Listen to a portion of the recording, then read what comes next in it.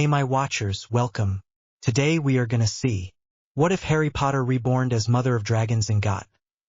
Join Patreon for early access exclusive content of Super Op stories.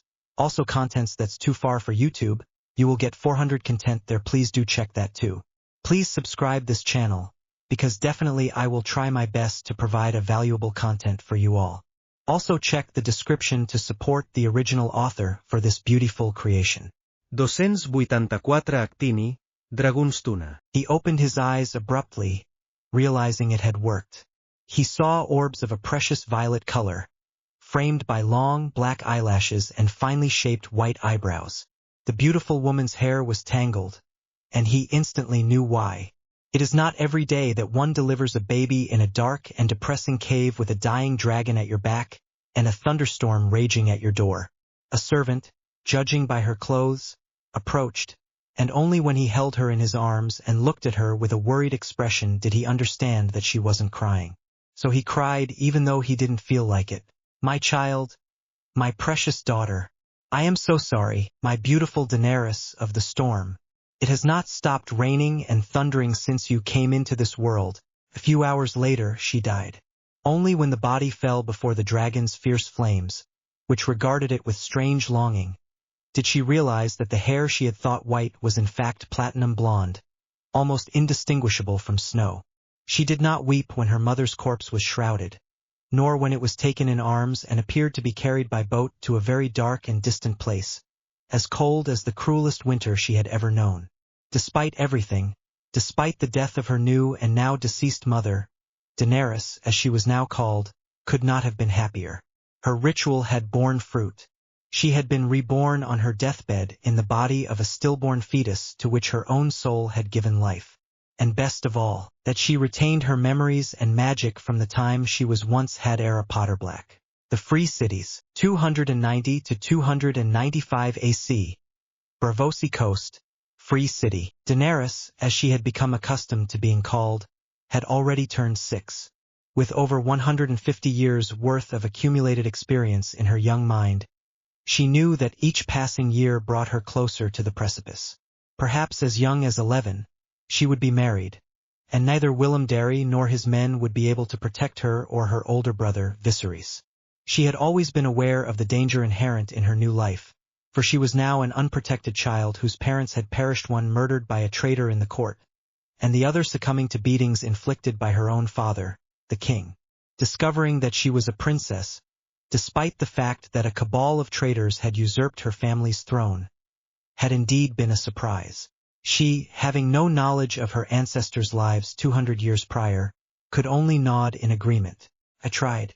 It wasn't that she particularly desired it, but it was obvious they wouldn't leave her in peace. Even so, with her extensive knowledge, she knew that imposing herself on an illiterate people would be easy, especially since none of them knew of her magic, not even her brother. Harry had been the most astute person in the... She had emerged victorious and had been the last to die, laughing, and no one had even noticed. Daenerys, being Harry Potter Black but with a different face, was equally intelligent. As soon as she made her decision, she knew she would have to catch up with this strange people she found herself among. She read all the legends, the Braavos medical scrolls, and everything in her new home, whose red door and lemon-scented breeze reminded her of one of her Mediterranean houses. With 156 years of accumulated experience, Daenerys Targaryen, Princess of Dragonstone and presumptive heir to the Iron Throne of the Seven Kingdoms, was able to cultivate a facade. All who knew her believed her to be an adorable, beautiful child, with her long, platinum hair and large, innocent violet eyes. Easy to manipulate. How wrong they were. Each day she succeeded in ensnaring more followers, knowing that one day she would need them to seize the throne. Some gave her dresses, delighted that the beautiful Daenerys Targaryen would wear them to amaze them with her angelic beauty. Others gave her jewels, others exquisite delicacies, and others what she desired most, knowledge. She cared little for jewels, dresses, or food. She had brought with her more than just her soul. Her fortune. Stored with its magic in a tiny rune on her hip lay all her magical gold, silver, and bronze. The jewels, armor, and weapons of her family, the fabrics, books, portraits and paintings she could not leave behind the only connection to her deceased family, not after realizing she was truly alone in her old world, especially after the death of her new family. That which had been stolen from her while she was defenseless had been returned, with interest, revealing a gigantic fortune that the Peveril, Gryffindor, Slytherin, Potter, and numerous other connected families had bequeathed it to him. However, it was of no use to him if he had no understanding of the customs and languages of his new world. Speaking the language of the Seven Kingdoms was easy, as they spoke an ancient dialect of English, his mother tongue, and learning High Valyrian, the language of Braavos, had been even easier, as it was a variant between Greek and Latin, both of which he had mastered years ago to enhance his spells. Manners, deportment, protocol, attire, makeup, hairstyle. Perhaps everything differed somewhat from her former world, but Hadera had meticulously studied how to be the perfect Lady Potterblack, and Daenerys knew how to adapt her new knowledge to her past experience. The high-born women whom Lord Willem Darry employed to educate her often marveled, and perhaps even suspected, at her intelligence and aptitude for learning. Es un encanto, la princesa. I have never seen anyone learn so quickly. It is truly a pleasure to educate the young lady. Astonishing. You have an incredible aptitude for languages, my dear. With a studied yet genuine smile, she replied, a slight blush rising to her cheeks. I thank you for your compliments, Sir Duncan. However, the truth was that for years she felt something within her, as if her magic stretched towards something unknown. To appease this feeling, she dedicated herself entirely to her education. Learning the Valyrian dialects of the other free cities was easy, as was learning to make potions and lotions, concoctions and even pills, which she herself decided to create after becoming acquainted with the diverse and varied plants of Braavos and its environs. Some things were the same as in her former world, others different.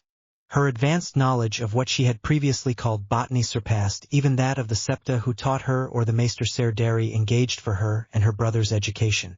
Daenerys even learned a few tricks from high society prostitutes, whom she charmed into assisting her for several weeks, eavesdropping on the secrets and sighs in the beds of the wealthiest. Thus passed the years, amassing a large collection of secrets that would destroy multiple families. However, when he turned 10, a rather handsome man, calling himself Oberyn Martell, appeared at the house with the red door. Well, what do we have here? The man asked, looking at her as he opened the door. His dark eyes were not cruel, but mischievous. They observed her from head to toe, and she, attired in a pink chiffon gown adorned with pearls at the round neckline gathered at the back of her neck, beneath her long platinum hair, smiled. You must be the esteemed princess of the storm, Daenerys. I am pleased to meet you, Ser Oberyn, she announced, making it clear that she knew perfectly well who he was despite his not having introduced himself. Oberyn smiled. Please, enter. Ser Willem Darry is resting in the inner courtyard. Are you not well? He asked, motioning for his guards to follow him before leaving them at the entrance and proceeding with her into the property. I fear the illness is grave, she remarked, perfectly aware that Ser Darry was dying. She did not know how much time he had left, and in truth, did not wish to know. I had better hasten my affairs, then. That was the last time she spoke with Oberyn Martell. A few days later, under his watchful eyes and keen ears, she heard how Martell. She signed an agreement on the condition that her brother, Viserys, marry Arianne Martell. Daenerys thought this was excellent, as with the help of the Martells, allies of the Targaryens, they could more easily regain the throne, especially if Martell was gathering supporters for her cause, aiming to crown Arianne queen. Arianne cared little for who sat on the throne. She knew firsthand that true power rarely resided with the king or queen themselves, but rather with those who could manipulate them. She, as she had proven, possessed the affection, love, and trust of Viserys. Thus, even if he were to sit on the throne, her hand would be undeniably the one wielding power. This ensured that power remained within the family. If Arianne proved unsuitable, scruples had been lost to them for at least 130 years. It would be easy to assassinate her or permanently incapacitate her. Until then, I would consider the Martells our allies. My dearest princess, Ser Barristan, now completely blind, weeks after Oberyn Martell's departure. Coughs. Take great care of your brother. He is not as shrewd and perceptive as you. He will need you. I know, Willem. I have been preparing to care for him for years. He confessed, removing the gray hair from his forehead and placing a damp towel on it. Insulting me in my absence, are we, Willem? A sarcastic voice inquired from the doorway, and Daenerys turned with a smile. Despite all they had been through, she loved her brother. She had never felt closer to her family than when she was with Viserys. Sir Willem attempted to laugh, but ended up coughing. I fear it is not an insult, my prince, if it is true. Viserys, she called, and watched as he approached the chair she had previously occupied. Her brother took her hand, and both of them she seated on his lap like the child she was supposed to be. He won't be with us much longer. I know, Aerys murmured, embracing her and kissing her head. We must prepare for the worst. However, Daenerys was fully prepared. In fact, her inaction regarding Darry stemmed from a desire to leave Braavos with her brother as soon as possible, even though it was his time to die. She sought to rediscover her long-neglected magic. She knew that upon his death, one of her long-standing allies would offer her refuge for at least several weeks.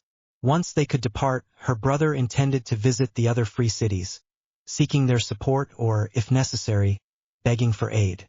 Nevertheless, if all went as planned, she would secure a patron in Braavos, obviating the need for her brother to resort to begging. They would merely attempt to forge alliances. My condolences, little princess. I know that Darry was highly valued. Lagerry believed she possessed a unique power and was destined to be the next queen of the Seven Kingdoms. She was unaware that it was her magic which her fiery visions revealed. Will she reside here with her brother as planned? It would be an honor and a pleasure, madam. Magnifico! Lager's red hair stirred as she started. Viserys, who had been informed by his patroness barely half an hour after Ser Darry's body was removed, smiled politely, as befitted a prince. He, like her, was well-trained and, fortunately, having her support placed Viserys in a favorable position. Significantly calmer now, he didn't want to contemplate what might have happened had he been solely responsible for his own well-being and that of his younger sister, without money or a future plan. Men, most were the same. They knew they couldn't remain in one place for long, and any notification or message would not reach Oberyn Martell in time before they were apprehended and brought before Robert the Usurper for a bag of gold dragons, or perhaps less. Reasons for leaving Braavos were mounting. Viserys, having just turned 19, was the more eager of the two to depart, so they left within merely 3 weeks. 296 AC, Lorath, Free City. Daenerys accepted the wine cup, after subtly checking for poison, despite her physical age of only 12. I needed it. Over the past year, her brother had become exceedingly impatient. He had even attempted to sell some of their parents' possessions, a jewel. She didn't care what for if he had entrusted their belongings to one of those wealthy but opportunistic Viserys merchants. She and her family would have lost much of the reputation she had painstakingly cultivated over the years. Her brother was truly irritating. She now understood how George and Fred felt about Ron. She found it strange that he had only inflicted a silly arachnophobia upon her, considering how foolish Ronald Weasley was. And to think of living with him 365 days a year, a shiver ran down her spine. One could picture it. Viserys III, the Beggar King, and his sister, the Pauper. Another shiver ran down her body.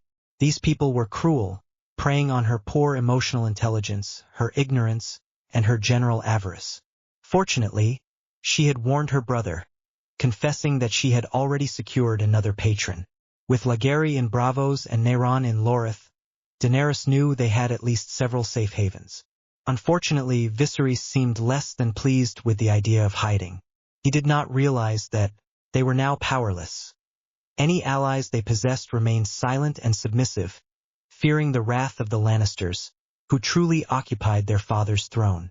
Their immediate course of action, given their frail and diminutive stature, was to remain in the shadows and cultivate old alliances.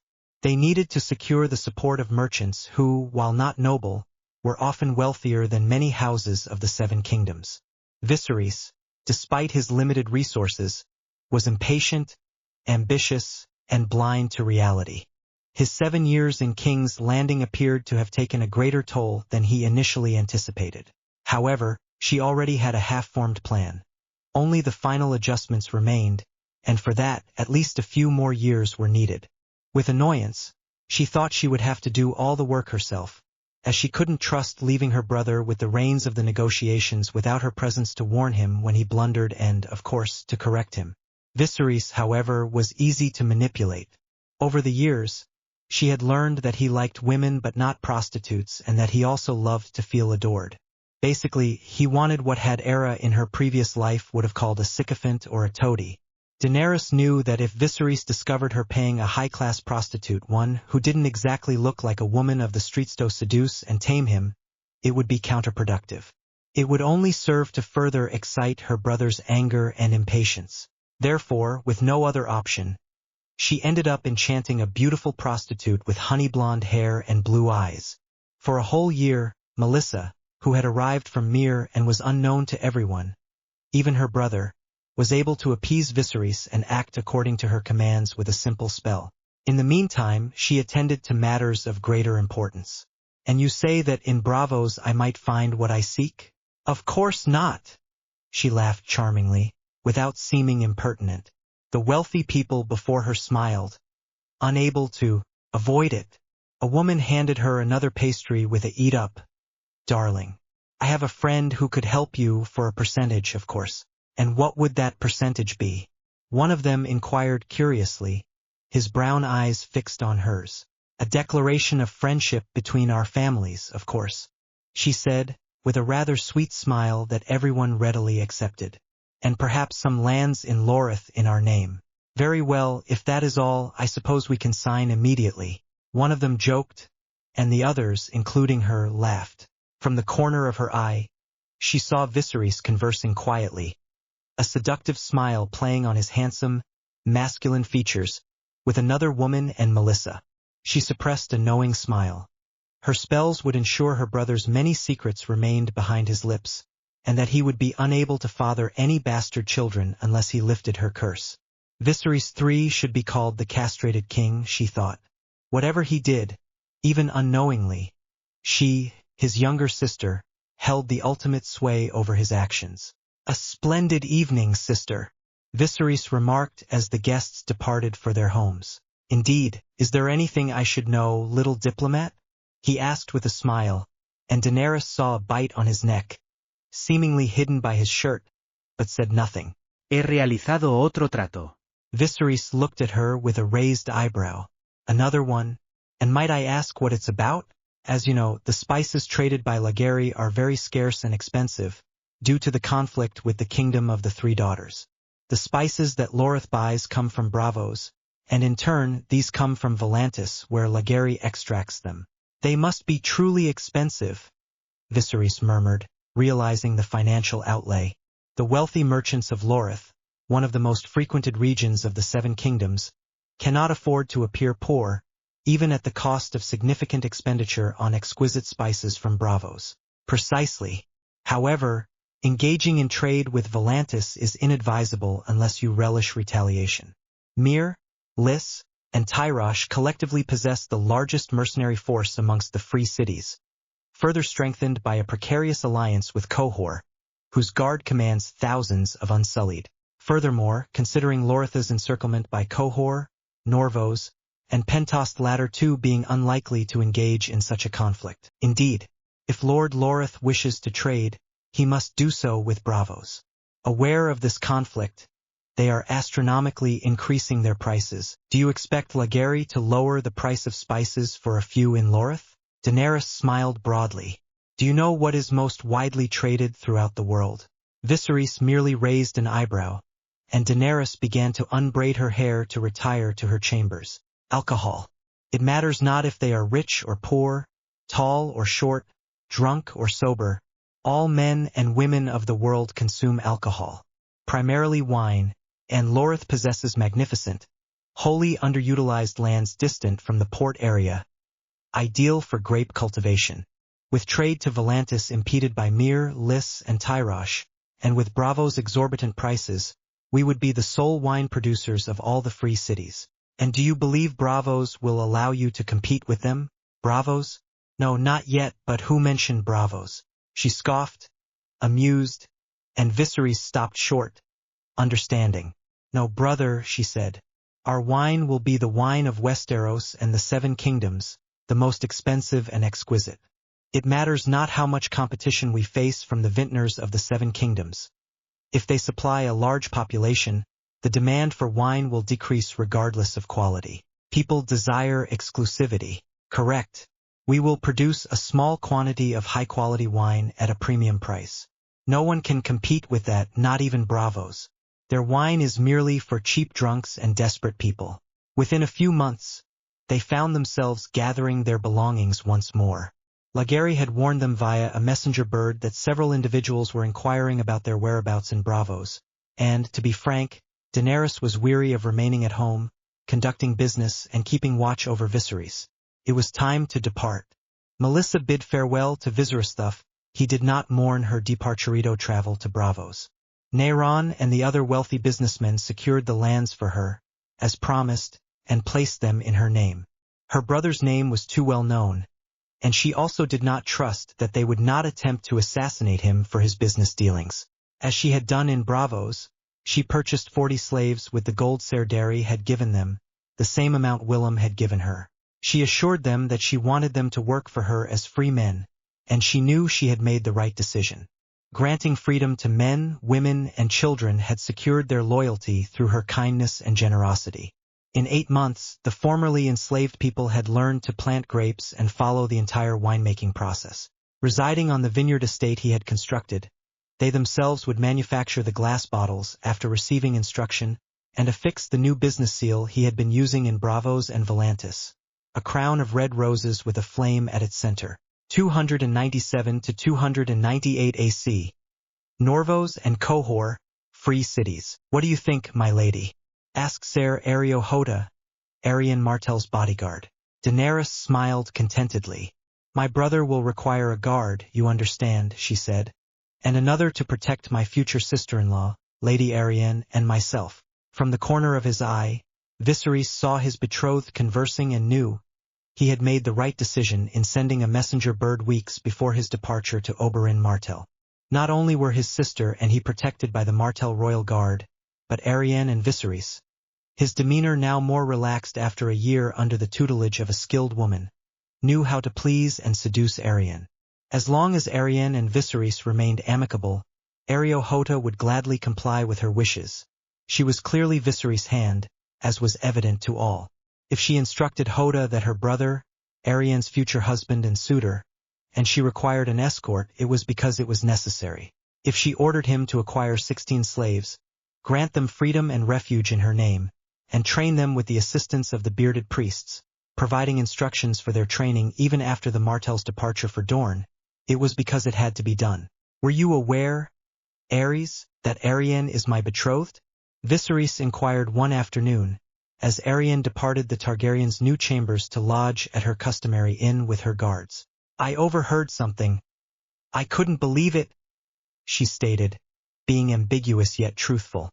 I assumed the Martells, as allies of the Targaryens, could confirm it, and incidentally, to send Arian to meet Viserys and have Hoda compel the priests to train her new Kingsguard almost free of charge.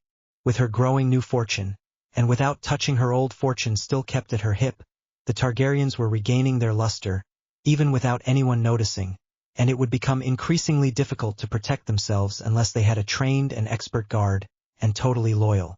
What better than soldiers trained in Norvos only loyal to their family? Some 6 guards for her brother, 2 of them women capable of helping him with the most banal tasks such as laundry or food, and another 6 for her. The fact that their new guards were once slaves and now free young men and women would only serve to encourage their loyalty to the Targaryens. That and the loyalty runes she planned to implant in them, as she had done with her other servants in Lorath, of course. She knew, however, that Oberyn Martell would wish for both of them to return to Dorne upon their departure. But they could not afford to. Even Viserys knew this. They needed more alliances and funds than Dorne could offer, and they could not remain sequestered for years, waging a political war from behind Dorne's secure walls. Appearances and how they presented themselves in the coming years would be paramount. Furthermore, she had plans and could not deviate from her script. Over the years, she had often questioned her reasons for fighting. Why did she do it? Once more, her astute mind found itself in a secluded place in the past, guarded under her magical protections. 1998, London, UK. Had Era looked at her ring, the Potter ring, still surprised to see it on her right hand. Only a couple of months had passed since she entered Gringotts, apologized to the goblins, and regained control of her finances. With Dumbledore dead and no one at her side to prevent it, the goblins explained a long story to her.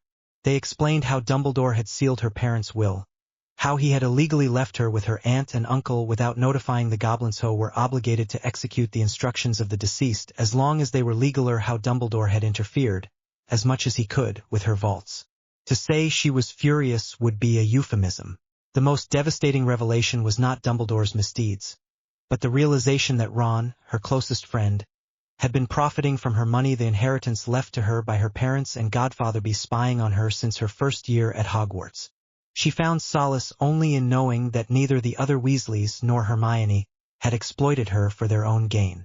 Nevertheless, she ceased visiting the Burrow, given Ronald's residence there, and began frequenting Diagon Alley where George lived, assisting him in overcoming his depression following Fred's death weeks earlier. Perhaps you should reconsider writing your autobiography, right? Me? She asked incredulously, but then a light went on in her head. Her smile widened, and George shuddered at the sight of it.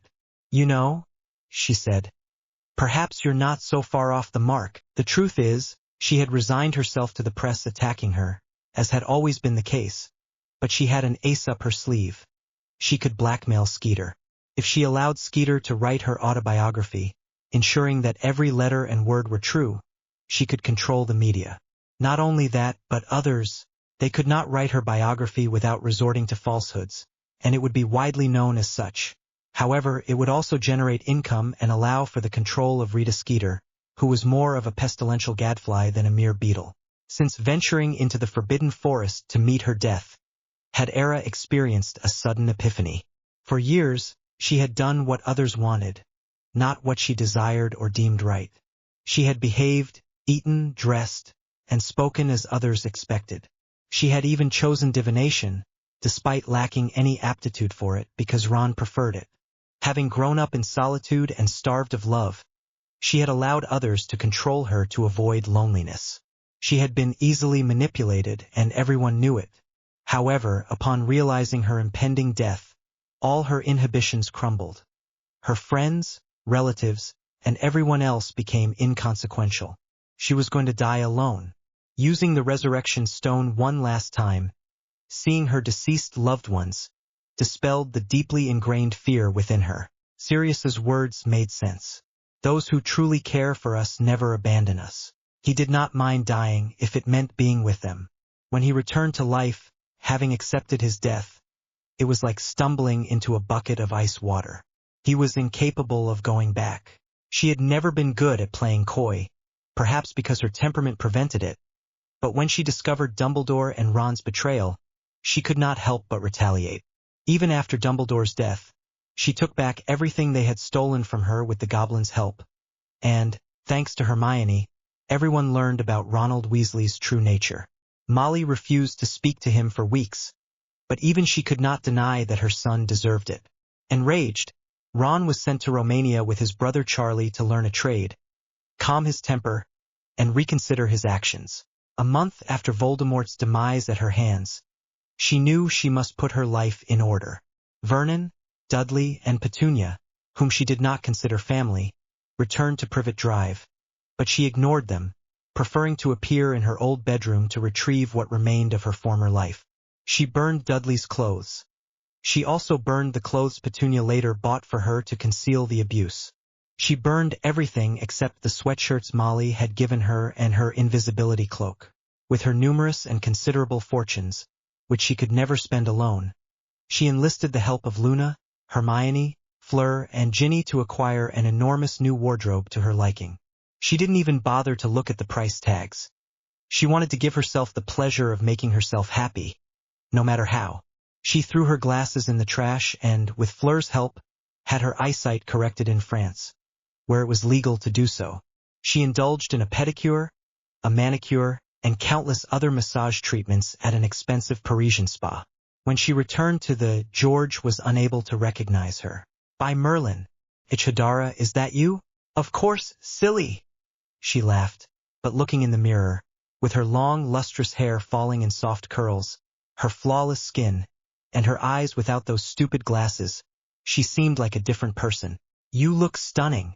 You look like one of those models Hermione told me about, Ginny exclaimed, twirling her in her new emerald dress and golden Roman sandals. Models, Ginny corrected Hermione, as usual, but seemed excited, holding back tears. But she's right. It's about time you thought more about yourself, Dara. You look beautiful. And she truly felt beautiful.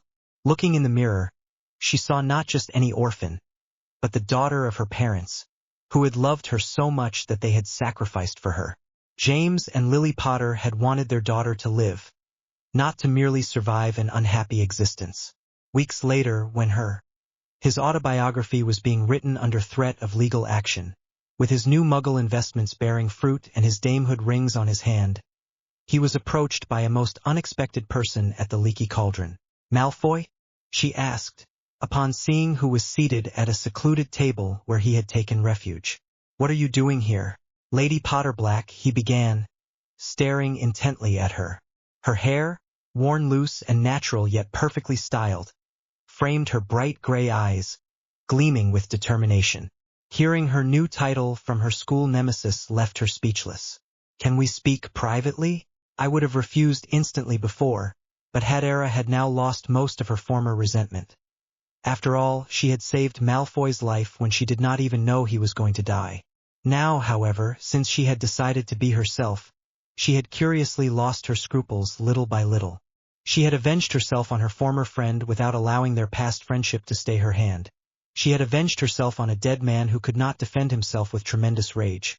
She had denounced her former family to the authorities and stripped her uncle of his position, as well as having informed the newspaper. Locally, the truth about the Dursleys was that they had done as they pleased in France and with their money. They had spent several nights with an attractive Muggle man in Paris simply because they could and felt like it, and they had blackmailed a journalist who had made their life difficult because they wanted to and it benefited them. If Malfoy could offer anything, she would listen gladly. Let's go. They soon requested a private room, despite the few glances that followed them. As Malfoy expected, he secured the room, giving her the impression that whatever he was about to tell her was best kept secret. She sat on the remained impassive, unconcerned with Draco's thoughts, allowing him to sit in the only chair facing the unlit fireplace. A couple of minutes passed before Draco cleared his throat and spoke. I will be direct. I am listening. As you can imagine, the Malfoy name has suffered a significant loss of reputation. My father spent several months in Azkaban, and my mother has secluded herself in our manor. Hadera raised an eyebrow at his words, or rather, at what he wasn't saying. Encouraged by the lack of a cutting remark, unlike before, Draco continued. If I wish my name to continue, I must marry, but I have two problems. The first is that few families will wish to be united with the Malfoy name, and the second, after a few seconds, he could no longer contain his curiosity. The second? I am in a relationship with a man. Hadara's mouth fell open in disbelief. Draco blushed, but refrained from speaking. He knew it depended on Hadera, and he didn't think insulting her to avoid a moment of embarrassment would be the wisest course. He waited until the beautiful woman in the bed had recovered her composure. Hadera, however, saw what was happening. And what does that have to do with me? I'd like to offer you a deal, Draco smiled, almost mischievously. And Hadera felt a pang in her heart as she remembered Sirius in that one moment with your family's gray eyes, black. I need to continue my bloodline and, if you wish, you can continue yours as well. If we marry, the Malfoy family will benefit from your popularity, and you will be able to add another name to your already extensive list of surnames. And what would be the benefit to me? Well, I don't believe you want us to be a conventional marriage, obviously. I shall have my secret lovers and you yours. That does not preclude us from loving our children. We may even become the best of friends in time, and who will take care of our children? I hope you don't think I'm one of those women who leaves the care of my children to someone else. She grumbled, and Draco smiled, as if he wasn't surprised. Then he raised an eyebrow. And how are we going to have children if you don't like women? Certainly not. I do not want my children to grow up as I did, cared for by house elves. Is Blaze Zabini your lover? She asked curiously. She noted Draco's blush and wondered how many people knew. Certainly not much. Rest assured I will say nothing. So he knows, doesn't he? Yes, it was he who gave me the idea. To be honest, Hadera rose as she saw Draco departing, approaching to take the folder. Draco looked at her for a few seconds, thoughtfully, then shook his head. Are you apologizing so that I will accept, Draco? She asked, half joking but very serious. No. You saved my life after everything I did to you, and if it weren't for your insistence, Blaze would have died. Hadera watched as Draco swallowed hard, looking away. You could have abandoned me, but you didn't. At that moment, I realized how good you are, more so than I have ever been, and I know I don't deserve you. Not as a friend, not as a wife, not as the mother of my children. But I want you to know that if you accept, I promise to give us a chance to be true friends. I promise to protect you, your interests, and our future children, and to do everything in my power to help you achieve your goals. Draco gazed into the emerald eyes of the woman who had saved his life, his lover's life, his family from imprisonment, and who had freed the world from the horror that was Voldemort. It was not a matter of pedigree but of trust. He would entrust the care and lives of his children to no one else, perhaps not even Blaze. He took his leave, leaving her with his compilation of information and his heart in his fist. Meanwhile, Hadera began to read the first sheet of paper Draco had given her. She read them, her mind lost in the last moments, and Draco Malfoy's impromptu words. Perhaps he had proposed a deal, but his farewell had been heartfelt. Draco not only wanted her help with an unusual task, but her as well, even if not as a lover. He knew she would accept because the prospect of having a family without emotional entanglements, since she didn't believe anyone could truly want her without desiring her fortune, was too much. Here was an opportunity to marry and obtain Draco's protection against fortune hunters. The chance to have a family, however unconventional, and the unconditional support of someone who, despite their past grievances, truly knew her. She could travel without lengthy explanations, study any type of magic, regardless of its darkness, and have the opportunity to find her own lover with whom to share her life. The issue was straightforward. Who would desire a lifelong commitment with her, given that she would already be married with children by another man? Wedding Gifts. Chapter 2 Wedding Gifts. Winter, 298 AC. Qohor, Free City. Daenerys stretched in her plush bed and watched as some unsullied passed below her window, approaching her chambers. It was the beginning of the year, but she had a strange feeling that this would be a very eventful period of her life. In fact, Viserys had already complained about leaving Aerion behind, so she sensed she would soon have to send him to Dorne to make him happy. Furthermore, she supposed that Arianna, with whom she had gotten along remarkably well, despite her earlier misgivings, could oversee her brother and his training as the future king. She wasn't certain, but Qohor felt to her like a place teeming with memories. The Unsullied whispered, unheard by anyone but her, thanks to her magic tales of a vast Dothraki horde and their braided hair bound to their spears.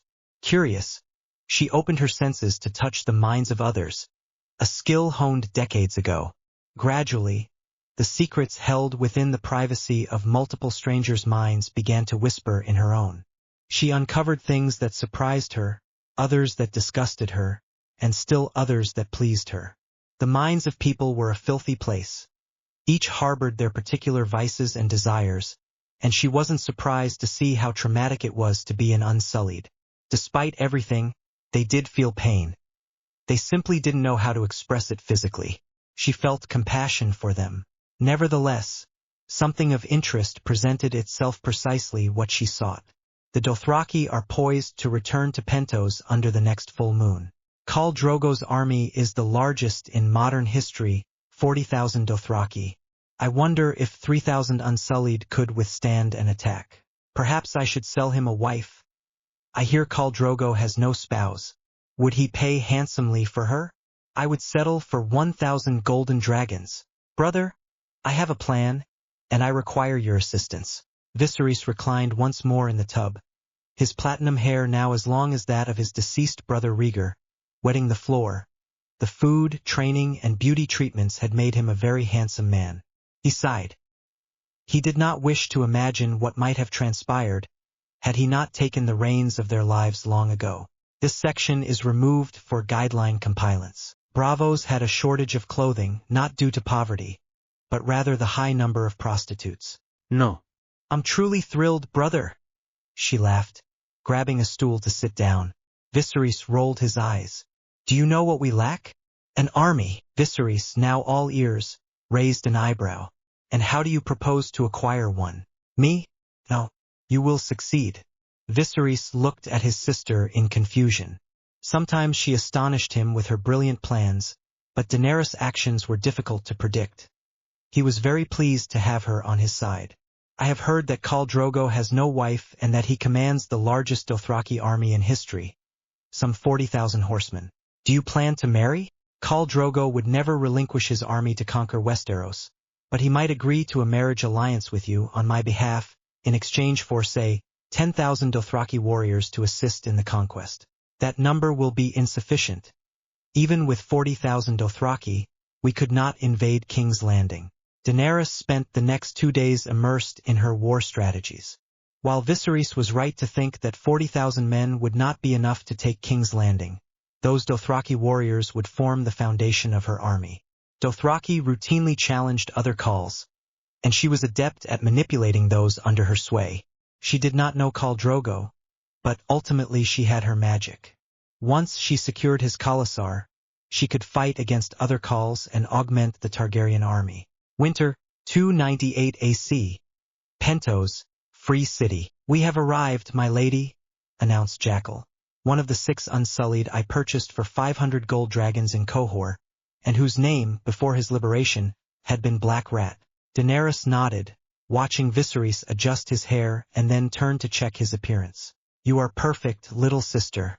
Daenerys smiled and dismounted her horse, the very steed that Ser Derry had gifted her 5 years prior. She instantly perceived that someone was intently observing them.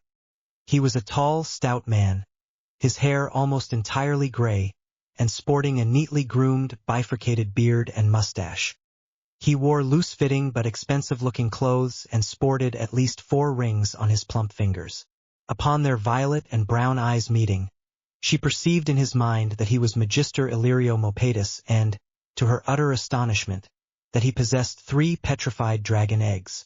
The mere sight of her platinum hair had reminded him of the Targaryen dynasty and its associates, without realizing who was listening. This section is removed for guideline compilants. Can you believe I haven't even had to begin negotiations? Mopatis is willing to negotiate on my behalf with Khal Drogo. The idiot muttered under his breath while Viserys still laughed. You must be present at the negotiations, even if you do not speak, so that you know what conditions are agreed upon. Have you not considered that Mopatis may have some ulterior motive? Certainly, Daenerys. That is why, next week, once the Khalasar has settled, we will begin negotiations, and I will be there. Well, and another thing, brother. The shadows have whispered to me that Mopatis has a little friend in King's Landing who, she confessed, is curiously on the council. Viserys frowned, now completely serious. You mustn't tell him anything important. Do you hear me? Nothing. Mopatis and the other man, Varys, exchange correspondence very often. Without a doubt, anything of ours will reach the hands of Varys, the spider, including your wedding. Yes, and undoubtedly, if the spider knows, the usurper will know as well. Viserys sat on his bed, his face thoughtful. Is it worthwhile to marry when he will know? Now it is too late to do anything, but we could have disposed of him. Daenerys stared impassively at her brother. It was the first time Viserys had spoken of killing someone for the benefit of their family. Viserys smiled, noticing the concealed surprise in his younger sister's eyes. Daenerys, I know you will often think I am an idiot, and compared to you, perhaps I am hands that are in yours. You knew about Arianne, and yet you said nothing until you saw that we were both compatible, that I liked her, and that she was not a burden to us. You planned to get rid of her if the time came, didn't you? I could read it in your eyes, the moment you changed your mind and manipulated Ser Hoda in our favor. That is correct. I have always been good at this game, she confessed, speaking as Had Era for the first time in 14 years. But I do not play for myself but for our family, to restore the honor, reputation, and power of the Targaryens, to ensure our family does not fall into oblivion and extinction. For vengeance. I know, Ares. Viserys rose from the bed, placed a hand on my shoulder in complicity, and winked. That is why I will do everything you command, O hand of the king. Daenerys smiled mischievously, her adolescent facade discarded, and Viserys understood that a barrier had fallen between them. That night, he listened intently to his sister's instructions, and went to sleep pondering why Daenerys was willing to let Mopedis inform the spider of their wedding. The more he considered it, the more brilliant the plan seemed. Undoubtedly, many spies would sell any information about them for a sack of gold. But the truth was that if Daenerys could deceive Mopedis, she could also deceive Varys and, consequently, the usurper. To deceive the fat man's spy a plan as audacious as it was ingenious. His sister was correct. Despite marrying Khal Drogo and commanding 40,000 Dothraki in Essos, her sister remained largely unknown to him. The usurper would undoubtedly underestimate a young girl's ability to control Khal Drogo, a correct assumption, were it not for her sister's exceptional influence. Moreover, maintaining an army is costly, and few besides her former slaves and Daenerys's most discreet and unknown contacts were aware of her growing wealth. No, Daenerys was right to allow Mopedis to live. They would feed the usurper false information, subtly controlling him from afar. They would either distance him or at least confuse him, and they would grow their army using their sister's networks. Mopedis did not know what he was facing. Khal Drogo was a tall, powerfully built man, pure muscle. He had black hair, bound in a long braid like the mane of one of his stallions, and dark eyes which, on closer inspection, proved to be green. He wore a carefully braided beard. His eyebrows were neither thick nor thin, but rather arched. From a distance, anyone would have thought him a barbarian, with his chest bare, a brown leather sash adorned with a gold belt, leather trousers likely made from the hides of his fallen horses, and boots peeking out from beneath. Had I been the mere 14-year-old girl everyone believed me to be, I would have been trembling in my sandals. But in reality I was now 168 years old, mentally at least, and I knew that appearances often deceive. There was something about Khal Drogo's aura that appealed to me. The man was not only physically strong but also possessed an indomitable spirit. I sensed his iron will governing the Khalasar as one masters a horse. Firm, impassive, yet genuinely gentle. Khal Drogo had a reputation, but he also wore armor, and not necessarily of metal or leather. "Draw near, my dear," said Mopedis's vapid voice, and she descended the stairs in a pretty lilac gown over a white petticoat, held at the shoulders by small insignia of her house. She descended the stairs, slowly but with a firm step, without hesitation, her eyes locked on her fiancé's. This was her second marriage of convenience, yet she felt no fear. She refrained from reading her future husband's mind out of respect, at least for the time being, and they stared intently at each other for a minute before he turned and rode away at a gallop. She knew he had approved. Otherwise, he would have made it known. She watched him depart serenely before turning to look at her brother in warning. Now they knew she would certainly marry, and Viserys would spend a few days alone with. Should Mopedis decide not to gift Viserys the dragon eggs as a wedding present, he would have to exchange them for the replicas she had created. When the wedding day arrived, barely 3 days after their first meeting, Daenerys had been studying the Dothraki language with the help of Mopedis, who had become remarkably generous all of a sudden, and she knew it would be an easy language to learn, with hardly any accents or many conjugations. Furthermore, in Khal Drogo's Khalasar, there is a man named Ser Jorah who can assist her. He has spent many years with the Dothraki, but the common tongue is his mother tongue. Curiously, he wondered what would lead an honorable man to live and behave like a Dothraki. No matter how hard he tried, he could not imagine Jorah being anything other than a fugitive. If that were the case, what would I have done? Whatever it was, She mused as her ladies adjusted her hair and retouched her wedding gown. She would soon find out. The dragon does not allow strangers near its eggs. After all. You are beautiful, sister, Viserys said, and she looked at herself in a mirror. She wore a bluish-white dress, tied at the nape of her neck with a sweetheart neckline. It was somewhat loose-fitting and featured a delicate, light cape. On her arms, she wore a pair of platinum bracelets adorned with 3 dragon heads. Her hair was loose, yet several small braids embellished with diamonds gave it an elegant and sophisticated look, perfectly suitable for a beach wedding. She put on her white sandals, tied at her ankles, and, accompanied by her guard of 6 immaculate ones, descended the short path to the beach, a walk that lasted barely 10 minutes. The ceremony was brief, primarily because the Dothraki seemed to place greater importance on the subsequent feast than on the wedding itself. Her betrothed, seated beside her with his back to the sea, wore a different colored leather, though his sash was quite similar. She found him more adorned than the last and first time she had seen him.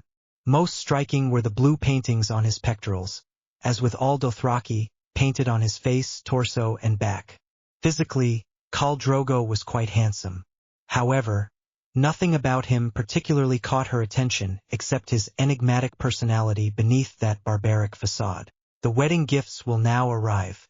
Khaleesi congratulated her on her new title, Mopatis, and she offered a small smile. The man was on the verge of partially redeeming himself by giving her the 3 eggs, but she still disliked him. She hated traitors. I shall begin, then.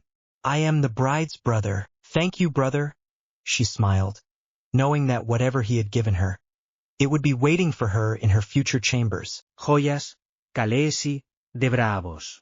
Un cofre de oro, de Yunkai. Snakes for the queen, said another man, lifting the bundle of various breeds of snakes from the chest. He wondered who would give snakes as a wedding gift. With curiosity, she gestured for the chest to be brought closer and saw out of the corner of her eye Khal Drogo watching her.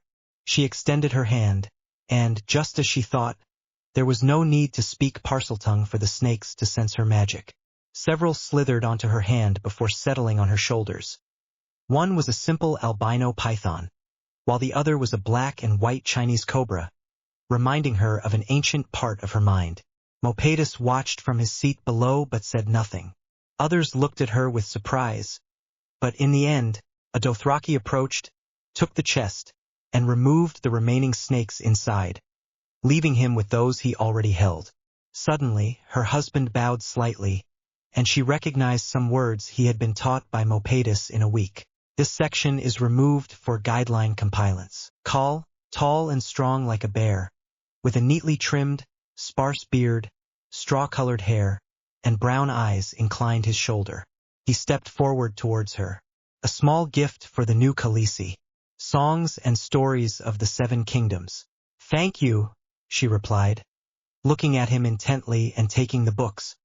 He made the effort to inquire about his origins, a growing resentment brewing within him as he understood why this man was among the Dothraki. He was attempting to earn a pardon by any means necessary, and it was not until his recent wedding that he obtained the opportunity, at the cost of information about his brother and about her. Mormont would be castrated figuratively and perhaps literally very soon. He was absolutely certain of this. He would find a way to ensure that pardon did not reach Mormont's hands and to have him in his service. He had to admit that Mormont was quite astute. Without his past experience, his inherited paranoia, and his magic, he might never have discovered him. We will speak again later. The conversation ended almost abruptly. Yora blinked a couple of times, not understanding her sudden firmness, and Khal Drogo glanced at her again. As she fell back and was lost in the crowd, Khal Drogo subtly turned to observe her, his face stoic but a question in his eyes. She, having no desire to explain, simply sent him a glance and a nod. Her recently wed husband, highly intelligent, seemed to instantly understand her meaning and turned to observe Yora, without uttering a word, still resting an elbow on his knee, his expression calculating. Drogo needed to know that she was not a weak woman but quite the opposite, and exposing a spy in his Khalasar would be the perfect way to make him understand. She was certain, the truth known only to them, that they would allow her to proceed as long as she adhered to their rules. Even if this meant that she, and not the Call, would decide Mormont's future. In part, she owed them this. She could easily have remained silent, and they both knew it. Her thoughts took a sharp turn upon seeing Mopatus rise and clap his hands for his servants to bring forth the heavy, gold-encrusted chest. Dragon eggs, the Magister explained to Daenerys, using her name with undue familiarity. From the Shadowlands, beyond Ashai, the eggs have petrified, but they will always remain beautiful. Daenerys gazed longingly at an egg, the first she had picked up, observing the beauty of the scaled green egg and knew, upon touching it, that they were not petrified. They simply awaited the moment of their birth and the magic that could make them grow. A witch from Essos or Westeros, mere shadows of what she was and had been, would have had to sacrifice a life to give rise to another. She, with true magic, would simply have to sacrifice some of her magic to undo the spell that kept the three dragons in a coma. She heard a whisper, almost inaudible, coming from the eggs, and as she approached she could understand that it was the magic of the dragons, even undeveloped, begging to awaken. Daenerys heard the green egg whisper in her hands and nearly jumped. The cobra approached to sniff the egg, curious, and she placed the egg back on the straw that protected them, as if she had heard nothing. "Thank you, Master." Khal Drogo rose, and she followed with elegance a moment later, ensuring she did not let him depart without her. Appearing weak was as unfortunate as being weak. They both proceeded with firm steps until the people parted, revealing a magnificent mare as white as her hair. Her breath caught in her throat upon realizing that Khal Drogo had given her one of his prized horses. The thoughtful gesture of gifting her a silver mare, its mane matching her own hair, as elegant as his own stallion, made her realize that the Khal possessed a depth she had not previously imagined. She stroked the mare, which allowed her to touch it, and moved its head to nuzzle her hand. With a genuine smile, she glanced at the Khal over the horse's muzzle. "She is beautiful," although certain the Khal had not understood her using the common tongue. His eyes gleamed for a second before he turned his mare and approached her. She did not recoil. She was not intimidated.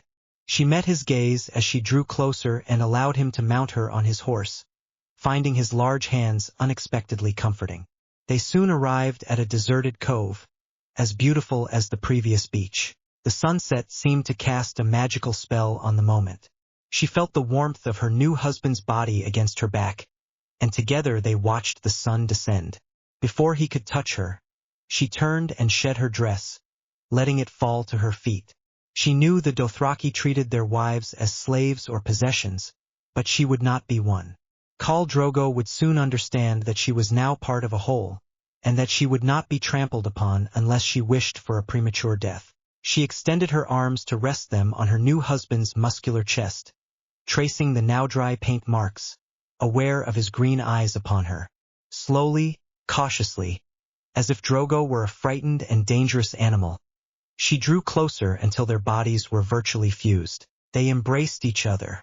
Drogo, with a small, surprised smile on his lips, caught her around the hips with surprising gentleness and held her close, allowing her to initiate their first kiss. Something reminded him of his true love from before, reminding him of what he had lost, and his eyes welled up uncontrollably. It wasn't the same. It never would be. She did not know how she ended up lying on the sand, beneath the stars, covered by the large and handsome body of her new husband, who traced her curves with his hands as if it were their first time. It was not until the following morning, upon waking, that she thought Drogo seemed strangely hypnotized while they made love. What made her smile was recalling Drogo's enchanted expression as he lifted her legs and encircled her hips. Could it have been the first time a woman had looked him in the eyes as she cried out his name? 2003 AD. Bruce, Belgium. For Merlin's sake, be quiet, she shouted, gripping the hands of two different men, one on each side of the bed. Everyone paled but fell silent. This section is removed for guideline compliance. His hair is as blonde as yours, Draco, she said, patting Blaze and Theo's backs. They smiled, standing beside their wife in everything but marriage. His situation was unusual. Blaze was married to an Italian woman, with whom his mother had forced him to spend at least a couple of months a year ever since. They were still without children. Draco, on the other hand, he had become her husband only 6 months after their first meeting at the Leaky Cauldron and, as Draco predicted, he had no trouble finding his own lover in Theodore, not since he himself, married to Astoria Greengrass, who repeatedly cheated on him without his consent and had fathered a bastard child, whom everyone believed to be his, was aware of his position. In a perfect world, where everyone could have done what their heart dictated, Draco would have married Blaze and you would have married me, Theo had said one day, when they were still overcoming the strange romantic situation in which they were all entangled.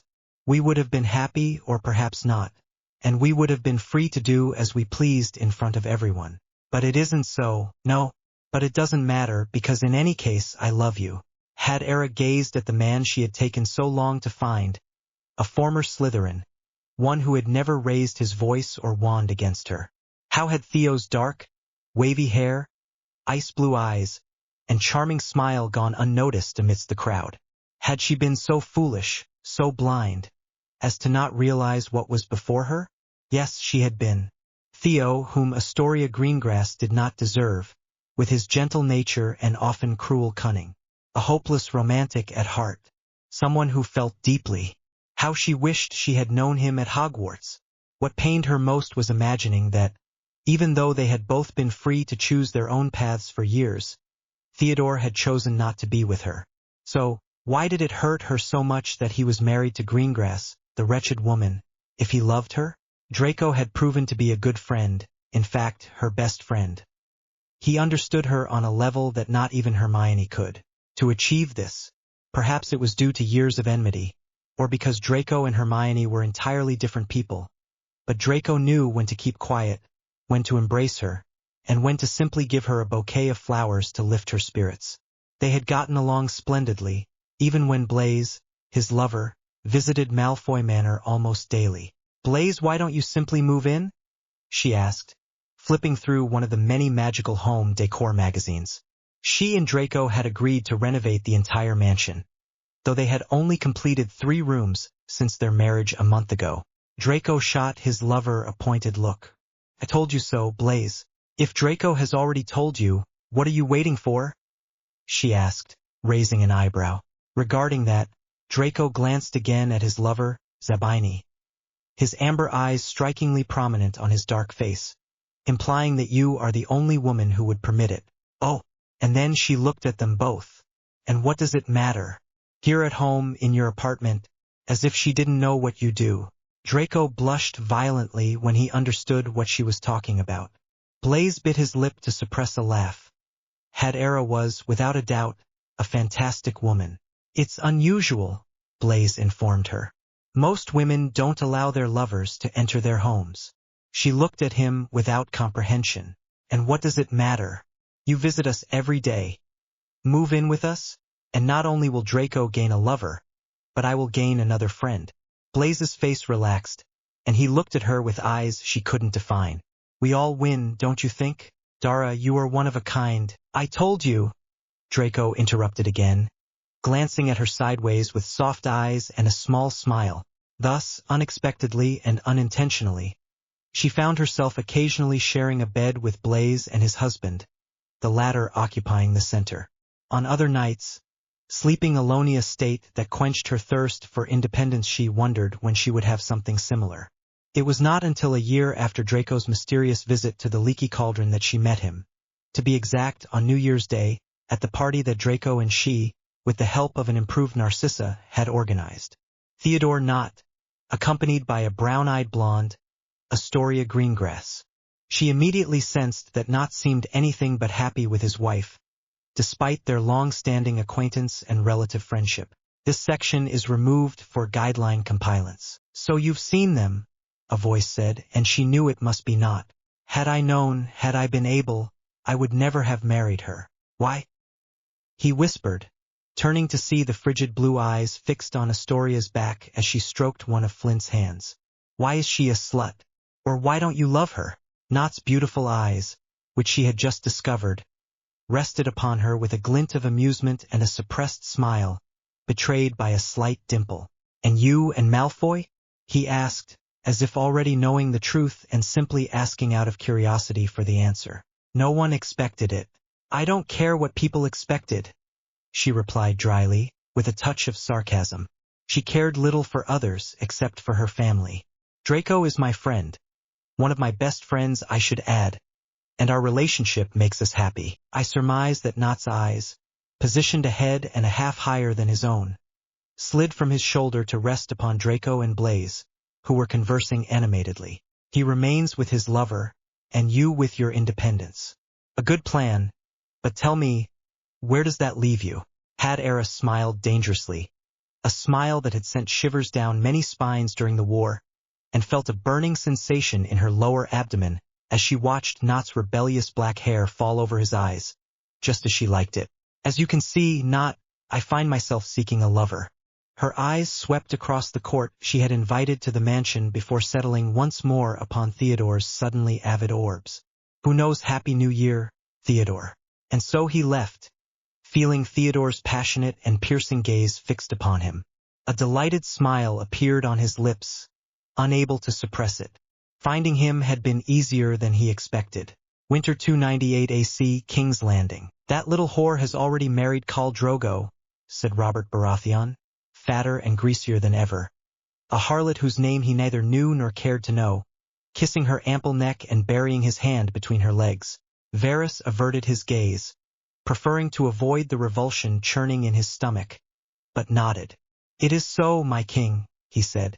Illyrio confirmed by Raven that Daenerys Stormborn has wed the Khal, and they must be at least 100 leagues from Pentos by now, traveling across the Dothraki Sea. And what of that man, Mormont, the slaver? Fortunately, there is good news. No one appears to suspect him. He will send ravens every full moon with news of Daenerys Targaryen. Good. I like it, Robert, his spy, retorted, cutting him off. He threw himself back onto the bed with a grunt of satisfaction. I want that she-bitch dead as soon as possible, especially before she spawns any more Targaryen bastards. So it shall be, my king. And what about the other one, the brother? He is also traveling with them. It seems he is accompanying his sister with an escort of 12 unsullied. Mormont does not consider him very clever, my king. Let him die as well and send poison to kill the girl. Ensure Mormont remains undiscovered and that the Targaryens perish. I want their heads. It shall be done, my king. Varys bowed and slipped as quietly as possible from the king's chambers. Upon opening the door, he saw 5 more prostitutes eager to please the king and earn a good wage. Varys pitied them. He knew that sooner or later the queen, despite hating the king, would eliminate them simply because she could.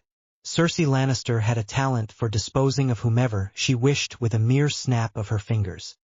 He wondered if she would poison them as she had the previous ones, or behead them in their sleep as she had the first. He wagered on poison. In fact, he suspected this was how Jon Arryn had died. Could it be that Arryn had discovered the queen's affair with her brother Jaime? However, Arryn was a highly intelligent and astute man, always adept at managing the king and the council. So why would he, to speak out about the queen's affair without ensuring his own survival? Varys slipped through the secret passages he knew better than the king himself, listening to whispers beyond the walls, until he reached his chambers. He pondered, as always lacking wine, on the Targaryens. He knew without a doubt that they would be better rulers of Westeros than Robert Baratheon. A stone would make a better king than Robert Baratheon. The king's only pleasures were whores, wine, and fighting. In that precise order.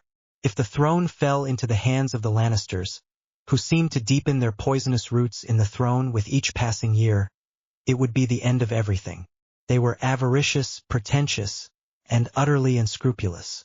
I simply had to see Joffrey, the queen's bastard child with her own twin brother, Jaime Lannister. No, I had to avoid him at all costs. The problem was that if the Lannisters did not reign, Stannis or Renly would, and while Renly might have been a palatable option, Stannis was his elder and therefore held precedence to the throne. However, Stannis had in his court a red witch, Melisandre, who undoubtedly poisoned his thoughts like venom. What to do, he wondered. If the Lannisters and the Baratheons fell, all other houses would vie for the throne. Some were already preparing for it, such as the Tyrells. No matter how much he deliberated, he saw no solution. The only ones with legitimate right to rule, those who had unified the realm, were the Targaryens, and they were now a nearly extinct house on the other side of the world. Primavera 298 actini, Mar Dothraki. Daenerys rode slowly on her new mare, Plata, gazing at the back of her new husband but with her mind far away in Westeros. Having taken the first step in conquering the territory her ancestors had ruled, she found herself without direction. That is to say, yes, she had a plan in mind to liberate the slaves and seize the free cities, but her objective was, the distance was vast. And even if those cities were conquered, how could they be maintained over time? How could rebellion be prevented and governance ensured from such a distance? In truth, with only 2 people in their family, they needed to carefully consider their next steps. What was clear to me was that I needed to leave behind a trusted ally wherever I conquered. Thus, I began compiling a mental list of Targaryen vassals, among whom were the Martells. To secure their aid, the wedding between Viserys and Arianne would be brought forward. This would allow me to establish the Martells, by then my family, in the cities I conquered. Furthermore, I would need to leave behind a portion of my army to prevent potential mutinies, as well as a council capable of advising the Martell on my behalf. All of this required so many people, so much movement, so much trust, and right now, I did not possess all of that. She looked at the chest that traveled with her, the 3 dragon eggs, and knew she would need them very soon, and the larger, the better. Once she hatched them, she would feed and care for them so that they would grow strong and healthy. With the dragons, it would be easier to assert herself against the Dothraki, as well as with Drogo's help. Conquering other Khalasars would be extremely easy, and, if she could devise a plan, she could acquire the more than 8,000 Unsullied in Astapor. Little by little, a perfect plan occurred to her, and when she knew it, she felt a sense of excitement like never before. Suddenly, she found herself eager to put her plans into action, and as soon as possible, since she had no time to lose if she was going to use her dragons. That very night, after an indeterminate number of days and weeks spent tirelessly in the saddle, she found herself in the tent she shared with her husband. It was spacious and filled with furs and comforts undoubtedly provided for her. Jiki, Iri, and Doria, her maidservants, assisted her in bathing with milk and other oils, perfuming and combing her long silver hair. When she could bear it no longer, she dismissed them and summoned her brother to see her. "Me lamast, Hermana? I have a plan," she whispered to her brother. Once she had ascertained that Jorah Mormont was not nearby to overhear her intentions. "One that will resolve many of our problems." "And may I know?" Viserys asked, his violet eyes bright. "I would like to tell you, but silence is our greatest ally right now. All I want you to know is that the eggs will soon hatch." Viserys eyed the egg his sister withdrew from the chest, black with scarlet shadows, reminiscent of the Targaryen banner, fire and blood. He wondered, as he always did, how Daenerys intended to hatch the eggs, though he had no doubt she would succeed. He noted his sister's triumphant gaze and knew that whatever plan she had devised was, at the very least, one of her best yet. He delicately picked up the creamy white egg and felt a strange sensation. Furthermore, she continued, sensing her brother's connection to the egg even without knowing what was happening. "Perhaps your wedding to Arianne should take place sooner than expected." "How soon?" "As soon as the dragons are large enough to survive on their own and we have raised a larger army." Viserys looked at his sister and left the egg where it was. He closed the chest. "You will let me know, I presume?" "Certainly. By then I expect to have children. We require our family to grow. It is unlikely that 2 family members alone can control the entire world." "Ya veo." And he did. Viserys understood why she planned to marry him so soon. Offspring and alliances, protection and an army. That was what she sought, someone to confide in. That same night, he left, leaving Daenerys alone with her eggs, her hand trailing over the flames of her many candles. She would see him later, in front of the bonfire the Dothraki had lit for the celebration.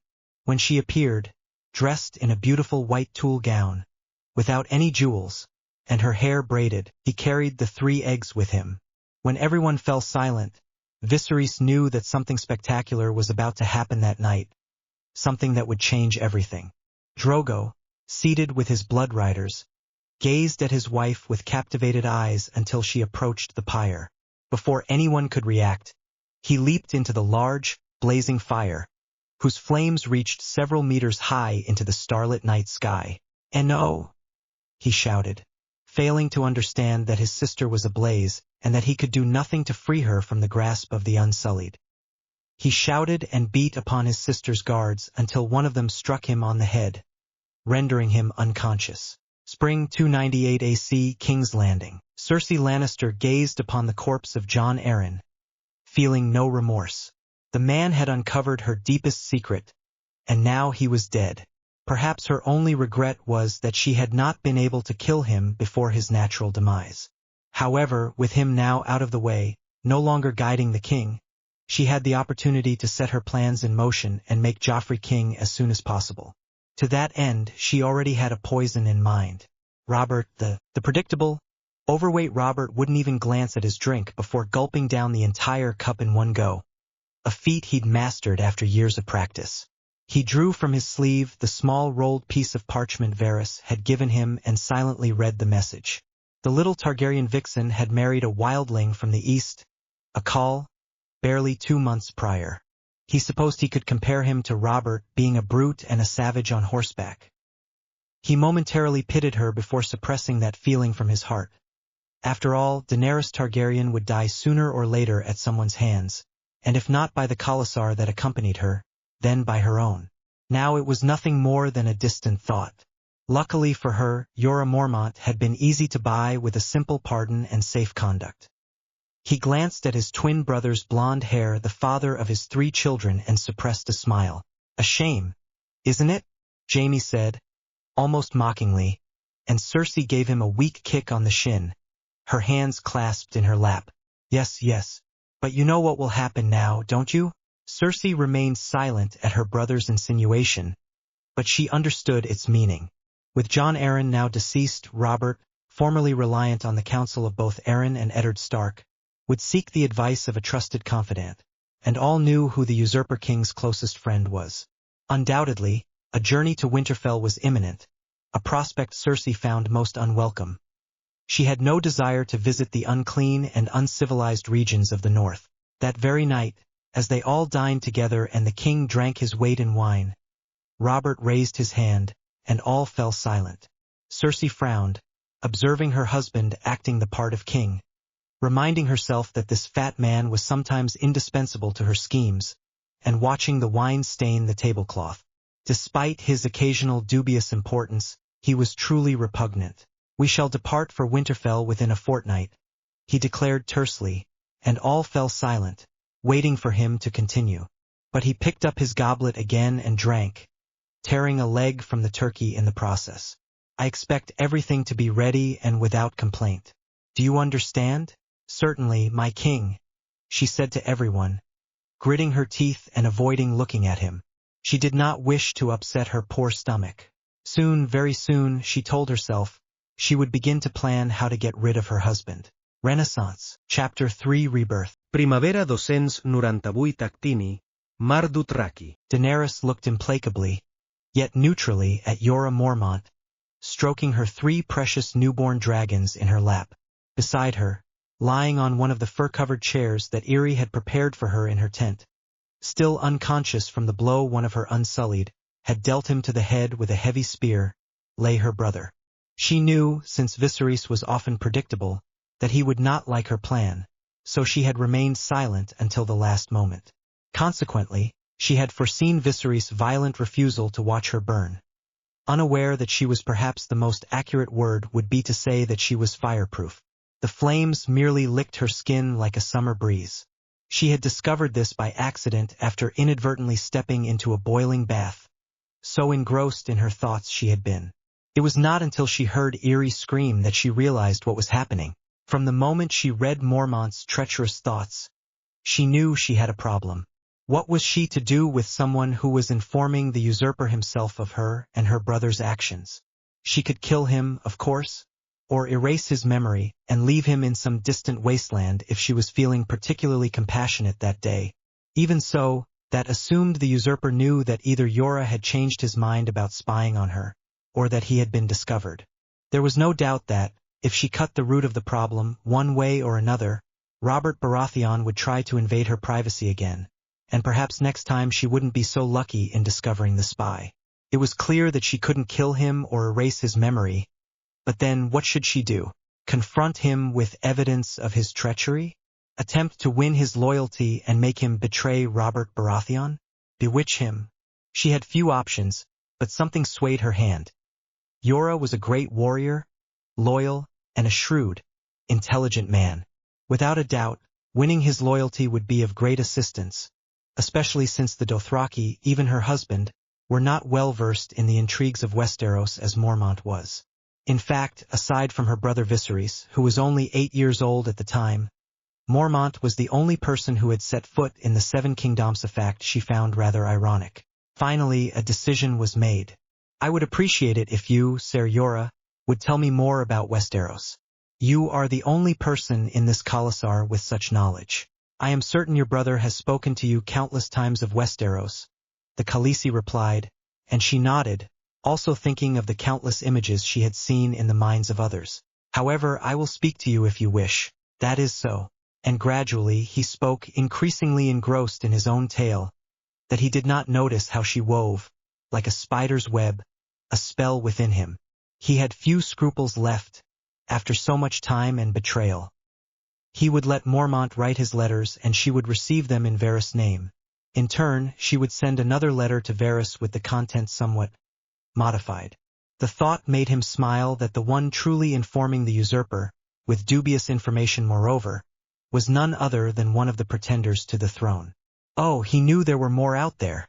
Undoubtedly, many yearned for the throne and its power, but she would not let anyone, save the Targaryens, sit on the iron seat forged with the flames of Balerion himself.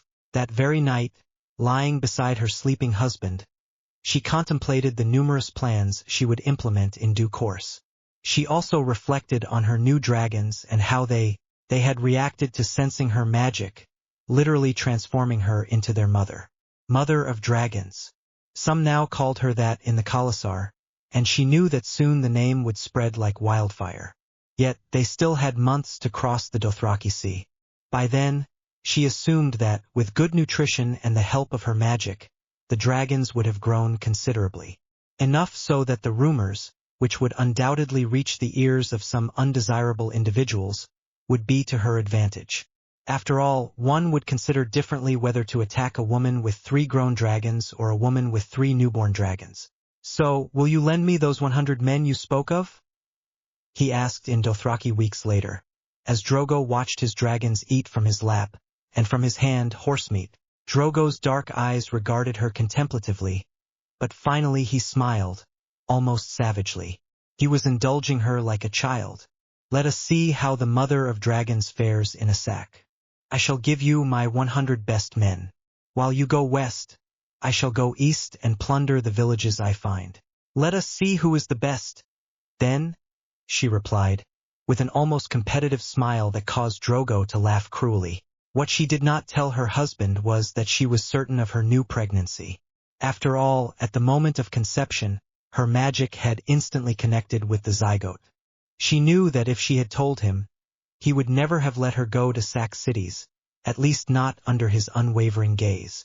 Despite everything, she had not wanted to bewitch her husband. Drogo had proven easier to convince than she had initially thought. However, Viserys, who was to accompany her on this new adventure, had been informed. His reaction was to be expected. You shouldn't do this now, sister, she reproached angrily, when she could not convince her to stay with Drogo. And when do you want me to do it? She turned to look at him, still packing the necessary things in her leather bag. When I am so large and incapacitated that I cannot move. When I cannot even see my own feet. Thus Viserys fell silent and departed. Recaro, his blood rider personally granted by Drogo, remained rigidly statuesque before the tent. However, His limited understanding of the common tongue left him oblivious to their conversation, a state of affairs entirely to his liking. His foremost concern was preventing anyone from informing her husband of her pregnancy, lest her plans dissolve like smoke. With a sigh, she retrieved the daggers Viserys had given her as a wedding gift and secreted them within her clothing. Today, she wore a close-fitting, short brown tunic and black trousers with matching boots, simple yet practical attire. Her platinum blonde hair was arranged in intricate braids, serving not only to enhance her princess-like appearance, but also to secure her hair in place for weeks. "One last farewell meal," Drogo said to his wife, gently leading her to the top of the stone steps they had built from flat rocks. Then he nodded. "Jorah Mormont will accompany you." She simply nodded. It had taken remarkably little to convince Drogo to let her go, even though everyone believed her brother was leading the small army of Dothraki warriors who would ride that very dawn over the rolling hills and verdant mountains. He was so impressed with her that he granted her practically anything, despite having known her for only a little over 3 months. She didn't know how long this preferential treatment would last, but she would make the most of it. It was a shame, but she felt deep down that things with Drogo weren't going to work out. She had the strange sensation that their paths diverged, and, being honest with herself, she didn't see Drogo in Westeros, nor his Dothraki riding there, through the shit-filled streets, and gods only know what else, of King's Landing. It was, however, another step towards the throne. That very night, she dreamt of a red comet traversing the vast, blue sky. As it crossed, the sun descended, giving way to a long, eternal night. Suddenly, it grew cold, intensely cold, and the ground began to freeze as the seconds ticked by. She saw the ice approaching, immobilizing the trees and palm trees surrounding her in the distance. Despite the cold, she knew her fiery blood would prevent her from freezing. A cry made her look down. On a flat mound, far off to her left, lay a baby wriggling in its precious fur blankets, with hair of white gold and beautiful violet eyes filled with tears. Her child. On another mound, to her right, lay Drogo, his eyes unfocused, his chest stained with blood. Upon seeing her bare feet and the heat-hazy grass, she knew she could only save one from the frigid winter. Verano 298 AC, Invernalia. Eddard Stark regarded his king with infinite patience, his old friend and the late Jon Arryn's ward, and reflected on how much he had changed over time. Where once there had been a strong, indomitable physique, now there was a fleshy bulk that overflowed the royal seat. It was something the northerner could scarcely comprehend. How some could grow so fat when there was barely enough food to go around. It seemed that for the humblest in King's Landing, food must be a luxury rather than a necessity, while others indulged to the point of boasting. The sight of Robert gnawing, oil dripping, on a chicken leg turned Eddard's stomach as few things could. "More wine!" the king bellowed in high spirits. The queen completely ignored him, looking at her daughter Sansa with hungry eyes, and suppressed a shudder of terror. She knew well because he had witnessed firsthand the Lannisters' capabilities, and the mere thought of that venomous tongue which beguiling his innocent daughter sent his blood boiling. Undoubtedly, Sansa possessed the grace of a lady, born to the role. However, Catelyn had shielded her so carefully, sheltering her within the castle even from the harshness of the north, that her daughter, traveling south, would be easy prey. He knew this despite lacking the skills of a politician or courtier. His hopes were naive and unrealistic. Arya, his younger daughter, a mere 10 years old, possessed more common sense than Sansa ever would. Yet Arya lacked the tact that her sister so naturally displayed. He sensed that, sooner or later, he would learn through hardship and life's lessons, as few other things could teach one experience and patience. He suppressed a sigh of weariness and continued eating. This time, his thoughts turned directly to the 2 Targaryens living in Essos, across the narrow sea. Robert, predictably, was intent on eliminating the Targaryens by any means necessary. He justified this by citing the death of his beloved betrothed, his own sister Lyanna, but Ned was certain that part of his desire for revenge stemmed from a fear of losing the throne. For the Targaryens, more than anyone else, were the rightful heirs to the throne they had established centuries ago.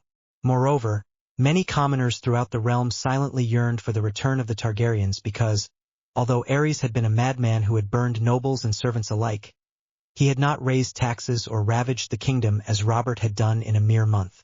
Furthermore, Rhaegar had been dearly loved by the people, who cared little for the abduction of his sister or the wars of the Noblesse man who played his harp in the streets and fed the orphans of King's Landing.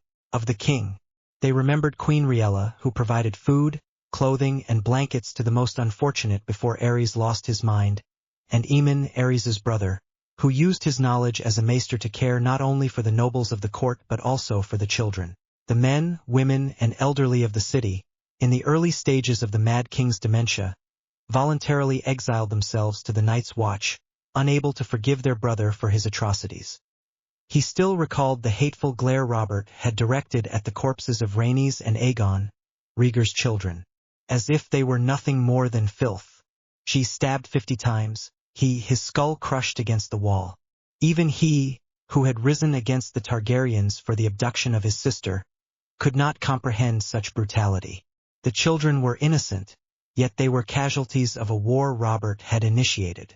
The mere thought that someone could have done that to his own children, that Robert could have killed an innocent child to remove an obstacle from what he perceived as his path. He genuinely did not know if he liked the person his friend had become.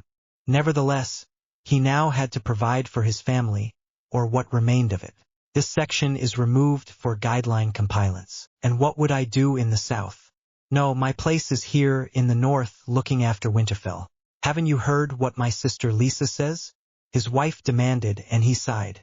Of course I have heard you, Cat. The truth was, he didn't even want to consider the implications. He had a premonition that traveling south would not be a good idea. Whenever he ventured away from the north, things usually ended badly. The last time, he vowed never to set foot in the accursed King's Landing again.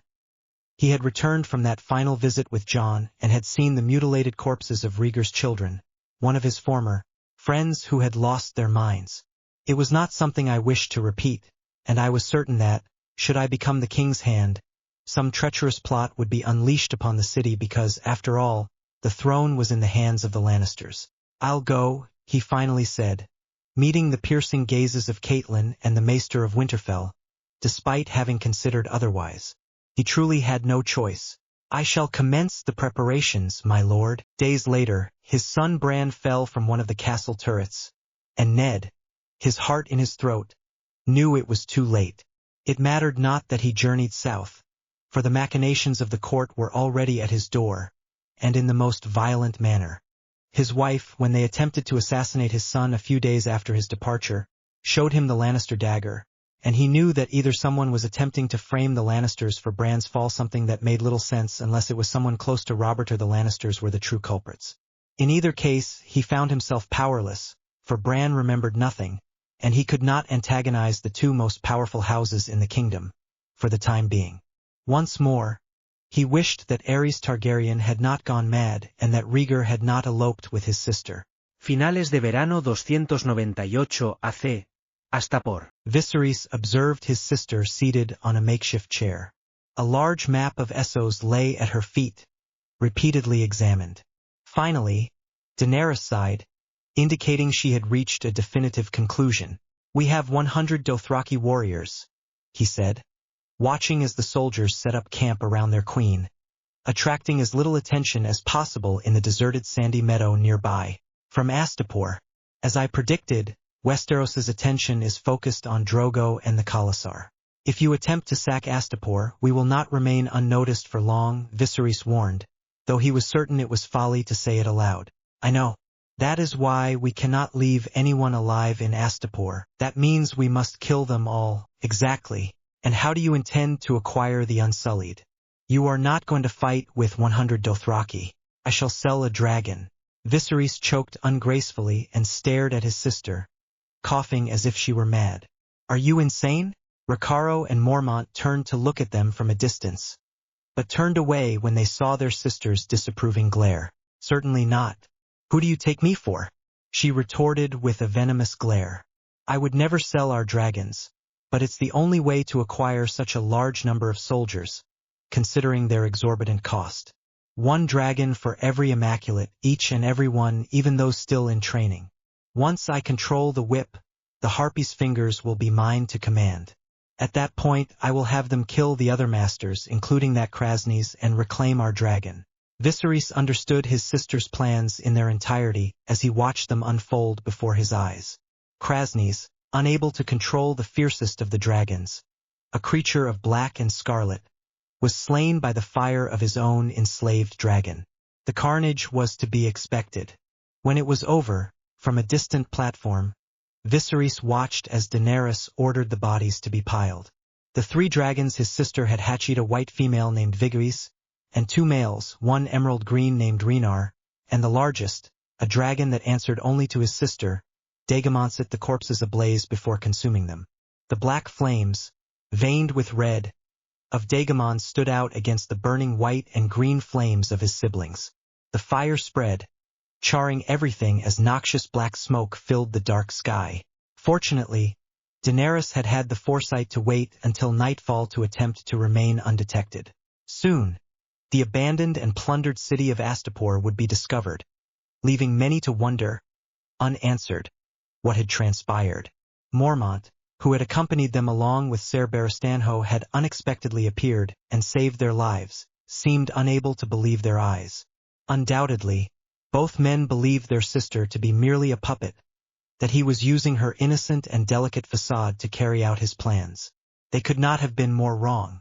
At least, Mormont was now nothing more than a puppet in his sister's hands, while Barristan, on the other hand, had never been loyal to Baratheon, much less to the Lannisters. News that a mere 15-year-old boy, a bastard born of incest between the queen and her twin brother, was now king, could not be more amusing. Robert Baratheon was an imbecile, but things have now become significantly more volatile in Westeros. With the assistance of several spies and his sister's puppets, rumors of the king's parentage have spread far and wide, prompting widespread questioning of his legitimacy. Soon, as his sister desired, Stannis and Renly Baratheon would, they had turned on each other to contest the throne and wrest it from Cersei Lannister. "Leave them," his sister had said. "They are nothing more than a pack of fools who will slaughter each other for an iron throne. No, now is not the time. First, we must raise an army in our own name, and then what?"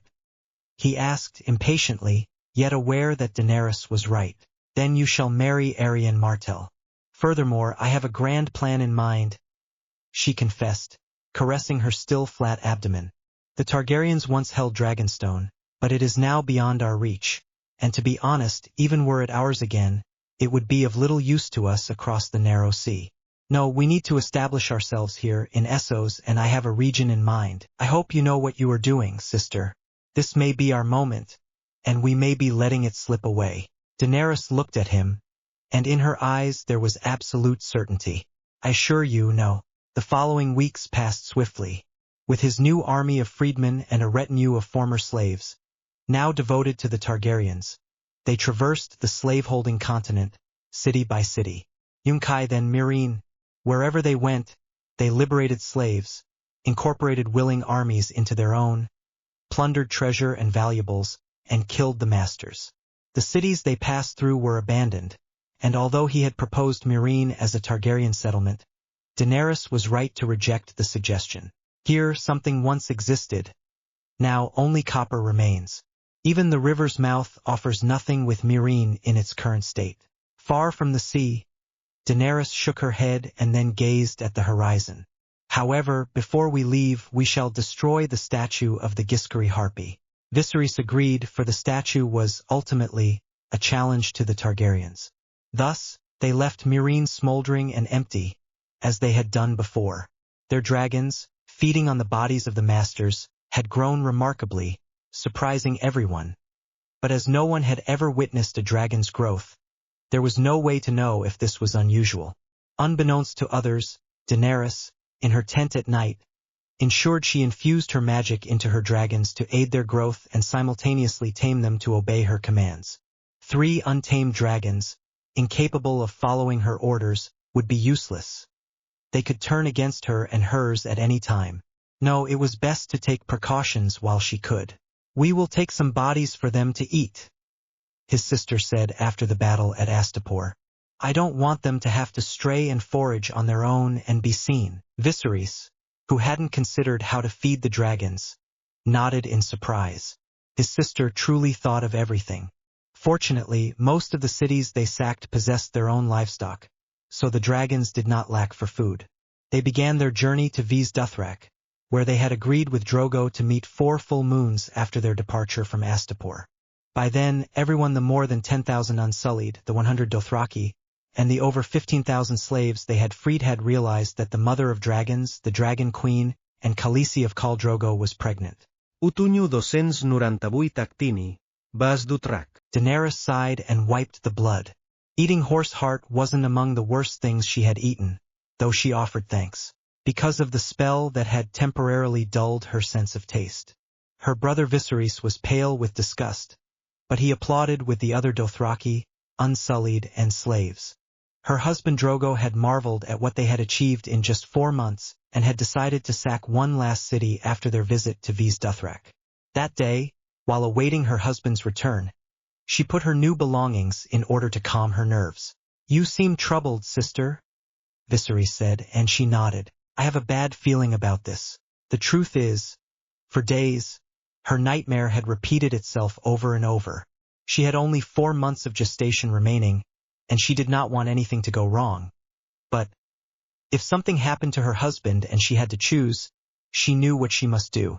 However much she liked Drogo, and however much he reminded her of Theodore, he was not Theodore, and she did not love him. They had been together barely 3 months before he left to conquer the eastern cities of Essos. Drogo remained an untamed Dothraki, a savage to most, and it was only her magic and her manipulative skills as a woman that had saved her from being treated as a slave. Even so, she would not have obtained the army of Unsullied without Drogo's help, as she had surmised from the outset. He heard some screeches and knew, since he could understand them, that they were his dragons returning from hunting the lions they had seen and longed for during the journey. Here, in Vis Dothrak, there was no one who had not already seen the 3 dragons, and no one who could betray them. The Unsullied, who were in his service, had been freed, but they had also been tattooed with the Targaryen emblem. One by one, they had accepted with honor the shield of his house, a 3-headed dragon with pride. Of course, none of them had realized that the tattoo concealed another purpose. Blood runes, of loyalty above all, but also of health, strength, cunning. Without realizing it, the Unsullied, they were now bound to the Targaryens, all thanks to an idea by Voldemort. Never say never, she thought. Drogo's Dothraki were men influenced by his magic, yet free. The slaves, conversely, were fiercely loyal to the Targaryens, who had granted them freedom, sustenance, and healing. It was for this reason, the need to protect his considerable retinue, that a portion of his former wealth resurfaced. Over 50 gold ingots. All he had brought was a mere reminder. He would not sell his jewels or paintings, but his fortune was something he could use while he lacked a castle in which to hang and store his possessions, now part of the Targaryen fortune. What are your plans now, sister? Viserys asked, without inquiring about the source of her considerable wealth. Daenerys would always continue to surprise him. I have learned something quite amusing. ¿Y bien? Were you aware that the fool Robert Baratheon incurred a massive debt with the Iron Bank? And thus both emerged victorious. She nodded in agreement. However, it is now Cersei Lannister, despite that cretinous bastard on the throne, who controls the kingdom. As you might suppose, Cersei does not visit she disapproves of brothels. After all, her husband was a known libertine. Cersei Lannister now collects taxes from Peter Baelish, and moreover, Baelish is now paying with interest for never having paid his taxes during Baratheon's reign. A small, frivolous, and petty revenge. Do you know what that implies? Viserys appeared to be considering his words. I presume Baelish will now be more reluctant to settle the debt to the throne. Will he not? Yes. The best part is that the crown remains deeply in debt. Previously due to Robert Baratheon's extravagance with prostitutes, alcohol, and wars. Now due to the Lannisters' luxurious lifestyle in the palace and the guards they have had to hire to enforce their will and reign peacefully. However, without Baelish paying Cersei Lannister's debts, the crown is now hopelessly indebted. To counter this debt, the people's taxes have been drastically increased, which has fueled revolts and rebellions in King's Landing and, in turn, forced the Lannisters to pay for more guards for their protection. A vicious cycle that only serves to increase the crown's debt in the end. Yes, but that harlot is a Lannister. Tywin Lannister is capable of settling his daughter's debt to the crown, and Viserys curled his lip in disdain. They say he defecates gold. Well, she'd better start shitting more often, because her gold mines have been running dry for a long time. She laughed maliciously. Viserys blinked in surprise. Why do you think Tywin Lannister attacked the Rains? Do you think it was merely to respond to their crimes? Crimes that Tywin Lannister's own father pardoned a year before the Rain-Tarbeck Rebellion? No. The Lannisters of Casterly Rock were on the verge of exhausting their mines, those that had yielded such plentiful fruit for so long and had been used without the slightest precaution. The Rain and Tarbeck mines, by comparison, were mines with gold still to be unearthed. Viserys stared at her, dumbfounded, yet his eyes were calculating. They fell upon the gold ingots. And now you plan to purchase the Iron Throne's debt, is that it? The Iron Bank only cares about gold, nothing else. There is no loyalty that matters to them, he said. However, House Targaryen currently lacks a seat of power. Before we can repay our debt to the throne, we must secure a place for ourselves, and I have one in mind. How do you know they won't find a way to pay the debt before we can settle permanently anywhere? Viserys asked, his impatience evident once more. But his sister smiled. How do I know? Ha! She scoffed with a laugh. Her face showed both pleasure and malice. They are not going to pay, brother. They have refused. Viserys stared at her for a few seconds, dumbfounded, before dissolving into laughter. Lannister was fast becoming synonymous with fool in these times. Several days later, upon returning from a stroll with his brother, his dragons, and his small personal retinue, he found his premonitions realized. He understood at once what was happening, but was struck speechless by the danger. Drogo witnessed this and misinterpreted it. It's nothing, Drogo assured him, as a dark-skinned, plump woman with cold eyes applied a concoction to his chest. Daenerys lunged at the Magi, throwing her to the ground. The Dothraki guards watched incomprehendingly before she shouted at them to seize the woman who had attempted to poison the call. The poison poultice was swiftly removed, but it was too late. Mirri Maz Duur's laughter echoed in her ears, when she was struck into silence. She could not have foreseen that the Dothraki's pillaging, their rape and massacre of women, which she had eventually ended, would ignite the flame of vengeance in a Magi such as Mirri Maz Duur. It is too late, is it not? Drogo asked, feverish, days later, lying on his furs, at times delirious. A few hours earlier, upon mounting her horse, she had fallen unconscious. Daenerys, who did not love but did appreciate her husband, had swiftly ordered the Khalasar to halt. However, many of the Dothraki, perceiving their leader's weakness, had departed. Only 20,000 of the 40,000 Dothraki chose to remain with her. Viserys, who remained faithfully at her side, did not hesitate at the desertion of half the Khalasar. If he had learned anything from his sister, it was that she rose from her falls ever stronger, and the loss of those savage traitors would not trouble his sleep. We do not require them, after all. We have 30,000 soldiers and more than 20,000 commoners with us. A populace of 50,000 people comforted him, one of the few times this occurred. I know. Besides, it is best to know that those were the rats abandoning ship as it sank. Less trouble, he replied without looking at her. While changing the damp cloth on her husband's forehead, she decided to think of other things. How is our armor order progressing? The shipment will arrive shortly. The Immaculate Order lacked both uniforms and decent armor. To improve their soldiers' conditions, they decided to commission a substantial quantity of armor and weapons from several of the free cities. Their former patrons, now allied with the Targaryens, were tasked with fulfilling this order and contracting the necessary armorers and other personnel. ¿Y las telas y alimentos? They will arrive on the same shipment. There are no loose ends, sister, be calm. Daenerys nodded and glanced at her stomach, protected by a leather jerkin. The growls, screeches, and hisses of her dragons, stationed around the tent, alerted them to an approaching presence.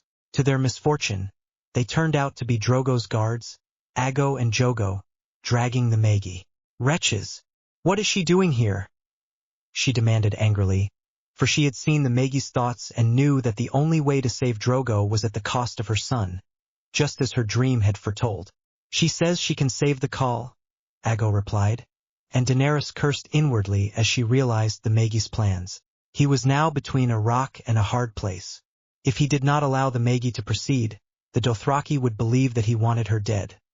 But if, on the contrary, he allowed her to perform her magic, his son would die and he would not permit that.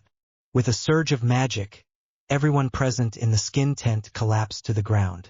Firstly, what he did was implant memories into the minds of his brothers, Aegon and Drogo.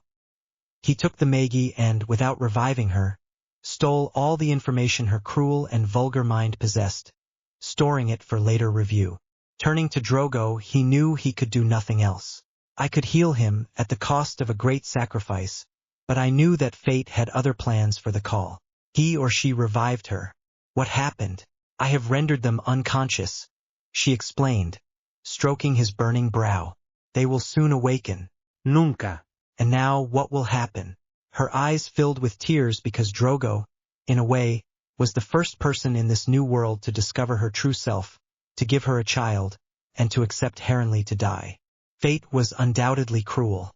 She had barely known her true first friend before his death. Drogo, of course, understood the emotions that graced her face, even if only for a moment. His green eyes were filled with acceptance. Ya veo. A vision showed me the path, and this is the only way for our child to survive. A life for a life. Then do it, she said. I do not wish to suffer until the final second of my death. I would rather believe my wife was strong enough to kill me before allowing a disease to claim me. Do it. Daenerys kissed Drogo's lips one last time. Drogo traced her face, fever in his eyes. Promise me you will care for our son. She nodded. We will meet again someday. Drogo closed his eyes, and she raised her hand. A venomous green light flooded the tent for a second before extinguishing. When the Dothraki awoke and saw her weeping over her deceased husband's body, they took the Maggie, who looked confused and shocked at the scene. That same night, as Mirri Maz Dur lost her head, her dragons consumed her dead body before burning her bones to ashes. That night, she altered some of her plans. However, with her growing pregnancy, she was unable to implement them for a considerable time.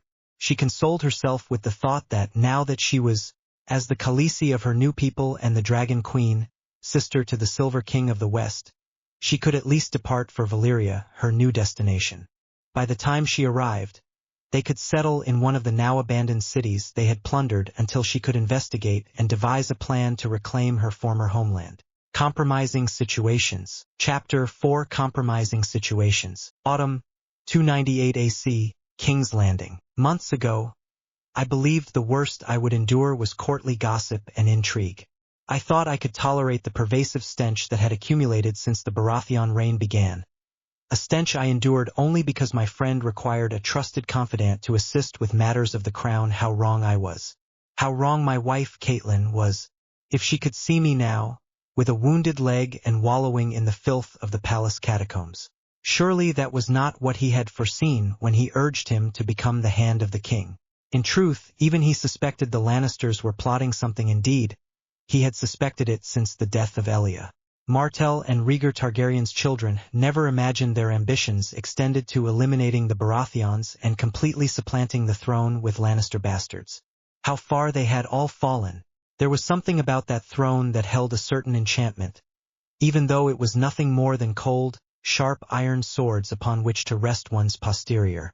Ned Stark had never understood why. Perhaps he never would. Before he could continue pondering his thoughts, for all he could do now was wait and think. The dungeon door opened. "Lord Stark," a voice said, and he, startled, attempted to lean towards the light of the single candle. "The moment has arrived." "What time is it? Who is there?" he asked, regaining his composure. "There is no time for explanations."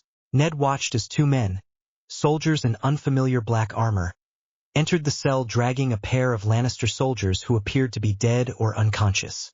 The hooded woman gave them orders in High Valyrian, a language he had never studied due to its complexity, and had his bonds cut. He was helped to his feet and observed as his leg was temporarily bandaged. The woman extended a pair of strange staffs and explained how he should use them if he wished to leave as quickly as possible. This section is removed for guideline compliance. Ned complied, for he had no choice but to die if he remained in King's Landing, and he walked as quickly as possible through the labyrinthine tunnels and passages of the palace. Curiously, the guards were asleep on the floor. He did not know what stranger had decided to save him, but he knew that he would leave the capital alive. Ironically, the day before his execution. Under no circumstances could he publicly lie and claim that Joffrey Lannister was not the bastard child of incest between the Lannister twins. Not when he himself believed it and, above all, not when the people themselves knew and believed it to be true. Had it not been so, perhaps he would have lied, saved his skin, just to see his family safe and sound. Now he would only be portrayed as a liar, a coward, if he did what Cersei Lannister ordered him to do. What seemed like hours passed before they reached a small, unfamiliar door in the castle. The stench revealed it to be an exit onto one of the city's riverside canals. Upon opening the door from the outside, this was confirmed. Although the water was dark and visibility poor, even under the light of the night sky, it was clear the water was infested with waste and who knows what else. Holding their breath, they were helped into a four-oared boat. Once aboard, the soldiers rowed as swiftly and silently as possible until they reached the Blackwater River. He saw a caravan in the distance, harnessed to a pair of strong and sturdy stallions. "Lord Stark will be safe very soon," the woman said, assisting him from the boat and guiding him towards the caravan. "What of my daughters? Are they here?" he finally asked, once he could think clearly without the imminent threat of death.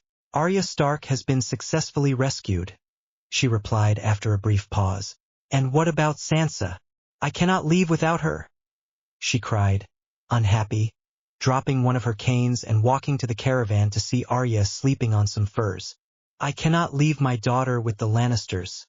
They will kill her. Lower your voice if you don't want us to be overheard," the woman scolded, pulling back her hood to reveal fiery red hair and brown eyes. She was a complete stranger to him. "We have a valuable person to exchange for your daughter. Look." His gaze fell upon another figure across the small space. Unarmed, bound hand and foot, and stripped of his usual clothing. Yet, his golden hair and slender male form proved a shock to Lord Stark. "That cursed man." He growled aloud upon seeing Jaime Lannister less than 5 feet from his young daughter. Enraged at leaving his daughter Sansa behind, despite knowing a rescue was nearly impossible, he lunged at the unconscious man, only to fall unconscious himself after receiving a heavy blow to the head. "She is awakening, little wolf," a voice said, and Ned attempted to sit up, but a hand pushed him back down. "Not so fast," it continued. "Your wounds are still healing. You should exert minimal effort, especially with your leg and the cuts on your back." Ned opened his eyes and saw his daughter Arya watching him with tear-filled eyes. "Father!" Arya wept in his arms, giving him time to comfort her and gather his thoughts. He observed that they were in the caravan, but he could not determine how much time had passed, as it was already daytime. The red-haired woman touched her daughter's shoulder, and Arya sat up, wiping away her tears. Her mother offered her a plate of food and then helped her recline on some cushions, ignoring her expressions of pain. He observed that her clothes had been changed to clean ones, thanks be to the gods, and that her wounds were firmly bandaged and smelled of healing ointments. "Her wounds are healing without incident," the woman informed him, then passed him a plate of food and a waterskin. "My name is Laegari, of Volantis." Ned watched her, silent, far less prone to anger. "To what do I owe this kindness? I am grateful for saving my daughter and me, but I wonder why you did it." "I followed orders, naturally." The woman's sharp, firm, and obvious tone made it clear that he seemed foolish for not having realized it sooner. Arya blinked, looking from one to the other, but curiously said nothing. She apparently understood the gravity of the matter, or perhaps seeing her father alive was so surprising, given that everyone had presumed him dead. She was surely sufficiently intimidated by the woman and her soldiers. In any event, Ned was grateful that Arya remained silent while he attempted to ascertain their safety. "Whose orders?" he asked, sighing with infinite patience. The woman grasped her left sleeve and pulled it back, revealing a red tattoo. It was a three-headed red dragon. His stomach plummeted, despite being reclined, and he had to set his plate down on the floor in disbelief as his hands trembled almost imperceptibly. He himself had slain Targaryen allies in the past war. He wondered what they would do to him and his daughter in retribution. Nevertheless, he had to ask, "So you serve the Targaryens? Why would a Targaryen aid a Stark?" "Because the Starks are now enemies of the Lannisters." Ned, though not politically astute, understood the dynamics. The enemy of one's enemy is one's friend. He wondered what the last Targaryens wanted from the Starks. His last understanding was that Daenerys Stormborn had married a Dothraki Khal but remained childless, and that her brother, Viserys, accompanied them on a long journey through Essos. Neither had posed a real threat to Robert, yet he had wanted them dead. He had even sent assassins to poison the siblings, to no avail. Some rumors had reached Westeros, of sacked and utterly deserted cities, but no one had considered that the Targaryens, along with their Dothraki army, might have been responsible. Now, upon reflection, he sensed the Targaryens were plotting something, yet he didn't know where to begin to unravel it. However, the fact that they had sent a woman from Volantis with what he now recognized as 4 Unsullied, began to complete the mystery. Why should I accept? He didn't even need to know the terms. Knowing there was one was enough. "Why?" he said, without a hint of mockery in his voice, and this frightened him more than the threats. "Not only are you wounded and disarmed, and therefore weak, but your daughter is now in our power." Cersei Lannister, Arya, who was present, bristled with rage but did not speak when he squeezed one of her hands in warning. Furthermore, the only way to secure the freedom of her daughter Sansa, a prisoner in King's Landing, is through Jaime Lannister who, as you know, is also in our power. So why should she not accept? Ned closed his eyes and sighed. He had lost before he began, and everyone knew it. If he and his daughters were to live, he had to accept a pact with the Targaryens. Very well. What are the conditions? Lord Baelish of Volantis smiled. For now, we need only return to Winterfell. There, he will receive a guest, an ally of House Targaryen, who will negotiate a new alliance with House Stark. I assure you that the terms will not be burdensome or detrimental to his family, as he might suppose. I trust he will have an open mind. Weeks later, upon being welcomed home by his children and wife, a secret party of soldiers and servants accompanying Arianne and Oberyn Martell visited the north. Winter 298 AC, Astapor. Daenerys gritó de dolor a pesar de que era su cuarto parto. Maldita sea. Viserys seemed to pale momentarily, as he had never witnessed childbirth. Had he not been in such pain, he would have laughed. However, this body was young, barely 15 years old, compared to the 22 years he had been when he first became pregnant. For hours he battled exhaustion and she lost her strength until, finally, after what seemed like a small eternity, she gave birth. She wept uncontrollably. The child she held had her same hair, and its blue eyes already seemed tinged with violet. Its skin was several shades darker than hers, a light caramel, and its features were less delicate than hers, firmer and more aggressive, like Drogo's. She let it feed as much as it wished, swaddled in the finest silks she could buy, and wearing a cloth diaper she herself had crafted using magic, from imported fabric and runes. Adorable, his sister congratulated him, Viserys gazing at his sleeping son. What will his name be? Rhaego, on behalf of his uncle, Rhaegar, and his father, Drogo, responded with conviction. It was the least he could do after having murdered Drogo. How is the construction of our fleet progressing? Viserys smiled. Coming to Astapor was a sound decision. The entire region from Meereen to Yunkai is under our control. Thus, construction is progressing more rapidly than anticipated, without the need to conceal our fleet. Currently, we have 35 completed vessels. You are overseeing its construction, it seems. Yes. In a couple of weeks, another 15 will be completed. ¿Y qué hay de los Stark? Everything is proceeding as planned, Viserys reflected, considering his new alliance. Cersei Lannister has demanded the return of her brother Jaime, but will not offer Sansa Stark in exchange, leaving them at an impasse. Good. I hoped it would be so, she confessed, reclining against the mountain of pillows. She knew the Starks would try, but Cersei Lannister's pride prevents her from thinking clearly. Still, therefore, he knows he cannot kill Sansa Stark, which gives us time. Send a raven to Arianne. The moment has arrived. Viserys' heart leaped. So he was finally to be married. The arrangements had appeared to be progressing smoothly for months. Nevertheless, he listened silently to what his sister had to say. Your wedding to Arianne will significantly alter the power dynamics.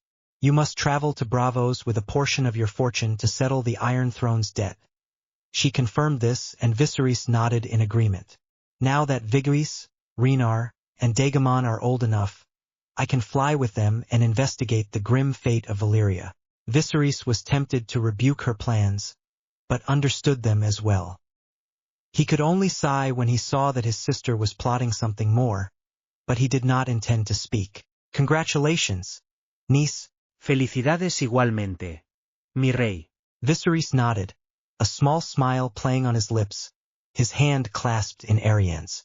Daenerys approached, her son temporarily in Irys's arms, and kissed the cheeks of both Viserys and his new wife. Her sister greeted her with a smile, which Arianne returned delightedly. Does that mean I'm your uncle now, my little queen? Oberyn Martell asked his sister with an amused and mischievous grin. Viserys raised an eyebrow. His sister was, and had been for a long time, a woman, dressed in a sleeveless white tunic, a silver and diamond-encrusted belt cinching her hips, bracelets bearing her house's insignia, and her hair. This section is removed for guideline compliance. Daenerys laughed. Uncle, you say? I suppose so. Brother-in-law in a manner of speaking as well. After all, you are family through both my brothers. Oberyn smiled. He had always liked Daenerys, finding her unlike any other lady he knew. She reminded him of Valyria, with her firmness and determination. Yet beneath her gentle and calm demeanor, he sensed a true queen. From their first meeting, he knew Daenerys Targaryen would go far. What amused him most was how she deceived everyone, leading them to believe she was merely a pretty face, when in reality she was the one weaving the webs that drew the Iron Throne ever closer to her brother. Indeed, my queen, for the moment, uncle, she replied teasingly, and he smiled delightedly. Well, is that ridiculous debt settled? Certainly. The Iron Bank was delighted to make new business, he replied, chuckling and taking a sip of his wine. They did not seem very surprised to recognize our old alliance, but rather at the sight of the gold ingots on their table. Indeed, I suppose not. Daenerys appeared unsurprised, and Oberyn admired her for it. And what are your plans now, little widow? Daenerys frowned, remembering Varys, but continued. We need a headquarters. Valyria is now an abandoned peninsula and archipelago. Apparently, it is full of strange creatures, the sick, ruined homes, and fields that were once fertile but are now ashes. The fields can be replanted, homes rebuilt, and those strange creatures are surely nothing more than the mysteries and rumors spread by ambitious pirates who sought treasure in ancient Valyria. Oberyn smiled. Let us say you are correct, he said. And what of the sick? He continued. They say that area is infested with gray psoriasis. Men, women, and the elderly who were abandoned in these lands to die. And they will die, Daenerys assured him, raising her wine cup and losing herself in the crimson liquid.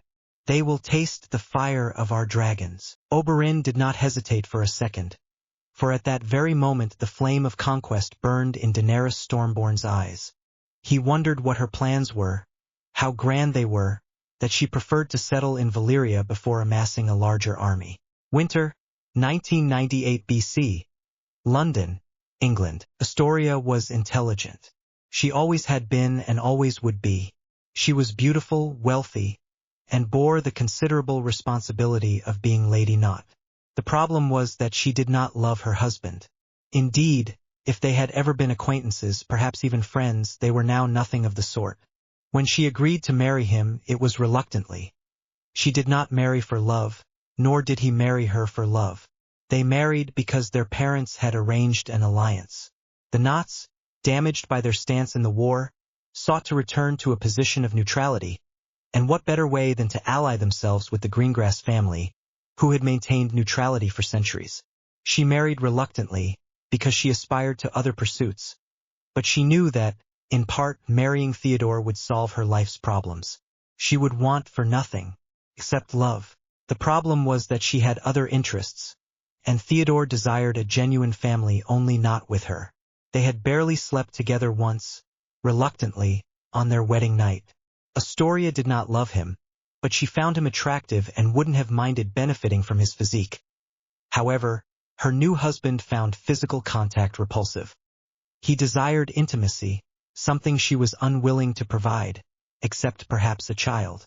Without her husband's attention, it was evident that, sooner or later, she would seek entertainment elsewhere. They both knew it. First there was Hugh Montague. His was the longest relationship, and she conceived shortly after. She had been so young and foolish, as her sister reminded her daily. She had made a mistake. "You were stupid?" Daphne hissed at Astoria, and raged, when she told her about her pregnancy. "It's not Theodore's, and it won't be because he hasn't touched you more than once. I could have become pregnant after only one time. Yes, of course. Pregnant months after your only encounter." Ha! Daphne, who had married Adrian Pusey, the second son, 5 years her senior, laughed. "You cannot question me, sister," she said, now beginning to become angry. "You and Adrian have achieved what Theodore and I cannot. That is because you are inconsiderate and foolish. Do you think I married him out of love? Do you think he loved me? Of course not. Unlike you, I had the patience to cultivate my marriage, even if it was only a friendship. You simply refused to work with Theodore. He is the one who does not want to see me. He hardly speaks to me." Daphne hissed again, her blonde hair, the same shade as his, reflecting the light streaming through the large windows of Pusey Mansion. "Do not trifle with me, Astoria. Theodore had no way out of your matrimonial contract, just as I had no way out of mine as the firstborn daughter. But you did, and yet you accepted marrying him, despite both of you knowing you did not love each other, solely to secure your future, even though you had other suitors. You accepted because you knew you would be Lady Not, that you would have a life of luxury and want for nothing. At no point did you consider Theodore, you only considered yourself. You condemned him to an unhappy marriage because from the outset you wanted nothing to do with him. You did not even attempt to amend your selfish actions. All you have ever wanted from him was his body, in addition to his fortune to support you while you do nothing day after day, and then you consort with other men when your husband, whom you yourself forced into marrying you, does not wish to touch you. May I ask why?" Astoria, intelligent and already aware of the harsh reality, even if she didn't wish to accept it, blushed violently. Hearing his sister take his husband's side was terrifying. What became clear to him was that he had to pass the child off as Theodore. Otherwise, his reputation would be irrevocably damaged. "What can I do, Daphne?" Nada, responded curtly. Her blue eyes, the only physical difference between them, regarded her coldly. "Theodore will know full well that the child is not his. Therefore, you cannot deceive him, nor can you use magic to pass off this child as his, for he will be expecting it. Unless, of course, you intend to attack him and implant a false memory of your non-existent marital activities." Astoria pondered this, and Daphne instantly saw through it. "Don't be an idiot. If you do this, sooner or later he will realize it, and not will return her to you. Did you know he once left another Slytherin in a coma for a couple of days? There was no evidence to incriminate him, but it was an open secret in our house that he was responsible. Not even Malfoy dared to cross him after he refused his invitation to join his little group of psychopaths. I'm in a terrible predicament," she summarized vulgarly. "All I can do is wait and see if he retaliates." Daphne remained silent and departed from Pusey Mansion as she had arrived, angry, desperate, and expectant. Upon reaching her chambers in a different wing of Knot Fort, she pondered the matter repeatedly. She ultimately concluded that she must inform Theodore of her pregnancy, as it would inevitably become impossible to conceal. She knew that the longer she waited, the more daunting the disclosure would become. That evening, As they sat down to dinner in deathly silence, she spoke. I am pregnant. Theodore's cutlery emitted a slight squeak before being carefully placed on the plate. Astoria had never felt more fear than at that precise moment, as those impenetrable blue eyes, cold as the Arctic and as devastating as an ice storm, pierced her with 1,000 icy stares, swords before his face. He noted his cold countenance, his icy hands, and knew he must have paled, for he began to tremble with nerves. Nevertheless, he picked up his cutlery and resumed eating in silence. It has become clear to me that you are an idiot, he said, a few seconds later, after considering whatever it was he had been thinking and reassessing the situation. His words were like a description of the weather, calm and cordial. Not only are you an idiot, but you are one of the most selfish, petty, and shameless people I know. Whose is it? Astoria clenched her fists while being insulted and finally managed to speak. Why would you want to know? Theodore looked at her incredulously. Because you will have to contact him to pay for everything concerning this child. I agree to let people think it's mine, but it isn't, and therefore I don't intend to take responsibility for anything. Astoria felt a semblance of relief, but then a terrifying thought occurred to her. What if the father wants nothing to do with the child? Then you will have to fend for yourself, contact your family, I suppose, and it's done, she exclaimed, leaping to her feet upon realizing that, despite believing everything was resolved, it was impossible to deceive the magic of the Ministry, Gringotts, or Hogwarts. Do you intend to allow this to ruin your reputation? That of the Knots? Simplemente porque me odias. Actually, I don't hate you. That would require you to provoke some emotion in me other than indifference. Well, yes, also I... Produces ascorrumió Teodore not en voz alta. This section is removed for guideline compilance. Doesn't it strike you as odd now that I want nothing to do with you? He asked, wanting to wound him as he had been wounded, but his words failed to convey his hatred. No one could love you as you are. You are twisted and cruel. And you, a stupid slut? Not smirked maliciously, chuckling softly at his situation as he elegantly wiped his mouth. If you had only opened your legs and used a contraceptive potion or spell, you wouldn't be a stupid slut. You would only be a slut. Astoria vanished, deeply wounded. Worst of all, Not was right. She had made a mistake. Days later, as she regained the strength to consider her future, she persuaded Hugh, after informing him of her desire to end their relationship, to agree to periodic financial support for the baby, now known to be a boy. Only 5 months after their June wedding, she had become pregnant by a man who was not her husband. She reflected as her parents offered congratulations, and her sister judged her with tense, angry blue eyes. Primavera 1999 di Cisnodonia, Gales. Theodore Not gazed contemplatively into his wine glass. Life had taken a turn since the new year. Astoria, now 4 months pregnant, was living in a city house in her own name, far from Fort Knott. What had begun as a tepid alliance was now a battlefield between them. Frankly, the mere mention of his wife sent his blood boiling with rage. He gazed at the verdant meadows stretching to the sea on the horizon, inevitably reminding him of a pair of emerald eyes.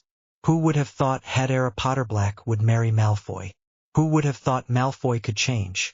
And to think that I once believed I desired her, mocked himself, reflecting on the numerous occasions he had mistakenly attributed Draco's antagonistic, sometimes ridiculous behavior to a desire for Hadera. Draco was gay. Blaise was his lover. Hadera was his wife. To top it all off, the three of them lived together, he mused, sketching a playful smile. Nothing like this had ever been seen before. A lady, allowing her husband's male lover into her home? Never. Homosexual lovers had obviously existed, but they had never cohabited in such a manner. The difference was clearly the woman in question. Hadera. It was clear that she had allowed it to happen, and why remained a mystery. He was good at judging people, but he had no idea of the actions of the now Lady Malfoy. That woman was as unpredictable as she was mysterious. One of the few people who had managed to deceive everyone at Hogwarts under a mask. And to think that the Sorting Hat had dared to place her in Gryffindor. With whom is she now? She asked, as usual, as if they were discussing the economy.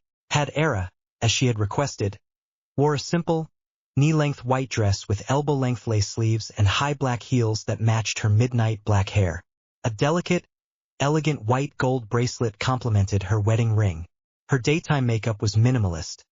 Black eyeliner, a touch of blush, and coral red lipstick that enhanced her flawless complexion. Subtly tanned, she effortlessly commanded attention, radiant with light, resembling an angelic statue. "It's Roger Davies," he replied, picking up his cup of Earl Grey and drinking as if nothing had happened. Had Era sneered. "How far we've fallen." I remembered Roger Davies as the boy who came and went, causing no more surprise than when he decided to touch Fleur Delacour's bottom and ended up in hospital with serious burns. "And you can say that again." He observed the old Muggle cafe that Hadera had recommended, where they met every Tuesday and Thursday for at least a couple of hours.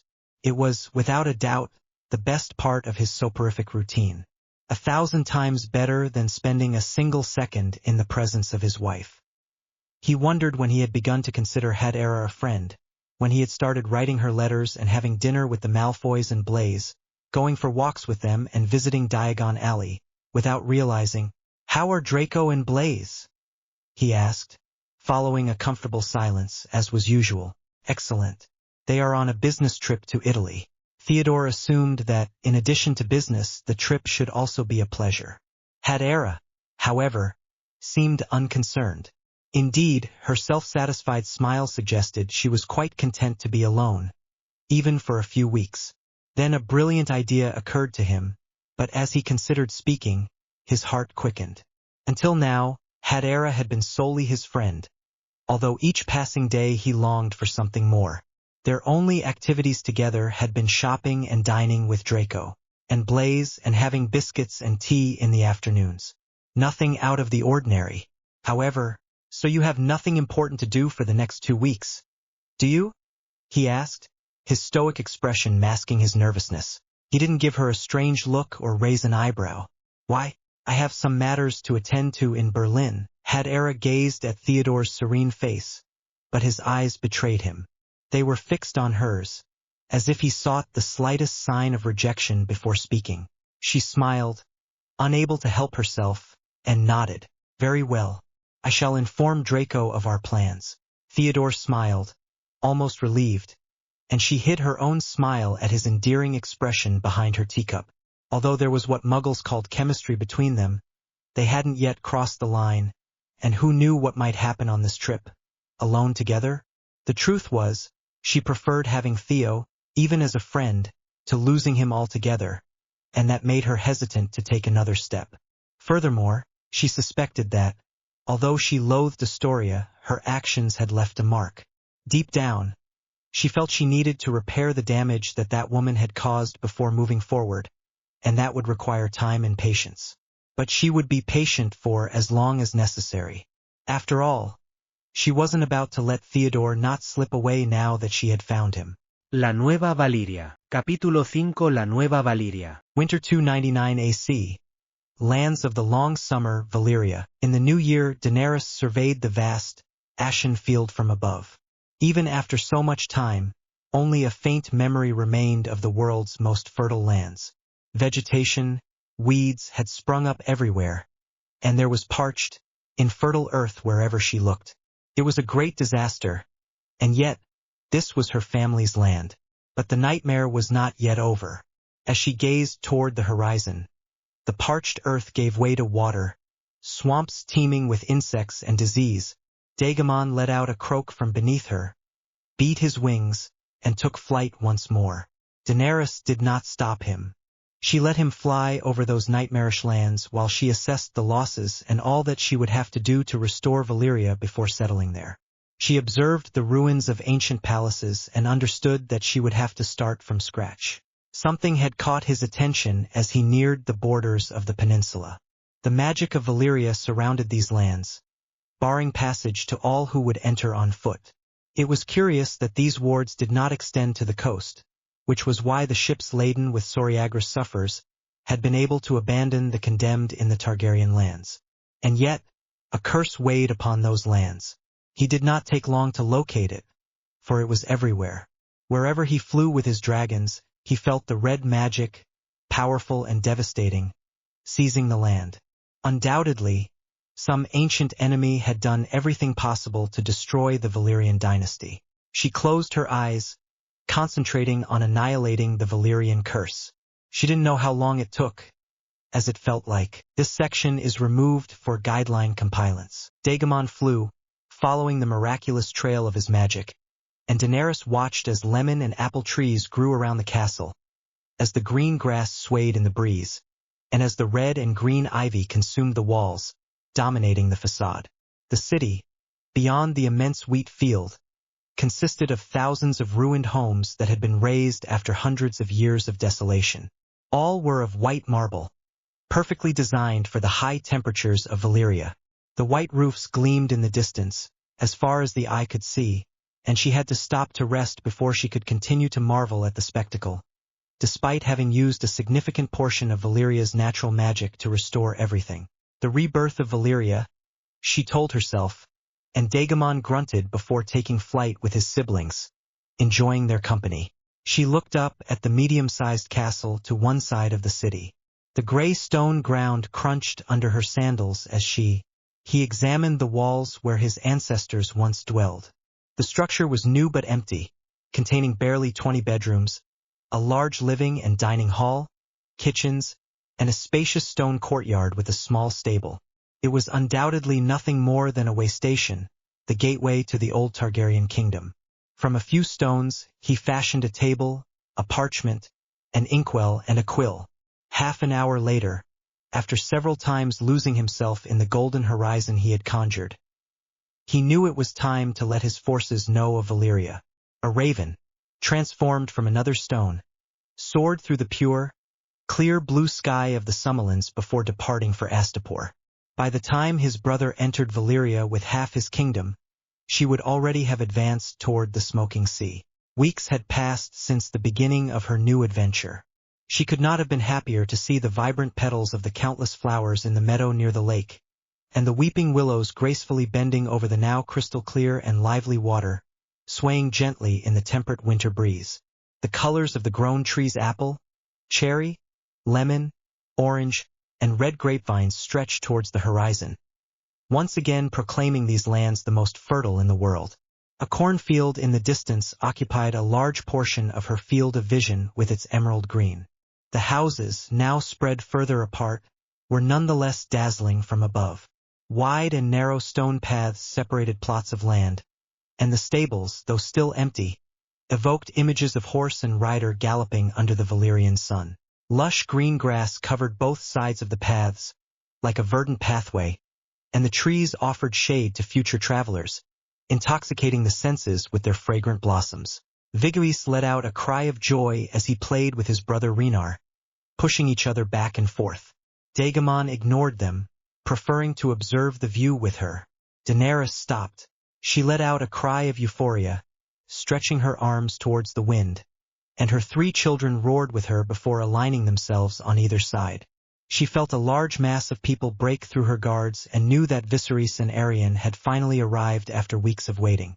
Fortunately, this had given her time to repair the eastern part of the Summerlands and a large portion of the western region, where she now stood. This section is removed for guideline compliance. Vigris, laden with supplies, and Renar, burdened with the objects and treasures he had found, followed, taking flight and unfurling their wings to glide effortlessly. The emerald and cream gold colors of their dragons shimmered with magic, leaving a trail in the sky. Once more, their magic illuminated the path beneath the enormous shadow of their dragons, leaving behind the curse and ushering in the new era of Valyria. A little over an hour later, increasingly weary, she sighted the smoking sea. Columns of smoke and pestilence, stone towers, and half-sunken, rotting boats greeted her. Daemon growled furiously before unleashing a jet of flame, followed by his siblings. Daenerys leaned to look and saw with a mixture of pity and disgust how the abandoned scurried away like rats. Shrieks followed immediately, the boats ignited, and the towers were inundated with fire that poured incandescently from the windows until the sky began to darken with the ashes of burning boats, rotten trees, and the infected bodies of Soriagris, which caught fire like oil.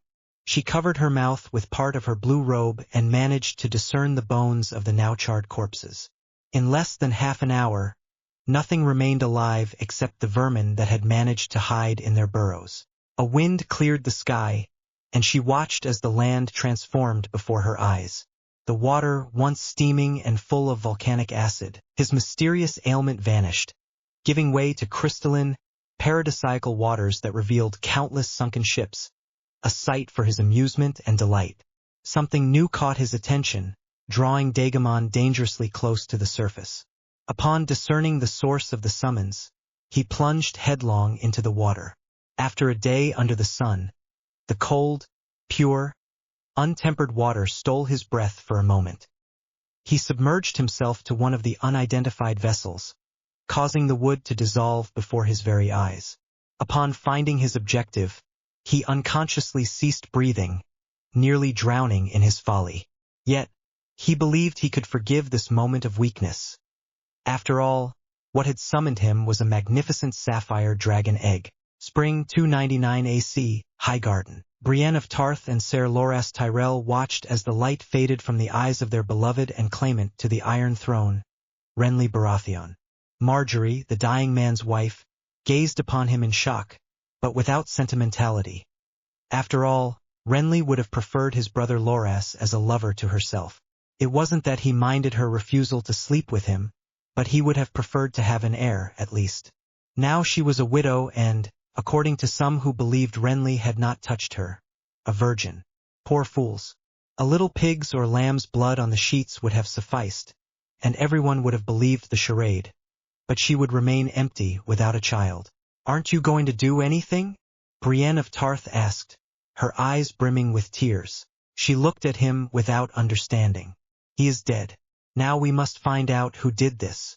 Brienne nodded, not pleased, but resigned. "It was Stannis' shadow, I know." Loras appeared to concur, but she sighed.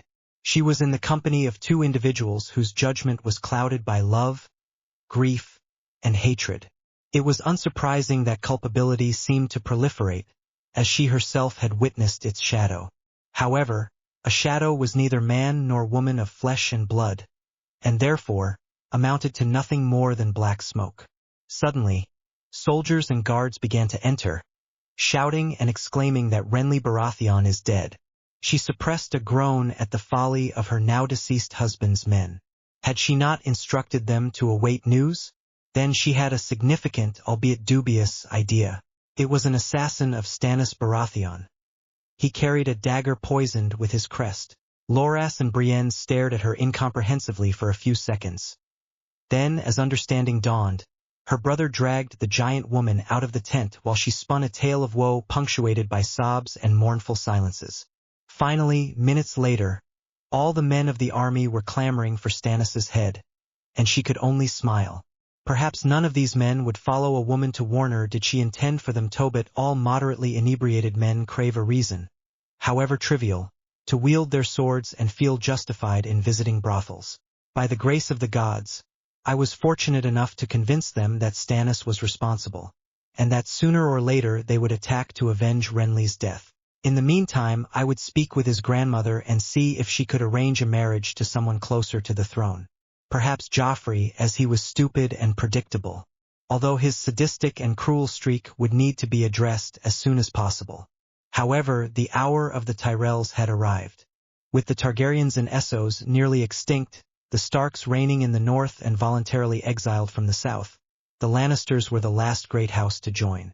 It would gain the antipathy of the Martells, but of course the Martells were nothing without the Targaryens. "This is the exact moment," his grandmother said, as she ate one of her pastries. Only a few weeks had passed at Highgarden, yet despite her efforts, she had been unable to console her brother. He remained consumed by grief. The difficulty lay in the fact that she could offer him little comfort, as Renly had been barely more than an acquaintance. Her grandmother, like herself, preferred to focus on the future rather than dwell on the past. This was why she had approached her grandmother with her ideas regarding power. However, to her little surprise, her grandmother had already prepared a contract with the Lannisters. The Queen's signature, however, was absent. "Do not concern yourself with Cersei now," The one who truly holds the power is that icy old man, Tywin, and if I know anything about him, he will sign. And what will become of Joffrey? We shall find something to distract her, my dear. Olenna lightly tapped her granddaughter's cheek, dismissed her, and then resumed her rest without a word. After all, Joffrey was a rabid dog, and with rabid dogs the only course of action was to cull them. Meanwhile, they would plan the wedding, sparing no expense. The last thing she wanted was for anyone to think that House Tyrell had not invested sufficiently in this alliance. My lady, Peter Baelish has at last reached the fortress, a servant informed her. Olenna smiled before rising from her seemingly frail chair. Show him in. Spring 299 AC, King's Landing. Cersei Lannister was furious. For months, the loss of her twin brother had been a constant reminder of the chaos in King's Landing. Not to mention her other brother, the one she would prefer not to remember, yet whose memory persisted. Fortunately, the Iron Bank seemed to have given up on collecting its debt. Her father, however, was distraught. Don't you see, daughter? The Iron Bank always collects its debts, he exclaimed, rapping his goblet against the wooden table in his chambers where they were assembled. This means either they will collect soon, or someone has paid the debt. Wasn't it you who refused to pay it? She asked defiantly, and Tywin Lannister narrowed his eyes at her words. Watch your tongue, Cersei. You bear considerable responsibility for this debt. Who would have thought that Joffrey would order Stark's execution? Who would have thought it, to be sure? Who knows your son better than you? Do you not see that he is an ambitious boy, but without caution or cunning? He resembles you more than you believe. Tywin contemplated the large map of Westeros and fixed his gaze on Highgarden, ignoring his daughter who trembled silently with rage. Fortunately, there are still houses hungry for power. The Tyrells, with the death of Renly at the hands of his brother, desire a new alliance. Cersei curled her lips in hatred. And you plan to marry that Tyrell harlot to Joffrey? Her father looked up and regarded her with icy eyes. We wouldn't be in this situation if it weren't for your decisions, he stated. Now, with Jaime in the hands of the Starks and the Iron Bank against us, we must secure a new alliance. Cersei said nothing more. Reasoning with her father was impossible. She departed as she had arrived and decided to drown her sorrows that very night with her cousin Lancel. She played with Tommen, strolled with Myrcella, and then advised Joffrey as best she could. But even Cersei had to acknowledge that her son was sometimes uncontrollable. However, the surprises did not end for her. It seemed her father had played the Game of Thrones behind her back with her grandson, leaving her aside as if she were not the Queen Regent. Your grandfather intends to marry you to Margaery Tyrell, Renly's widow. She informed him a couple of days later, but Joffrey didn't seem concerned. Do you intend to refuse? To reject her? You are the king. Joffrey looked at him for a few seconds. I know, he said, shrugging and toying with his new sword in his lap. The grandfather said the Tyrells would be able to quell the kingdom's rebellions and bring wealth. Our alliances with the Tyrells will be the help we need. Joffrey's words were clearly his father's. His son lacked the patience for such political discourse. Tywin had undoubtedly persuaded his grandson that his plan was for the best. But of course, best for whom? Cersei knew that 1,001 ladies were waiting to usurp her position as queen, yet she had no intention of stepping aside and relinquishing her power to a hussy, years her junior, of dubious reputation. Then it dawned on him. Our unions? Which unions are you referring to? Joffrey stared at her in surprise for a moment before curling his lips into a smile. My wedding to Margaery and yours to Ser Loras Tyrell, of course. Cersei forgot the Targaryens, the Starks, and the cursed kidnapping of her twin Jaime upon realizing her father planned to send her to Highgarden. There was no point in worrying now, since if Tywin Lannister achieved his plan, she would no longer be queen nor anything at all.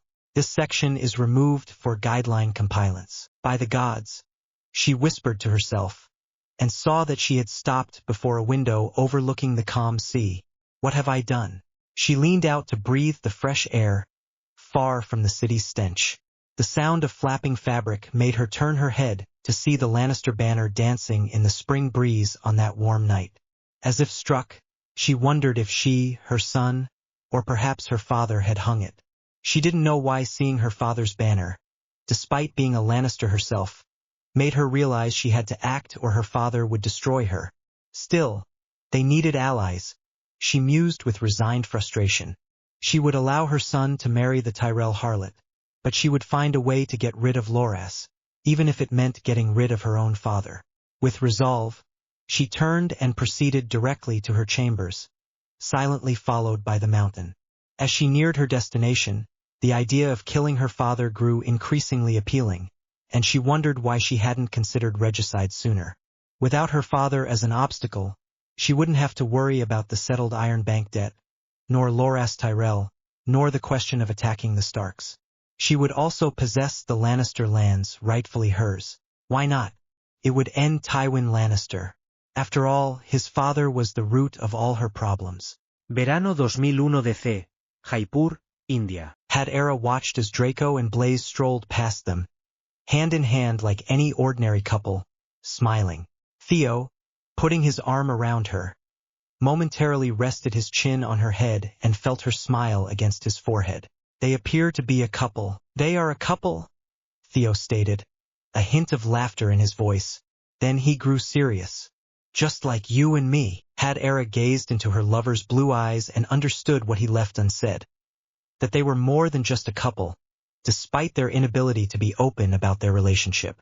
Their time together always required clandestine trips, but Had Era didn't mind. She enjoyed traveling and, moreover, disliked much of perhaps the perilous moments in her life had obscured her ability to recall the happier times. Yes, she said, and gave him a small kiss on the lips, noting his delighted smile against them. They strolled about all day, like any ordinary group of friends. Draco and Blaze received the occasional curious glance, but as they were not ones to openly display affection, they appeared more like close friends than a couple. They saw everything that they were able to visit multiple castles, markets, and museums in a single day. As the hours passed, they all began to carry several bags, though thankfully these were enchanted to weigh nothing. Will you leave anything for the other tourists? Draco chuckled, and she grimaced. Yes, as if you wouldn't later use the sheets or the cutlery. Theodore and Blaze exchanged a glance. For despite their mutual love and their marriage to one another, they appeared more like siblings than husband and wife. The black blood ran strong in both of them. Tonight, we have reservations at a fine restaurant, Theo said, interrupting their mutual barbs. Hadara's eyes gazed at him with adoration, and he couldn't help but smile again. He was becoming soft. It was for the two of them alone. That same night, while Had Era changed, the three men contemplated each other in silence. Theo, in particular, was too nervous to speak, try as he might. Their trip to India was not for its scenery, but for its laws. There, in the magical world, of course, both men and women could marry more than one person. Theodore had already asked Draco for permission, but what mattered most was Hadara's opinion. Undoubtedly, it would be unusual to have two husbands and live with them, but given their genuine love, she doubted they could not succeed. How am I doing? His lover's voice broke his reverie, and he nearly choked on his own tongue at the sight of her dress. A bodice of platinum and diamond jewelry, held by straps, and a long black silk skirt that barely revealed matching heels. Her hair, usually worn in a long, elaborate braid, was styled in a high bun adorned with a white gold comb engraved with flowers and set with small diamonds, matching her teardrop earrings. Her face, however, wore minimal makeup, only mascara and red lipstick, which accentuated her pale complexion. You are beautiful, he replied, taking her hand and observing Draco's ring platinum with an emerald, anticipating placing another on her hand that night. They soon arrived at the restaurant and were seated at a previously reserved table. He was unwilling to risk anything going wrong, so he had booked a private room, exponentially more expensive, but the sea views and elegant silk tablecloths with exquisitely painted artwork were a success, judging by his lover's interested glances. Even so, those emerald eyes barely surveyed the room for a few minutes before settling on his, and Theodore knew that even if they had dined in a mundane restaurant in the poorest neighborhood of India, it wouldn't have mattered to Had Era as long as they were together. He knew because it wouldn't have mattered to him either. It was curious how priorities shifted, how one bent the straight line once believed unyielding. for love. He had become a romantic, or perhaps he was only this way because of Hadera. What was obvious was that Astoria had never awakened a similar feeling. Not an iota. It was for this reason, because he was where he wanted to be, that the evening passed quickly, and as dessert approached, he found himself breaking into a cold sweat because, although he was practically certain Hadera would accept, that didn't negate his nervousness. Naturally, she noticed. Well then, he laughed and took one of her hands as he searched for the words that had vanished from his mind. I am perfectly well, but not as well as I would like to be. I had a speech prepared, but now that we are here, now that you are with me, I have forgotten it, to be honest. Hadera suppressed a laugh and kissed Theo's hand, their fingers intertwined. Theodore could not help but gaze upon his lover, his other half, with adoration. Who would have thought? I know we've gone over this 1,000 times. If you hadn't married Draco, if I hadn't had to marry her, if we had met at Hogwarts, but things are as they are. We are married. Both marriages of convenience, but at least yours is happy. For me, there's no turning back. I'm trapped, or at least for a long time. What I mean by all she took a breath, noticing his mouth was dry and his heart felt like it would leap from his kestis, that I am here to offer you what is already yours. My heart, but this time forever. To tell you that I don't want to wait, that I want to be with you from now and forever. Hadera gasped at the sight of the ring white gold, set with sapphires and diamonds, just like the jewelry she usually wore, and instantly understood the reason for their trip to India. Her ears rang. She wouldn't let Theodore, the man she loved, slip away. This meant she would be marrying again in less than a week. Even so, a surge of euphoria filled her. Despite all the pain she had endured, she realized it had been worthwhile. She wouldn't change a single detail of her life story if it meant losing her family. Hadera, will you marry me? Yes. As soon as she had her new ring, perhaps significantly placed on the left ring finger, next to her wedding ring, and this section is removed for guideline compilance. She read the Latin inscription, Semper Tua, and her mind instantly translated it. Always yours. Her eyes welled up involuntarily, and she turned to look at Theodore, who was still asleep in her arms.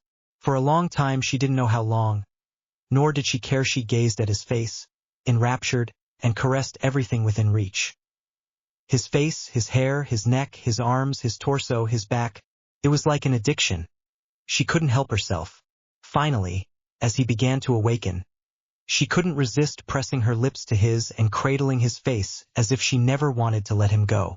Judging by Theodore's smile, he didn't seem to mind at all. I can't believe you're getting married again, Blaise said. While frantically searching for a wedding dress at the last minute, they had already pulled out at least 20 dresses, and she still hadn't found anything that particularly caught her eye. Ni yo, contestó ella. Woman of little faith, Draco lectured her, smiling, and suddenly produced a wedding dress. Try this on, Dara. Wait. Better not look until you're wearing it. He gave her a nudge toward the fitting room and handed the dress to his assistant, who, with a smile, had to help her put it on for almost half an hour. It was undoubtedly Draco's style, but was it hers? Apparently, she looked stunning because when she emerged, Draco and Blaise were speechless. They simply stared at her, mouth agape in silent astonishment, until her husband rose to take her hand. You look perfect. Look at yourself. Turning with a heavy heart, her breath hitched as she gazed at her reflection.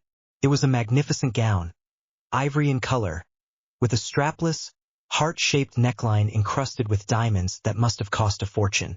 The skirt, long and imposing, was in a ball gown style, fashioned from tulle, adorned with lace embroidery at the hem and delicate filigree at the bodice. The train was enormous, quite dramatic, but her assistant assured her it could be replaced with a shorter one. Even so, she could picture herself wearing it with an updo and long diamond earrings to match the diamond choker.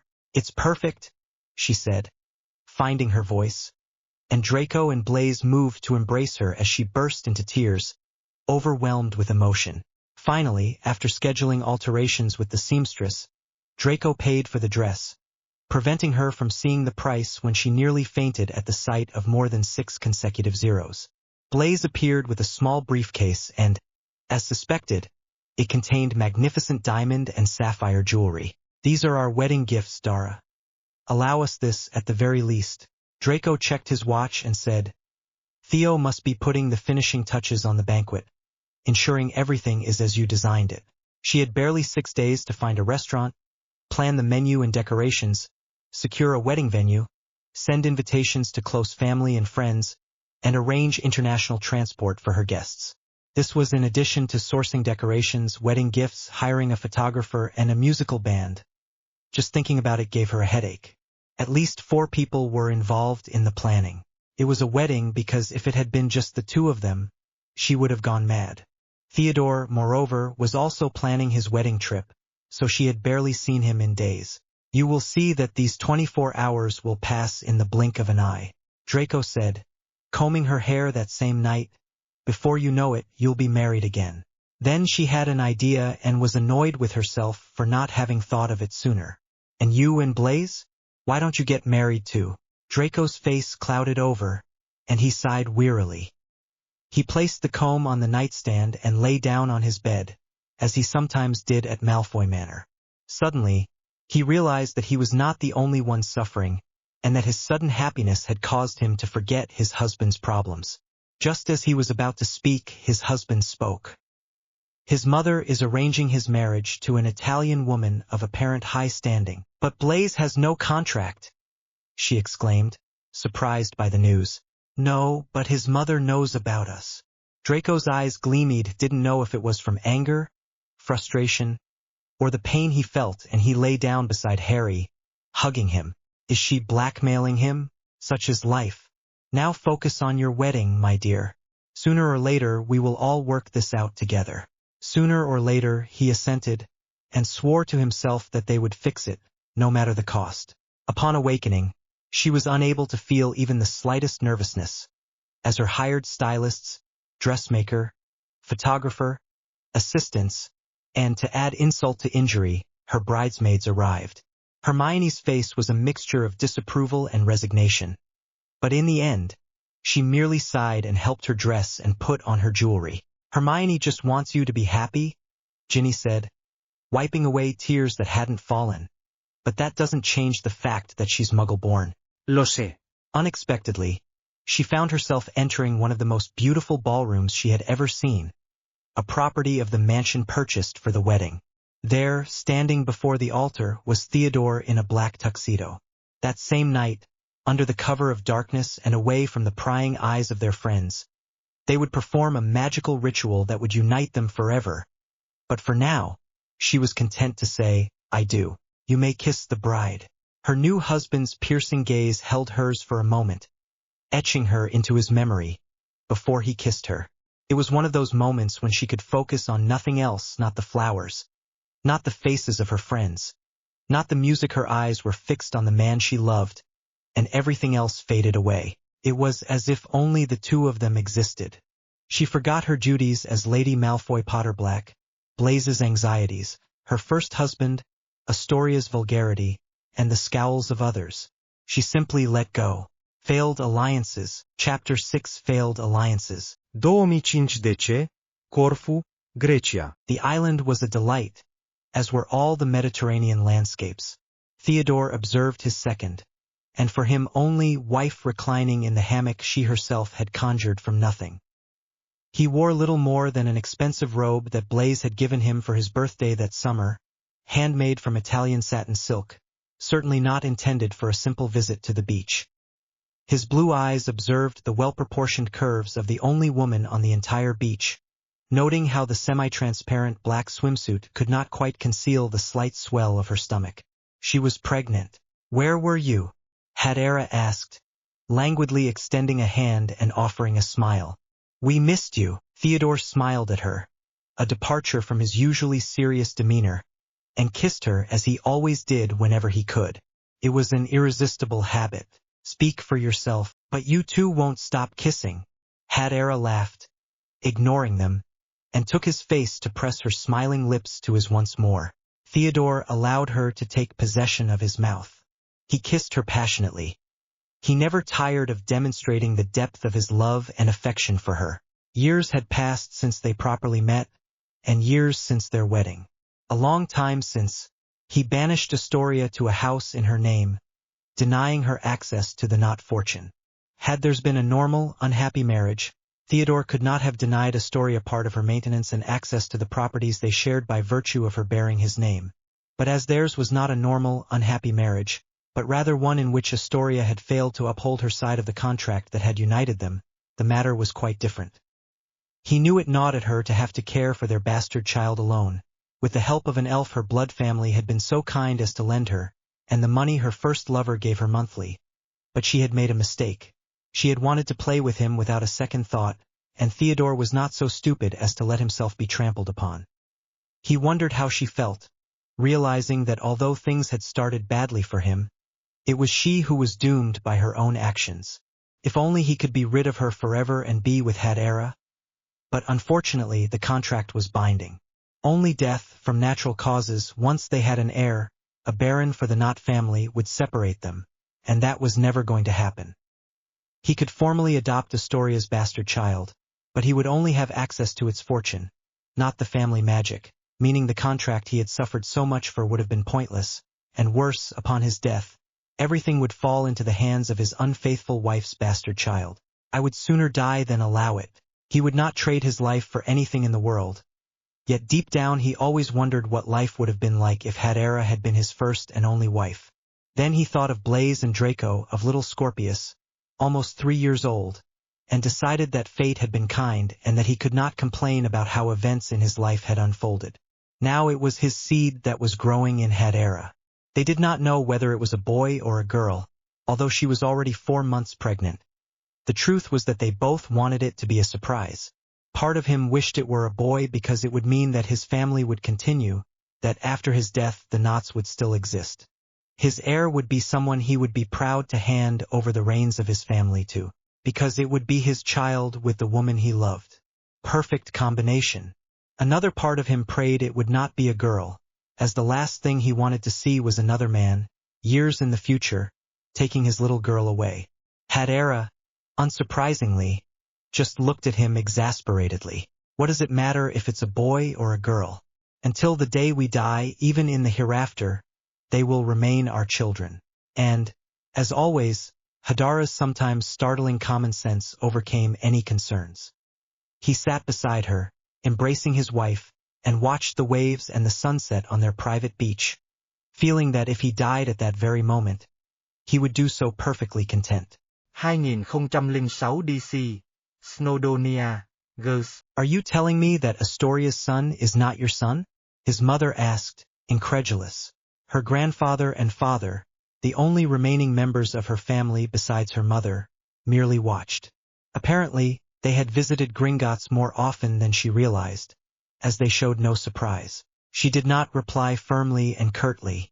I have only one child, a daughter in this case, and her name is Aurora, not Potterblack.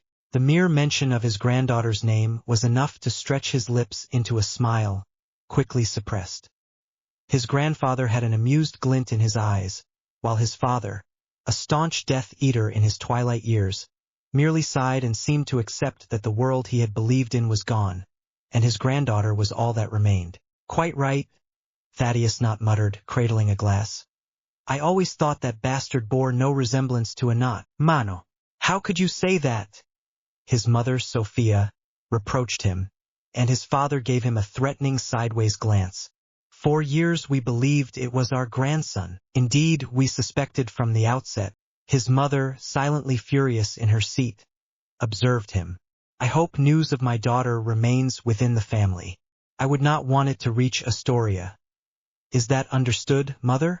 Sophia Knot stared intently. Everyone knew Sophia favored Astoria. She believed her to be the perfect woman for her son, and the suitable candidate to learn to be Lady Knot under her influence. What she hadn't counted on was the hatred her son Theodore harbored for the wife she herself had chosen. Since she forced him to accept that contract, her son had severed almost all ties with her. I did not understand what Sophia was doing for him and for the Knots. When Astoria became pregnant, she thought that all the problems would be over, and even better, the baby turned out to be a boy. She did not imagine that that baby was not her grandson. She did not even verify the paternity at Gringotts because she believed that Theodore was finally seeing the light and beginning to understand the reasons for such a union. I had even sent Astoria money when Theodore rejected her and sent her away, believing that he wished to have nothing more to do with her now that he had an heir. How wrong I had been. Not only was Basil not a knot, he was also a bastard. And to top it all off, Theodore adamantly refused to acknowledge his wife. How could he possibly have a legitimate heir? And worst of all, Theodore had committed the foolish blunder of beginning a relationship with Hadera Malfoy Potter Black. He did not know whether to laugh or cry. That woman was the antithesis of Astoria. While Astoria was submissive, obedient, dependent, and foolish, Lady Malfoy Potter Black was passionate, irreverent, independent, and cunning. Astoria was easily controlled and manipulated, but he struggled to imagine how he could do such a thing with the woman who killed Voldemort and ended his reign of terror. Had her mother been Andromeda Black, for instance, Hadera would have been the perfect candidate for his son. To make matters worse, she had a husband prior to Theodore, Draco Malfoy, and a son with him, Scorpius.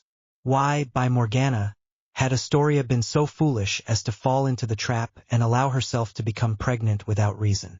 All his plans had gone awry. Unless he did something to remedy the situation. He just so happened to have the perfect pawn. He waited weeks to mislead them all. He refused to see his granddaughter, Aurora, when Theodore invited them to Greece, where they resided, to meet her. Her husband and father-in-law were delighted to leave England, and she seized the opportunity to visit Astoria. I have news. Astoria received her with a couple of kisses and a serious expression, as was usual. What is this about?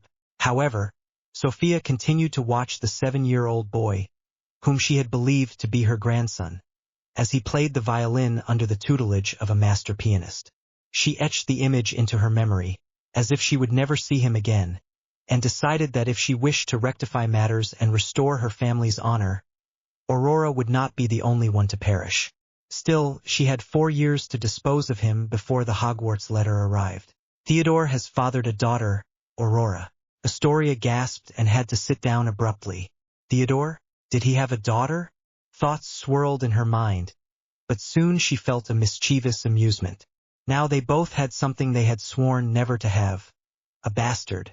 Sophia saw the cruel smile on her daughter-in-law's lips and cut it short. Astoria's triumphalism was cut short. Despite having chosen Astoria herself, she could not bear anyone believing themselves superior to her own son. Not so fast, dear Astoria, she said, sweet as honey. Theodore married her mother long before he married you. In fact, he considers this woman his true wife, and, though I hate to admit it, their magical marriage is legally binding in the eyes of magic. All that she had momentarily felt, the feeling of malice, transformed into resentment and a desire for vengeance. Of course, Theodore had been intelligent enough not to fall into the same trap as she.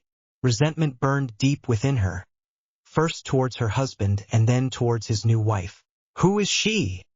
He asked in a whisper, unable to speak. Lady Malfoy Potter Black, Sophia replied, smiling. The truth is, Hadera Potter was neither liked nor disliked by Sophia. Sophia was one of those people who accepted what life offered and moved on without looking back. Hadera had been of great service, sparing her pain and remorse. Theodore had good judgment. He had chosen the most powerful woman in the and arguably one of the most influential in Europe. However, she was not the woman Sophia had chosen. Punishing Astoria, her son's former wife, by naming his second wife after her was magnificent and wounding.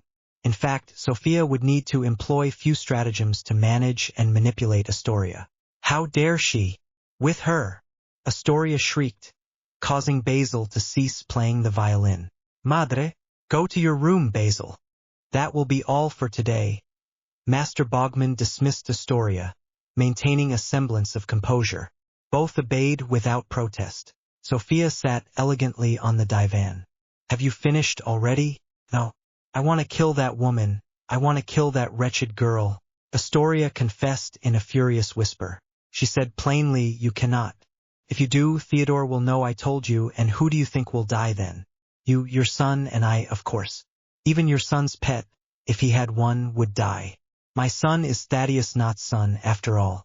Astoria shuddered, recalling the deeds of the former Death Eater. He had tortured, persecuted, hunted, murdered in cold blood, and Theodore was undoubtedly his son. Perhaps Theodore had not perpetrated half the atrocities his father had committed, but he would kill her without hesitation if a single hair on the head of his chosen wife and the mother of his child were harmed. There was no doubt that Theodore loved Hadera, and his daughter Aurora would be dearly cherished. She clenched her fists because Sophia was right. She was furious and wanted to hurt him, but if Theodore discovered it had been her, a shiver ran down her spine. What could she do then? She couldn't leave things as they were. What place would there be for her and her illegitimate child? You must wait long enough for everyone to think you will do nothing. When they have forgotten you, then attack. This section is removed for guideline compliance. I cannot allow this to happen to my family. You are my son's true wife, and right now my son has no legitimate heir. Astoria looked in the direction of her son. While she did not love him as a mother should, he was her son, and she had cared for him all this time. Even so, she could not deceive herself. Even if she killed Aurora and her mother, Theodore would never accept Basil, and that left her in a very precarious position. What then was she to do? Spring 299 AC, Castle Black. Jon Snow gazed out the window at the snow-covered landscape. Everything was black and white. He had been so certain upon leaving Winterfell that it would have been foolish to think he would regret it. Yet he did. A year later he was consumed by remorse. It wasn't that he longed to return to Winterfell and cohabit with his deranged half-siblings, but he had to acknowledge that being a Night's Watchman was not what he had anticipated. He was surrounded by former knights who, for reasons unknown, had been sent to serve at Castle Black and, being of noble birth, scorned him as a blemish on the nearly impeccable record of the Honorable Lord Stark. His other brothers in black were rapists, murderers, and other bastardsmen of low birth, some even vagrants who had committed crimes, some for survival, that had seen them carted off to the north. They watched him, when they thought he couldn't see, wondering why on earth he would surrender his freedom by choosing Castle Black when he had lived safely and comfortably at Winterfell. Of course, they also hated him. Such was his situation. He found himself repudiated by all. He slept with one eye open, his wolf, Ghost, perpetually at his side. Being largely solitary despite the company of fellow trainees, patrolmen, and messmates, I observed all that was observable. My mind was my sole companion and ally. The first unsettling feeling was that of longing. I longed for my half-siblings, particularly Arya and Robb. I longed for my chambers in Winterfell and the castle itself, for the surrounding lands, safe, verdant, and vibrant. I longed to awaken without the ever-present, frozen stiff with cold, or unconcerned about being stabbed in the back though he had expected it. The nostalgia surprised him. He himself had decided to leave Winterfell. He could not blame anyone for his feelings. He had left to avoid Catelyn, who wished him dead, and also to spare his father the ordeal of deciding what to do with his bastard son. Marry him off? Send him to Essos? Ha! He would rather have his testicles freeze solid than allow them to make such a momentous decision for him. After weeks bled into months at the Black Castle, he could deny it no longer. He had left Winterfell consumed by an immense sadness, a sadness that continued to devour him. It was like a black hole in his chest, as if he had lost something immense that had made him feel whole, something he couldn't recall, something he didn't know what it was, something that plunged him into profound depression at the most unexpected moments. The sight of a small child, witnessing a loving kiss, an intimate smile, a pair of friends laughing together, this feeling had driven him to madness in Winterfell. That is why he left. At night, alone in his bed, he would gaze at the dark ceiling, a knot tightening in his throat as he felt more alone and misunderstood than ever. He would fall asleep desperate for a moment's respite, but since arriving at the Black Castle, he had only found anguish, longing, and a pain that brought tears to his eyes and contorted him in his bed. Every night he dreamt uncontrollably. He saw landscapes he had never seen, felt a whirlwind of emotions that were his own, yet simultaneously alien. This night would be no different. He felt the fine, warm sand caress his bare feet, and opened his eyes, realizing they had been closed. While enjoying the warm summer, the sound of the sea reached his ears, calm and serene, like a mother rocking her child to sleep. The first thing he saw was the crystalline water, pure and exotic, a sky-blue color like a clear sky, shining radiantly under the sun. It extended towards the horizon, as if it had no end, covering the earth like a turquoise veil of liquid silk. The sand was white, pure, fine, and the sea breeze was full of the scents of flowers and fruit trees, and at his feet a small sandcastle, a child's work. It was not the landscape that was most beautiful, but her emotions. She closed her eyes when she felt the sting of tears and smiled, realizing why her eyes had been closed to begin with. Within her swirled the most beautiful feelings she had ever experienced. Relief, tranquility, peace, happiness, excitement, and love. She was so full of them that it felt as though they would burst forth from her mouth in a gasp, as if she were incapable of containing herself and screaming at the top of her lungs how much she loved and how loved she was in return. Reciprocated love. He heard a child's laughter on the breeze and wished to open his eyes to see it, but he could not. A woman's laughter mingled with the child's. She laughed contentedly, happily, carefree, and oh, how he longed to open his eyes and look. Despair washed over him as he realized he could not see them, that if he did not open his eyes now and look, he would never again see the woman who loved him and the child who laughed as he played beside her. The laughter faded, and he opened his mouth to plead with them not to go, but he fell silent. Inconsolable and helpless, he began to sob once more, as he did every night, when he was alone and his soul knew it. He could open his eyes and wept on that beautiful beach, alone and abandoned, defeated before the sandcastle as if it were his most precious possession. A croak roused him from his sorrow, and he saw that perched on a branch of a tree, on the beachfront, was a raven, but no ordinary raven. It was the same raven that visited him every night at the end of his nightmare, ready to bring him back to harsh reality. Its 3 eyes stared intently at him, and he opened his eyes one last time. He awoke each night gasping for breath, grasping his sword. Phantasma watched him from the floor, but did not move. It was the same as every night. He lay back down on the bed and stared at the ceiling. He was going mad. That same day he was assigned to assist Maester Aemon as punishment. Aemon was an elderly man with white hair, long blind. He did not know that Jon Snow was Lord Stark's bastard son unless told. So Jon silently ordered the parchments and books, burdened by the profound sorrow that haunted him daily. "Are you always this quiet, son?" the master asked, smiling in his direction. "I suppose I have reason to remain silent," he replied almost mockingly. "Which ones? That you are repudiated by the noblemen and commoners residing here because of your origins and decisions? That's right." The master fell silent, lost in thought. "Do them no harm. Ultimately, each and every one of them rejects you because you had a choice, but one man cannot decide another's fate." Jon stared at him, surprised, and nodded, though Maester Aemon did not see. He continued removing the 2 layers of dust that seemed to coat all the books, arranging them as instructed. Thoughtful, almost dejected. What was the point of crying before a blind man? Wasted time. Nevertheless, the maester continued speaking to himself. First of the books, then of the castle, then of the men. He seemed to have words for everything, until Jon's turn arrived. "Something else consumes you, does it not? I am blind and old. What my eyes cannot see, my other senses perceive, and what my frail body cannot do, my mind accomplishes.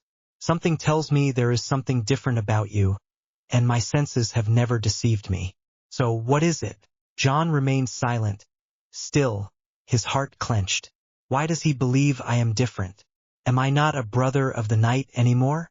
A man can simultaneously be a father and a brother, friend and enemy. It depends on one's perspective. A silence fell, during which both abandoned their pretenses and reflected inwardly. Finally, seeing that it was unavoidable, he decided to at least tell her what was happening. Surely it would be nothing. Every night I close my eyes and dream of places I have never seen. I dream of feelings I have never felt, yet which gnaw at me while I am awake. Jon felt ashamed of what he was saying and what he was about to say. I wish what I dream, what I feel were real. I wish I didn't feel empty. And you say you dream every night? Master Aemon asked, curious. And you see no one in your dreams? No. At times, I hear children's laughter, women's laughter, distant voices speaking, but I can never see them, no matter how hard I try. Jon closed his eyes, filled with tears he could no longer hold back. They torment me all night, tempting me, until finally the raven comes and I know I am going to wake up, that I am not permitted to be there. The master leaped in his seat. The raven? Yes, a very strange three-eyed raven. Jon looked down at the ground, again ashamed of his strange and unreal dreams. He did not see Maester Aemon pale in his chair and look at him with those sightless eyes fixedly. I assure you it is nothing, Jon finally said, when the maester remained silent. Dreams are not insignificant, boy. The following morning, Jon returned to the castle library, but was intercepted by Ser Alliser, whose face registered both fury and disgust. This section is removed for guideline compliance. That same morning he was transferred to a scout patrol, much to his surprise. He had expected a far lengthier punishment after attempting to stab Ser Alliser. He wished to repent, but his father was no traitor. Primavera 299 acquistare. Foso Kailin. Ned watched silently as Catelyn dried her tears with a handkerchief Sansa had sewn years ago. Hoster Tully had passed away after 3 years of illness. The news had surprised no one, not even his wife, yet Catelyn refused to accept her father's death, clinging to the childish fantasy of her parents' invincibility, rather than confronting the reality of her own maturity. Ned had experienced a similar process, although he had had time to reconcile himself to the possibility that death is perhaps more unpredictable and untimely than he had ever imagined. The funeral had been restrained and elegant. The day had been splendid, with the sun shining through the Sepulveda's stained glass windows and illuminating the finely carved casket as if it did not contain a corpse. Lisa wept silently throughout the entire ceremony, yet Catelyn refused to shed a single tear. Edmure appeared a mass of conflicting emotions, grieving his father's loss, relieved by the end of his suffering, and anxious about succeeding the deceased Hoster Tully. He observed from a distance, in somber disguise, as he remained a wanted man with numerous enemies. The only place, in Westeros, the only place he could show his face was in the north, and he knew that until the Lannister dynasty was finished, he would be a dead man, whether tomorrow or in a few years. Indeed, that was the reason he had accepted a deal with the Targaryens. Not only did they hold Jaime Lannister in a secluded and undoubtedly guarded location, but they were the only ones who, ironically, could end the Lannister tyranny. Robert Baratheon had been his friend, but in the decade each spent in their respective homes, he had changed. Ned remained the same, but Robert did not.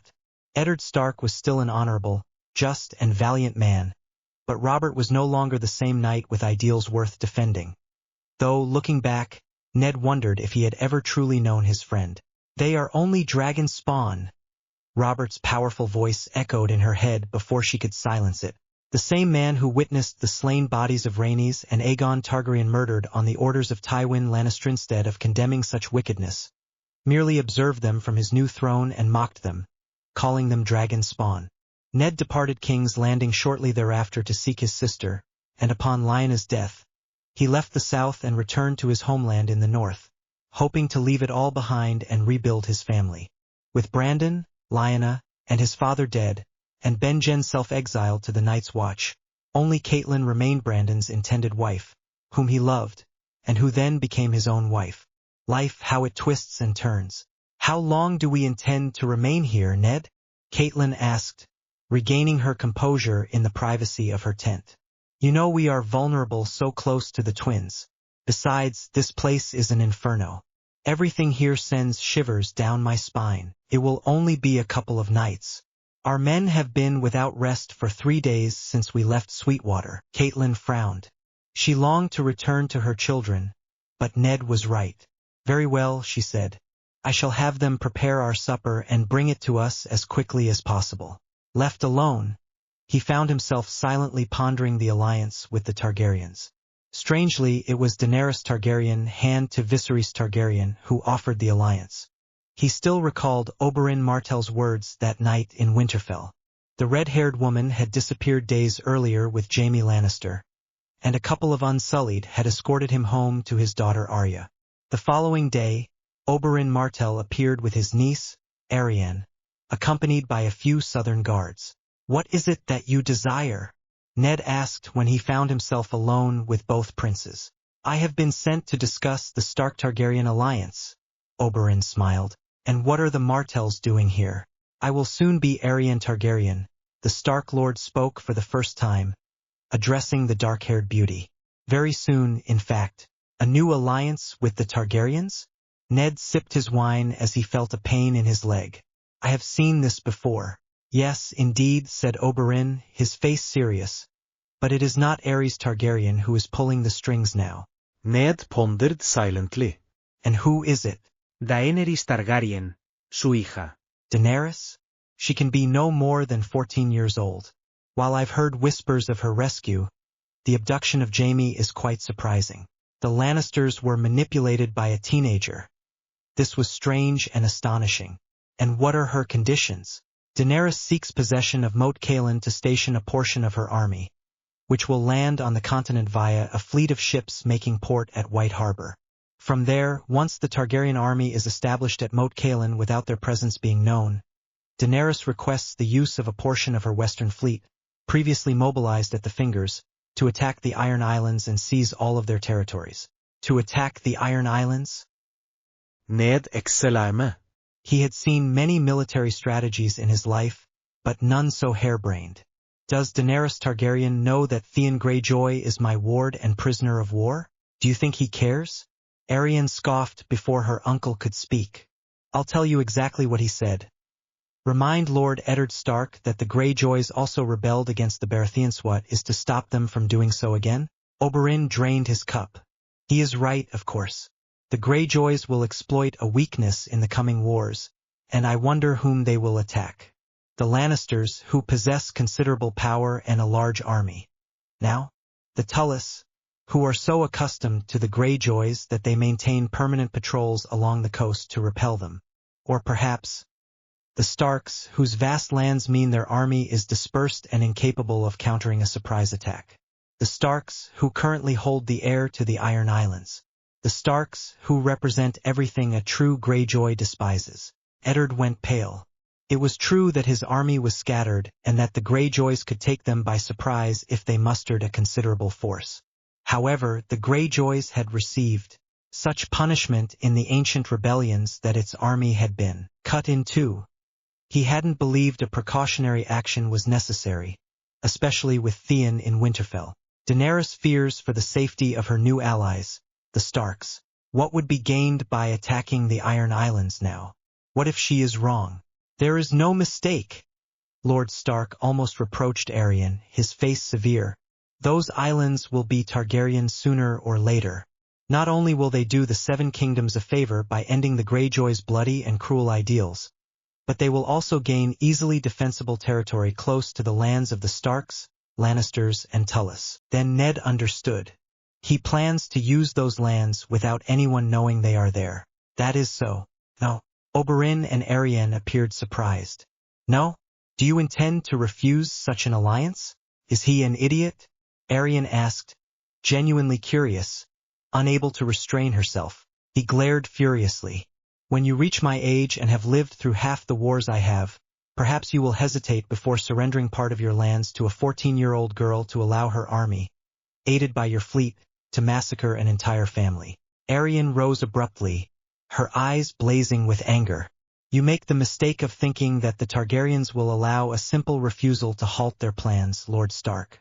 It is not merely. Not only is there a possibility of the Greyjoys rebelling again, but the Targaryens also possess the only negotiable asset in this game to secure the release of their daughter, Sansa. So this is the alliance that Daenerys Targaryen proposes? To threaten me with my daughter's freedom and life when he doesn't get what he wants?" Ned also rose, his leg cramped with pain. "Leave, I want no more of this madness." Arianne opened her mouth to rebuke him, but Oberyn grasped her arm reassuringly. Thus ended the proposals of alliances. Ned was unable to continue listening once he learned of the Targaryens' immediate plans. More bloodshed? Bloodshed over what might happen. Before he could regret the manner in which he had conducted the conversation, Maester Luwin arrived with the news of his father-in-law's death. He spent the next few days preparing to travel incognito to Riverrun in the company of Catelyn, who refused to leave him alone in Winterfell. Although it was ill-advised to leave his own lands, he reluctantly agreed. Hoster Tully had been a great ally, and he could not afford to be seen as showing disrespect by not attending his funeral, not while it remained reasonably feasible to enter the Tully lands and remain undetected. Their stay in the city was brief, and upon their return to Winterfell, they rode without pause until they had left the lands of his deceased father-in-law. With mixed emotions, they settled on the very lands Daenerys Targaryen had requested, at the Caelan Fissure. He did not know the size of her army, her wealth, or the plans swirling in her mind, but that night, far calmer than on the day when grief had tormented him, he wondered if he had done right in refusing her offer. He did not wish to spill more blood, but with the Lannisters in power, with his head hanging by a thread, was it not inevitable, however much he wished to deny reality? He closed his eyes, intending to sleep as much as possible when running footsteps in their direction awakened them. Judging by the sound, they belonged to one of the guards. Lord Stark. Un cuervo urgente de Invernalia. Startled awake, Catelyn hastily donned a robe before rising from the bed. He took the scroll and saw it was in Maester Luwin's hand. What has happened? Ned? Catelyn attempted to read the scroll, but he approached the torch to see better. What he read stunned him. The Greyjoys are attacking Winterfell. They departed immediately, leaving the stewards to finish packing the tents, and mounted their horses. They reached Winterfell in a single day's hard ride, making no stops, and upon arrival, encountered Greyjoy men fleeing in terror. Ned wasted no time drawing ice. They dispatched the Greyjoys in scarcely half an hour, but upon reaching the castle, he found many dead whom he could not save. By the old gods! One of his men cried out upon seeing the mutilated corpses of children and other bodies still burning. What barbarity is this? Said another, his face ashen.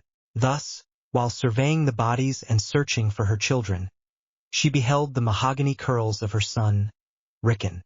No. Rickon! He raced to the body and turned it over, breathless, realizing it was his youngest son. Rickon!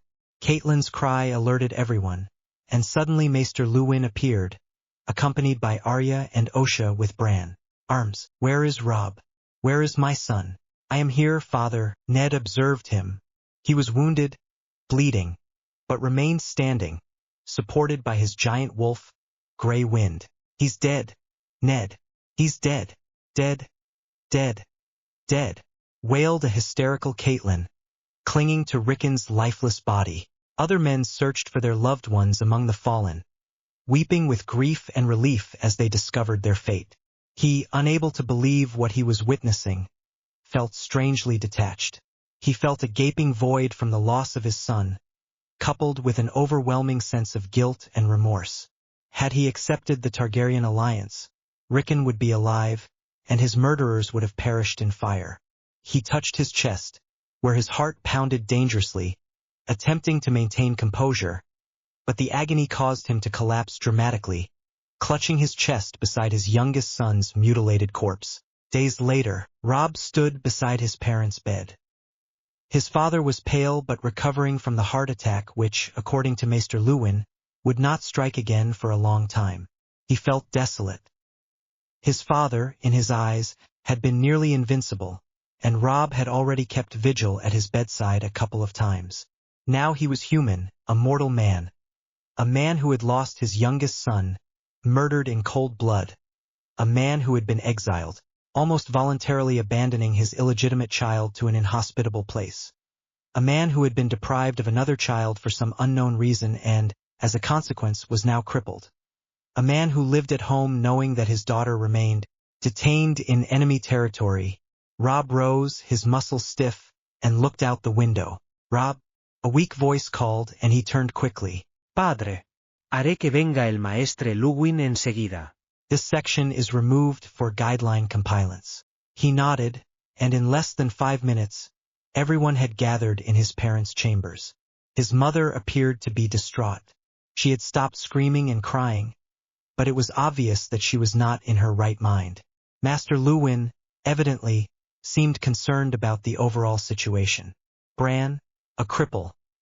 Rickon, murdered.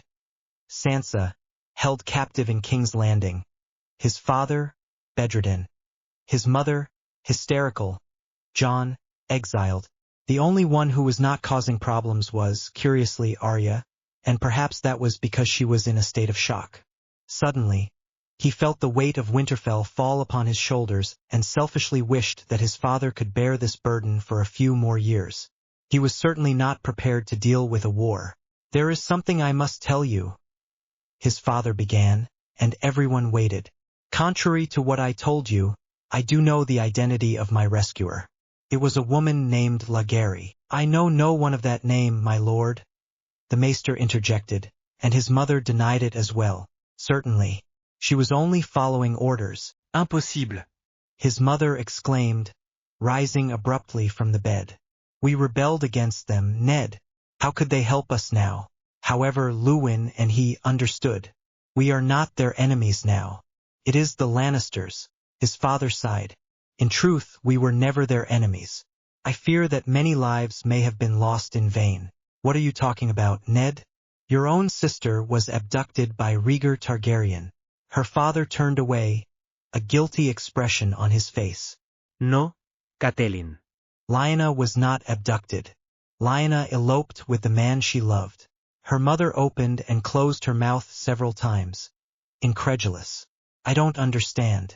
Even before his abduction and torture at the hands of the Darklyn, Aerys Targaryen was manipulated by Tywin Lannister, as is widely known.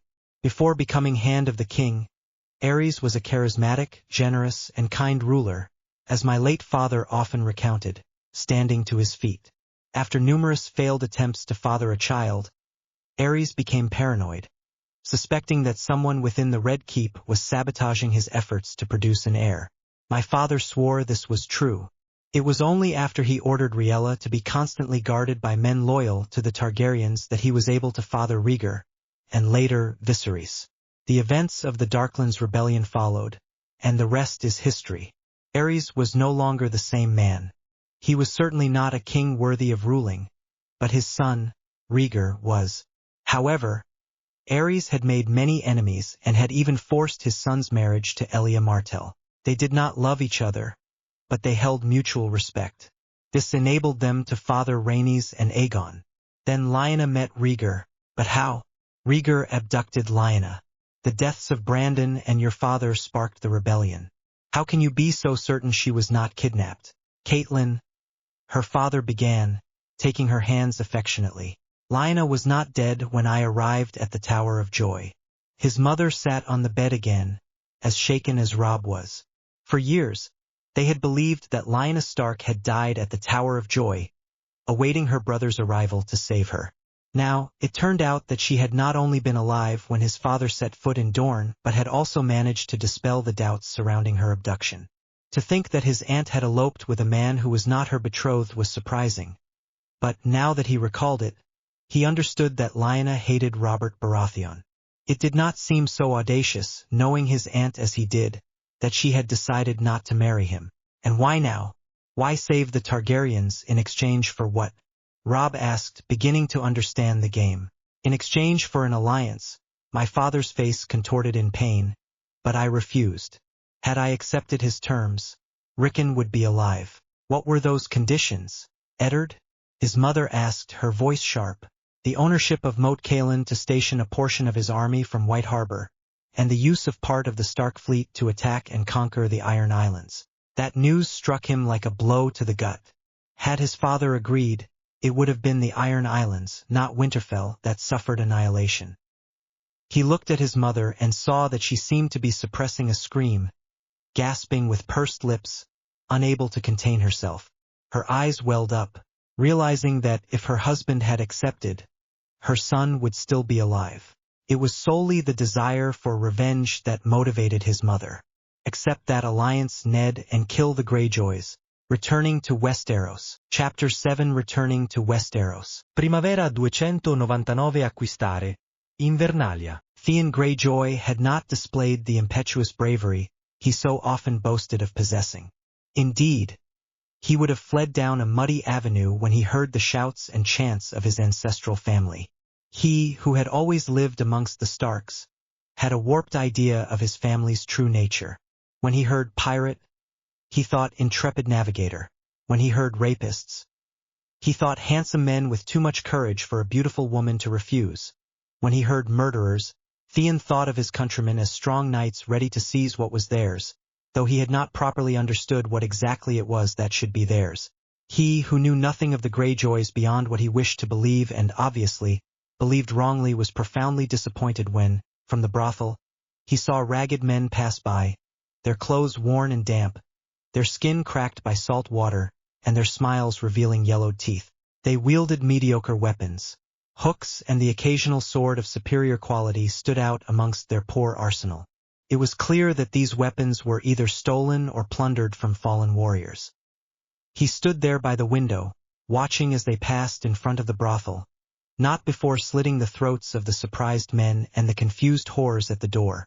Once the surprise subsided, he wondered what to do. His first instinct was to go downstairs and join them, but he was so overwhelmed and disillusioned to see the perfect image of his family vanish like smoke between his fingers that he did nothing. A fear consumed him, for he was not like those men running up the street towards Winterfell. He realized he was more Stark than Greyjoy, and yet he was not a Stark. He was not honorable nor valiant, nor. The vigilante remained in the brothel, waiting and pondering the Greyjoys' actions in the north, their intrusion upon the verdant lands, when he heard the screams. They were horrific beyond compare, unlike anything he had ever witnessed. Pleading for mercy, shrill and vile laughter mingled with lustful voices and the cries of young women weeping. Without witnessing the cruelty, he knew what was transpiring. Soon, the Winterfell guards engaged his kinsmen in combat. He heard howls and growls followed by ear-splitting shrieks. "My lord, do you intend to do nothing?" a prostitute in a corner asked, her eyes full of sorrow. Only when addressed directly did he realize he stood there like a statue, and that he must act now or what, he wondered. What could he do?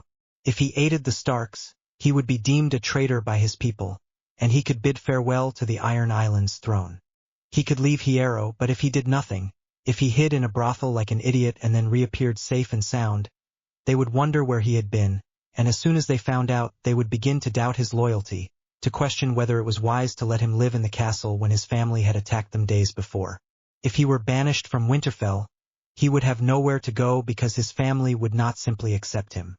"He's not going to do anything," the prostitute shrieked, rising to her feet. "Silence. I'm thinking," he commanded, pulling on his breeches. "There's nothing to think about. He simply needs to go out there like a man. This section is removed for guideline compliance. Or are you not? Or do you only intend to hide while others fight out there?" He slapped her, causing her to fall to the floor after striking her head on a bedpost. She lost consciousness, and Theon looked at his hand, unsure whether he regretted it or not. He paced the room, endlessly questioning what to do. Indecision caused him to hyperventilate, and he finally had to sit down to avoid fainting. His ears rang so loudly that he did not hear the prostitute rise from the floor and, with an iron beer mug in hand, proceed to strike him on the head with all her might. The blow caused him to lose his vision and fall unconscious. Hours later, he awoke with a groan of pain. He was in the same room as before, but now he was alone. He saw that he had been struck with an iron jug, and that the prostitute, Tina, had left him there lying in the pool of blood that had formed around his head. He was grateful for the dim light illuminating the alcove, allowing him to examine the gash in a small, chipped mirror. Then he remembered everything, and with a racing heart, he looked again out of the window. The world fell from beneath his feet when he realized that he had been unconscious for so long that he had lost almost the entire day in the brothel downstairs. He heard the sound of hooves striking the stone and knew, from their intensity and speed, that it must be Lord Stark returning hastily from wherever he had been. He went pale as milk upon realizing that his unconsciousness had forced him to remain absent from the struggle, and that the moment for decision had passed. If he returned now, he would find it difficult to explain where he had been, and the prostitute had surely fled at the first opportunity. His only witness vanished. He gathered his belongings, his body racked with terror, and slipped out the back door. He saw several corpses and heard the murmur of voices emanating from the cellar. He seized the reins of the first abandoned horse he found and rode away as silently as possible, until he entered the dense woods surrounding Winterfell. He did not know where he could go, but he could not travel south. Not only was his family's land to the south, but he would be recognized as Theon. Greyjoy in the lands of the Tullys, allies of the Starks, would be sent back to Winterfell without a second thought. That is, unless someone who hated his family and wished to make him pay for the undoubtedly suffered pirate attacks captured him. No, he could only go north. He rode for hours without rest. He barely ate an apple from his provisions and continued his journey without destination. Realizing he was merely fleeing like a coward, without purpose, he paused to consider his destination. He rested on the shores of Long Lake after hunting a succulent young deer with his bow. He cooked it without a care, as he was more than half a day's journey from Winterfell. This was his mistake. The barking of dogs alerted him to someone's arrival. "Greetings, stranger." A young man of his own age greeted him cordially. His eyes were blue, cold yet sparkling, and his complexion was chalky white, contrasting almost eerily with his black hair. He was dressed like a northerner, as was customary, and looked at me with an expression I couldn't quite decipher. "Are you certain you should be so far from home?" Theon felt a chill and proceeded to fabricate a deception. "I am merely hunting," he stated. "My name is Tynan, is that so? Are you merely a hunter?" "My name is Ramsay, and I too am a hunter." I saw that his eyes were open, as if he were perpetually surprised by something pleasing. Theon did not open his mouth. The dogs approached him almost menacingly, but a gesture from Ramsay stopped them short and made them sit at his feet. "It is curious, Theon Greyjoy." Oh, bueno. Theon's heart leaped into his throat, and he remained seated on the tree stump like a statue. Ramsay's eyes gleamed maliciously, and he smiled, revealing a full set of sharp, white teeth. He gestured, and the dogs lunged at Theon, who cried out. He heard the distinct sound of a weapon being drawn, but before he could react, another blow, hard and unrelenting, struck his already aching head, rendering him unconscious once more. Summer AD 2007, London. "I can't believe you're pregnant again," Hermione said, almost reproachfully. "And twins." This section is removed for guideline compilants. That afternoon, I was having tea with Hermione, Luna, Fleur, Ginny, Hannah, Susan, Angelina, and Penelope. Most had been my friends for years. Others had joined our closer circle upon marrying childhood friends of mine. Hannah, who was married to Neville and had drawn Susan into her gatherings, or Penelope, married to Percy Weasley. Every 2 weeks they met there, initially because it seemed odd not to see each other daily after spending so many years together in the same castle, and later because it had become a pleasant little tradition to sit on the highest terrace of Grimmauld Place for tea while enjoying the sun. As always, she would recount the most significant events of the moment. Her new pregnancy, of course, was the first thing mentioned. "It's not as if I chose the number of children I would have," she scoffed. "Whose is it?" Ginny asked, as inquisitive as ever. "From Theodore, of course." Hadera nodded with a broad smile. "Draco already has his heir." And to her lover, Angelina said, raising an eyebrow. And Hannah ended up being her best friend. Only Hermione seemed wary, perhaps because she was sometimes a little narrow-minded. She found it absurd that a person could marry 2 different people because, somehow, it wasn't fair. Hadera, like the others, was indifferent to the situation as long as everyone was free to decide their own destiny. A luxury she had not had until very recently and which she would not give up for anything, and her friends knew it well. The twins were Theodore's, as Fleur had correctly supposed, and would be his 3rd and 4th children, and surely the last. Her eldest, Scorpius, was already 3 years old, and every time she remembered it, she marveled at being the mother of her 2 little ones. She, who had not believed she would surpass 18 years old, married not once but twice, being lady of 3 different houses and with 4 children. It was incredible, life's twists and turns. She smiled with serene happiness, and Ginny sighed, returning the smile almost foolishly. Penelope steered the conversation toward a more cheerful topic. Will they be boys or girls? I am only 3 months pregnant, liar. Speak. Angelina laughed, and the others saw her hiding a smile. All right. Fine, she exclaimed as they even threw her a biscuit. Luna, ¿y bien? 2 children. The women erupted once more in congratulations, and she smiled, but noticed Hermione's subtly furrowed brow. A couple of hours passed in light chatter and shopping plans until Hermione and she were alone. The conversation lapsed, and Hadera waited for Hermione to begin speaking, as had happened when she announced Aurora's pregnancy. And now what, Hadera? Her friend asked. Now Theodore will have a legitimate son to inherit the Knot family, and we know that Sophia is not your biggest supporter. No, I know, she said, reclining in her hammock and catching the last rays of the day's sun. But I know that Theodore's father and grandfather will not allow anything to happen to these children. Do not trust them. Have you forgotten Thaddeus Knott's profession? Hadara's emerald eyes flashed with anger as she looked at Hermione. A father's sins are not those of his child. Hermione momentarily felt remorseful. I know. Hadera relaxed. In any case, I do not intend to disclose this pregnancy outside my closest circle. I will delay the announcement for as long as possible and will have my children out of the country, as I did with Aurora.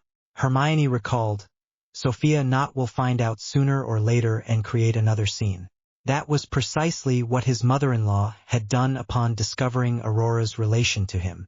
Fortunately, the woman possessed common sense and understood that her relationship with Theodore was practically unknown to the public. They spent so much time abroad that almost no one was privy to their private lives, a situation he greatly enjoyed, and that she would only be creating a scandal if she publicly reproached his relationship with her son. However, she did not relinquish her letters. Ultimately, Theodore intervened, and since then, he has had no further contact with his mother-in-law. I hope a small amount is all that is involved. Final de primavera 299 Actini, Costa Salada, Durna. Oberyn sat on the stone bench in one of the exquisite gardens of the Summer Palace, a place the Martells had occupied for centuries. Months prior, he had left Sunspear to travel the coast southwestward, to meet the woman he considered his niece. Daenerys approached with the grace of a queen, adorned in a blue and violet dress with a plunging neckline and a gold latticework belt resembling dragon scales beneath her ample bosom, matching the nearly transparent, lightweight cape fastened to her shoulders with gold straps. She wore white leather sandals that complemented her unbound silver hair, loosely gathered in small braids from her temples, which kept her beautiful face free and radiant. The only jewelry she wore was a double ring on her left hand, made of mithril, with embedded diamonds and amethysts. Have you finished inspecting me, Oberyn? Daenerys inquired, noticing his keen observation. Never, my queen, even in my most lascivious dreams. Daenerys snorted a laugh and sat beside him, taking the wine cup he so readily offered. You were right to think that Lord Stark would refuse the alliance, he began, once they were alone. The guards were too far away to overhear. Nevertheless, they have agreed to bend the knee once your house ascends the throne. That was the least of my concerns at the time, she confessed. Ned Stark had not outright refused an alliance, but the thought that they would only join forces once victory was assured left a bad taste in her mouth. Now they will be forced to act. Were you aware of the Greyjoys' plan to attack the Starks? The hypothetical scenario I presented, what I believed, was not truly a hypothesis.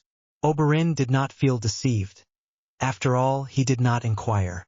You allowed the Starks to believe it was merely a possibility, knowing full well that the Greyjoys would attack. Plan both audacious and brilliant. Indeed, the Starks' sometimes foolish honor would prevent them from readily accepting an alliance with the Targaryens. Those words made Oberyn hesitate. Then he understood everything. In debt? I see. You could have rescued Sansa Stark, but you left her in King's Landing. Yes. With Jaime Lannister in my possession, I can negotiate with the Lannisters for his release and, furthermore, by leaving Sansa Stark in King's Landing, in the hands of the Lannisters, her enemies, I have a bargaining chip to negotiate with the Starks. That is why I did not intend to hand over Jaime Lannister to the Starks without an alliance. I immediately understood that Lord Stark would see it as a threat, thinking more about his daughter's life than about the future of his family, without realizing that for me Lannister is nothing more than a pawn, a card in this game. Even though it was obvious that he would refuse, it was also obvious that I hold the advantage in this game. Oberyn observed her incredulously. This girl, barely 15 years old, had managed to bring two great houses to their knees with a single plan. Now that he possessed all the puzzle pieces, the stratagem Daenerys had woven since Essos was readily apparent. And then you received news from the Greyjoys. Daenerys smiled behind her goblet, but Oberyn saw her. Indeed, as soon as the whispers of piracy reached my ears, I knew. Now I had something more to negotiate. While an alliance with the Starks, delivering Jaime Lannister in exchange for Sansa Stark, would have been a great start, Sansa Stark is not as important to the other Northern Lords as she is to Lord Stark. She is not sufficient reason to ally against the house they believed to be their enemy years ago. However, the fact that the Greyjoys, the family of Lord Stark's ward and prisoner of war, dared to attack the North is indeed sufficient reason. Yes. I also knew that Lord Stark would flatly refuse to cede Moat Cailin on our behalf, much less the River Fleet. Daenerys mused on the expression he would have worn upon receiving the request. But now, after the attack, he will reconsider. The North is not invulnerable, and he knows it now. He could have negotiated a better deal in his favor before this attack. But now, he knows that I will not yield because I was right to believe in warning him, even if he did not believe me. Oberyn mused to himself, you could have directed your ships to the north. They have been stationed on this almost unknown coast for weeks. Daenerys looked into his dark eyes. I could have, but I didn't. I am not as merciful as I appear, Oberyn. I offered them a reasonable and honorable alliance for both parties, and they rejected it outright. They dismissed my ambition as childish, as inadmissible, as if I were a naive fool, a child. Do you think I will allow myself to be made a fool of? Oberyn remained silent, witnessing the fury in those violet eyes. Daenerys could have saved countless lives in the north, yet she did not, consciously aware of the suffering she could have alleviated. The blame rested solely with Eddard Stark, and Oberyn now understood this. He had always perceived Daenerys for who she truly was. Her age did not diminish her acumen. Daenerys possessed a maturity far surpassing that of her elder brother, Viserys, and even her niece, Arianne. She was far too intelligent for her time. Ambitious, cultured, and well-educated. Her cunning was undoubtedly capable of outmaneuvering most noblemen, and her occasional ruthlessness rendered her a dangerous adversary. Her tactical shrewdness and military strategy left him speechless. How could a 15-year-old girl be so competent? His fleet had arrived months earlier, at the beginning of the year, even before the Greyjoys set sail for the north. For nearly 3 months, Daenerys had known of the impending attack and yet made no move to assist or warn the Starks. She had used this time with astonishing composure to continue building ships and begin transporting a portion of her massive Armyan army exceeding 200,000 men.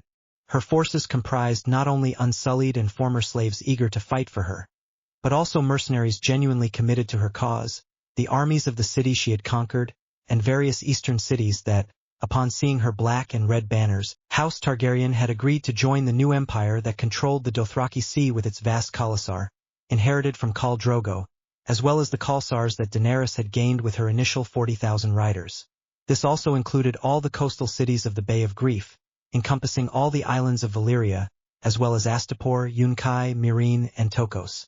The wealthy merchants of Lorath had also succumbed to Daenerys' ambitions, and because Lorath was considered the poorest of the free cities, Daenerys was able to seize control unnoticed. Volantis then fell. Although not entirely Targaryen, Targaryen influence was evident everywhere. Only Braavos, Tyrosh, Myr, and Qohor remained independent. All other cities gradually fell under Targaryen rule and influence. Oberyn watched calmly as Daenerys read the scroll he had given her. The reason for their meeting. Well, Lord Stark accepts our alliance. Daenerys smiled, a hint of malice in her eyes. You see, I knew it would all work out in the end, alone, or with the assistance of your passivity, said Oberyn, eating a piece of already peeled and cut fruit. I wonder, Daenerys, what do you intend to do with all the lands of Essos? Daenerys looked at him, uncomprehending. Do? What? Oberyn reminded her, offering a fruit skewer. When the Targaryens ascend the Iron Throne once more. I intend to do nothing, uncle. Oberyn ceased eating abruptly. What do you mean? Daenerys' eyes blazed with pure Valyrian fire. I will not rest until I have claimed the 3 continents, Oberyn. Until this world once again fears and admires the name of my house, and all kneel before me. I am no mere Targaryen, content with King's Landing and Dragonstone. I am Daenerys Stormborn, the mother of dragons of House Targaryen, and I will avenge my family's fallen name, no matter the cost. Oberyn could only nod, kneeling before her with complete conviction. This was a woman worthy of following. She was not only admirable and intelligent but also compassionate towards her retinue and her people, capable of achieving what many considered impossible for the good of her family. Someone who would not let him down. Someone with honor but with sufficient cunning to defend her interests and protect her own. He knew Viserys was the heir to the Iron Throne, but Daenerys was the true power behind the scenes. Oberyn would kneel for no one else but Daenerys Targaryen. He could only ask, as you wish, my queen. What are your orders? Daenerys rose, setting aside her food and drink, and she stowed the scroll in a hidden pocket beneath her belt. Let a portion of the fleet proceed to the Iron Islands and await the Stark fleet before attacking. Let those who bend the knee be imprisoned, and let those who oppose the taking of these lands be annihilated. Summer 299 AC, King's Landing. Tyrion Lannister could be accused of many things, but not of stupidity. Cersei was gradually losing her temper, as slowly as her father amassed more power in the capital.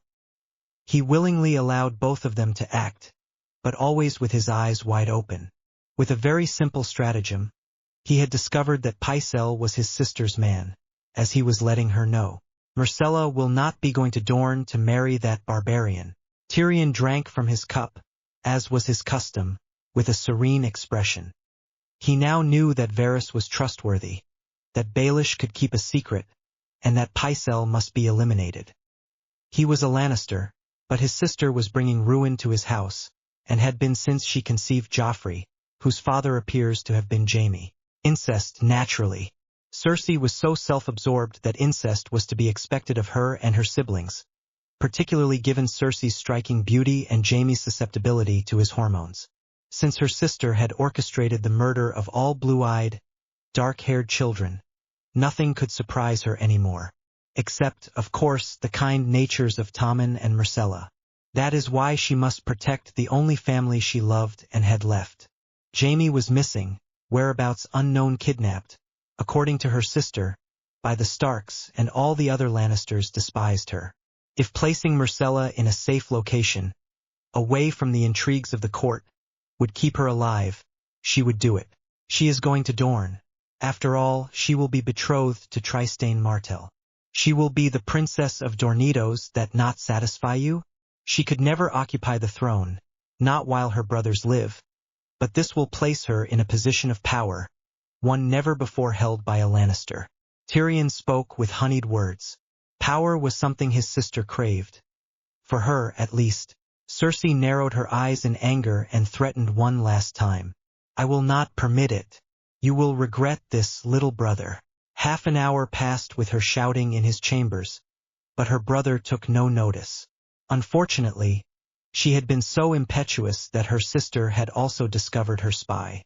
Pycelle would be of little use now, at least not against Tyrion, but she left with the small satisfaction that no one else knew. Tyrion offered a slight smile and glanced at Bronn. Let's see what my sister's man is up to. This section is removed for guideline compilants. Well, I took you for a weak man, Grand Maester. The old man resisted more strongly than anticipated, and the young woman fled, not before seizing her gold and donning her dress. Tyrion grasped her arm before she could leave, his eyes piercing. Not a word of this to anyone, do you understand? If you open your mouth and tell anyone you have seen me here, it will be your head. This section is removed for guideline compliance. Imprison him in the black cells. And so it was done. Before Cersei could learn of it, she traversed the secret passages to the cells. For hours she interrogated him until she had to resort to gentle yet effective torture. After all, Pycelle had never been tortured, and with a few blows, he sang like one of Varys' birds. What she learned that night turned her stomach. "It was you," Tyrion stated, upon hearing how he convinced Aerys to open the gates, "who caused the downfall of the Targaryens. You manipulated the king, allowed Jon Arryn and Robert Baratheon to die. What was your motive? What promises did my father make to you?" Grand Maester Pycelle coughed. "Lying on the hard, cold, filthy ground, and my life." "Your priorities are curious, though it is now too late," Tyrion corrected. "I am not my sister, much less my father." Pycelle's face fell into resignation. He knew he would wield no power so long as the other man remained privy to all. He debated killing him, leaving him alive, with all his knowledge, presented a constant threat but did nothing. He left him in the cell and departed, deep in thought. He had learned much that day. Not only had Cersei been wrong, leading him to his most effective spy, but Doran Martell had also surprised him by accepting his charade of a marriage between Myrcella and Tristan. This section is removed for guideline compliance. The vessel will be ready for departure tomorrow at midday, a servant informed Lord Tyrion, repeating the words of the captain he had engaged. "Excellent. Tell the captain we will be there."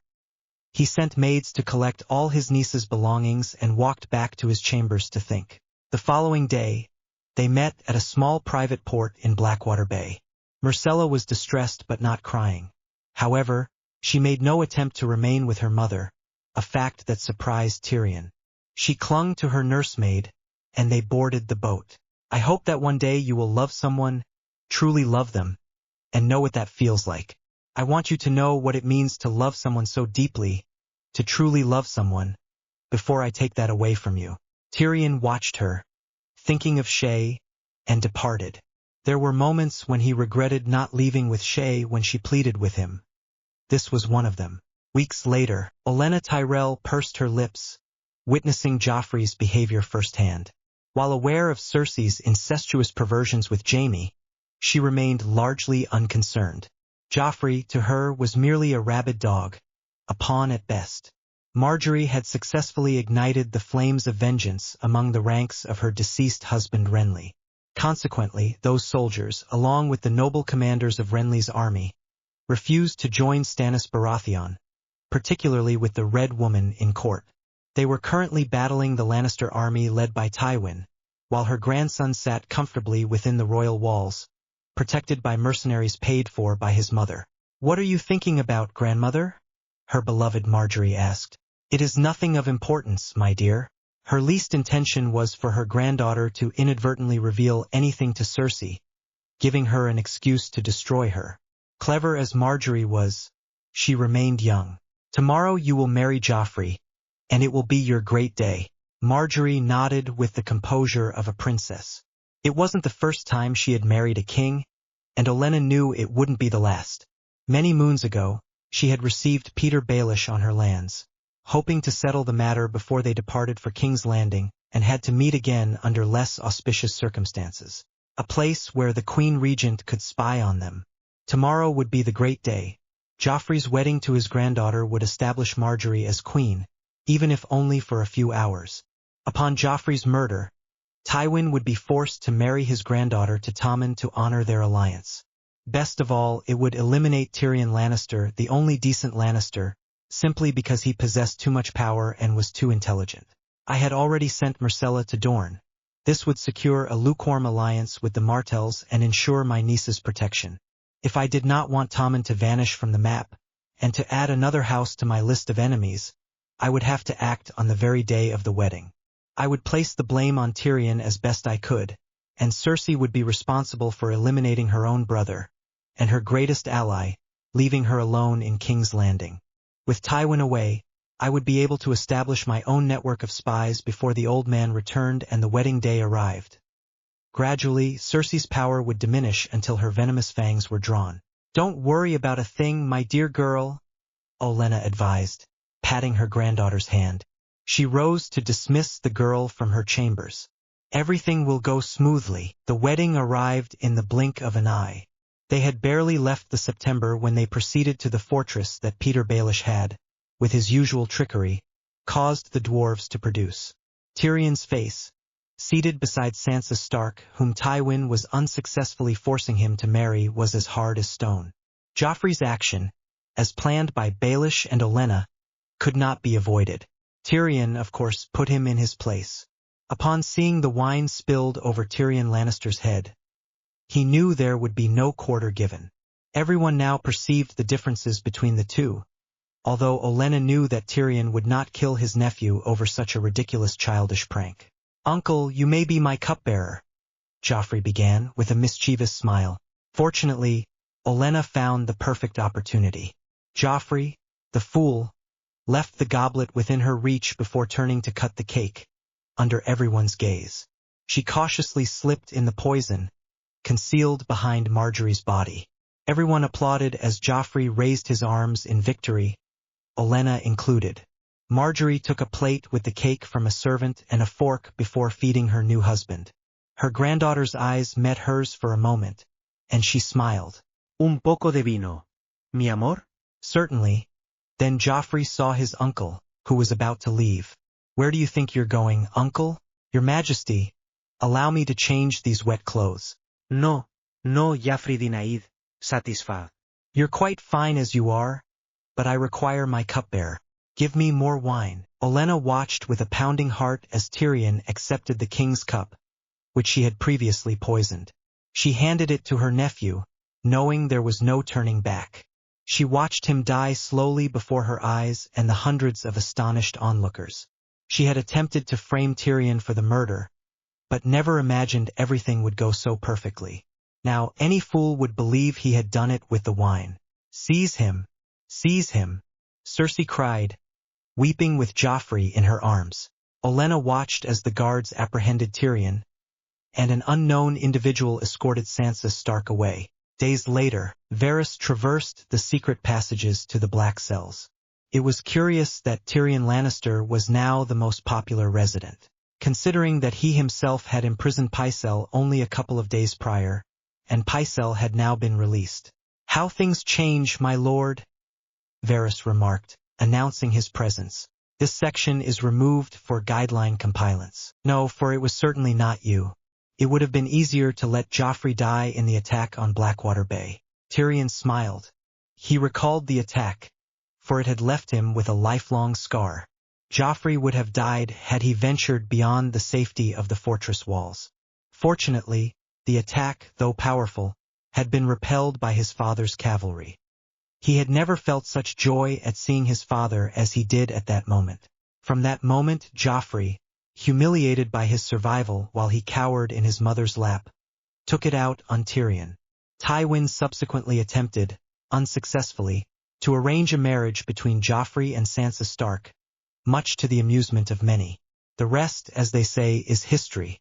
Everyone believed he had done it, and perhaps he wished he had, though not to end up in this wretched cell.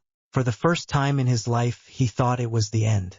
He remembered Shae, how she begged him to leave, Sansa, who was now alone and unprotected, his brother Jaime, the only one he cherished. The situation was undoubtedly perilous. "Today shall be your day of judgment. I trust you are prepared." "I hope so." Tyrion watched him go. Shortly afterward, his sister's guards arrived, seized him, and propelled him toward the exit. This section is removed for guideline compliance. Tyrion remained utterly silent. Upon entering the throne room, he saw the judges. To his surprise, one was Oberyn Martell, and the other, his father, bearing the sigil of the hand of the king. He knew then that his fate was sealed, and that his only chance of survival for the moment was trial by combat. What he did not expect was the witness. "Let him pass." Shae appeared, and his heart broke anew, as it had with Tisha. This was the whore my brother frequented. With a relentless ringing in his ears, he listened as Shae proceeded to lie and smear him, undoubtedly at his sister's behest. He turned, leaving behind the woman he believed had loved him, and stared intently at Cersei. Her emerald eyes met his. This was his sister's revenge for Myrcella. The fool did not realize that he had only sent Myrcella away for her own safety, and this was how she repaid him, by humiliating him and condemning him to death. I request a trial by combat. He looked at Bronn, but Bronn shook his head, a purse of gold visible at his belt. Of course. Cersei rose, her face alight with malice.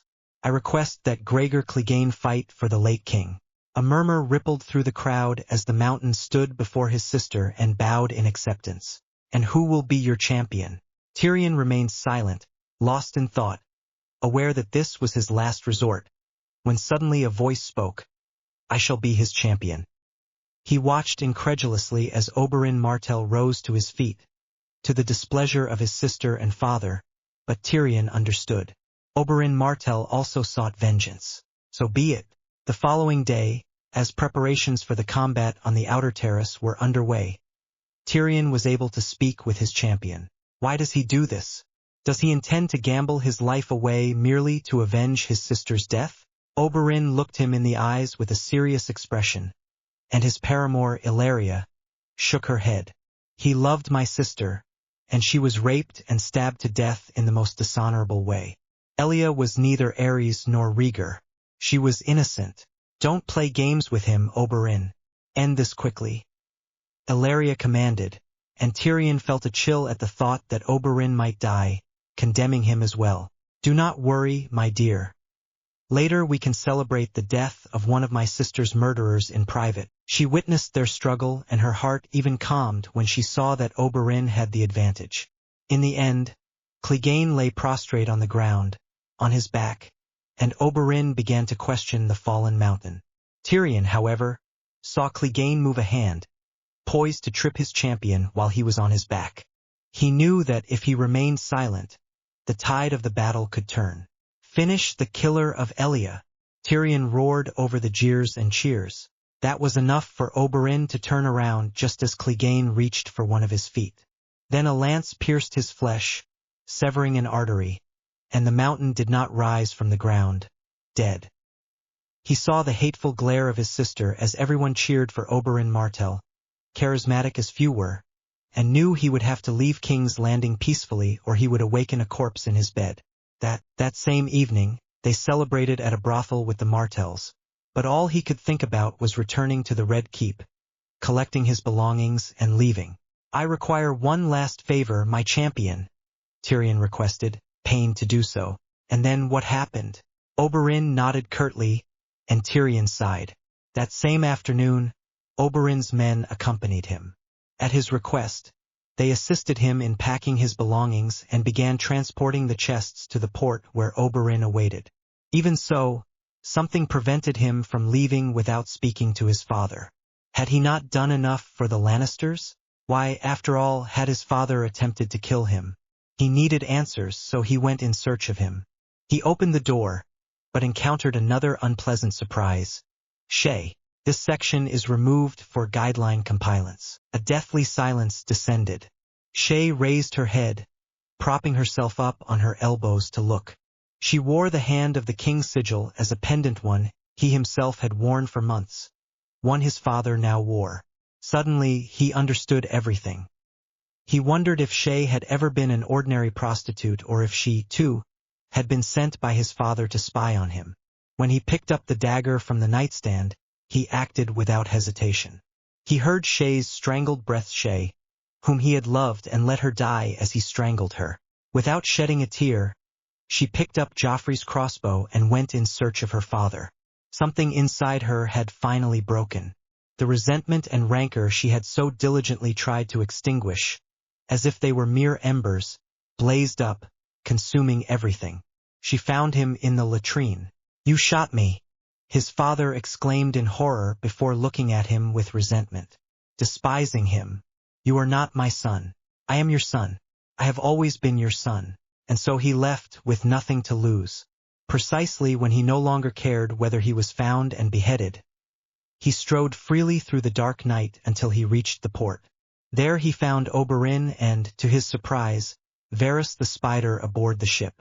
Tramas y artimañas. Chapter 8 Plots and Schemes. Verano 299 AC. Mar angosto. Tyrion vomited again almost nonchalantly over the side, while Varys observed him with a mixture of admiration and horror, half covering his face with a gloved hand.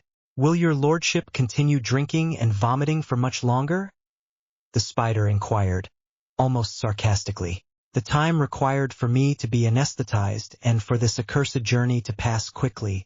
Another glass of wine, of which there was no shortage on that wretched vessel, was poured, and he continued his feast. He was thirsty. They had been traveling for days. Their destination remained unknown, as Varys refused to utter a word. He could only drink and wait, and he did so with relish. The ship was of moderate size, not one to attract undue attention, but Tyrion, more observant than most, immediately noted that it was new. The wood showed no cracking from water, salt, or wind, nor did it possess any decorative features that would distinguish it from other vessels. It appeared to be a finished ship lacking only the artistic touch of a new owner. Nevertheless, it was evident to him that someone had taken sufficient care to ensure the vessel remained inconspicuous. The purpose of this remained unknown, though he suspected rescue was a possibility. The flag was unusual.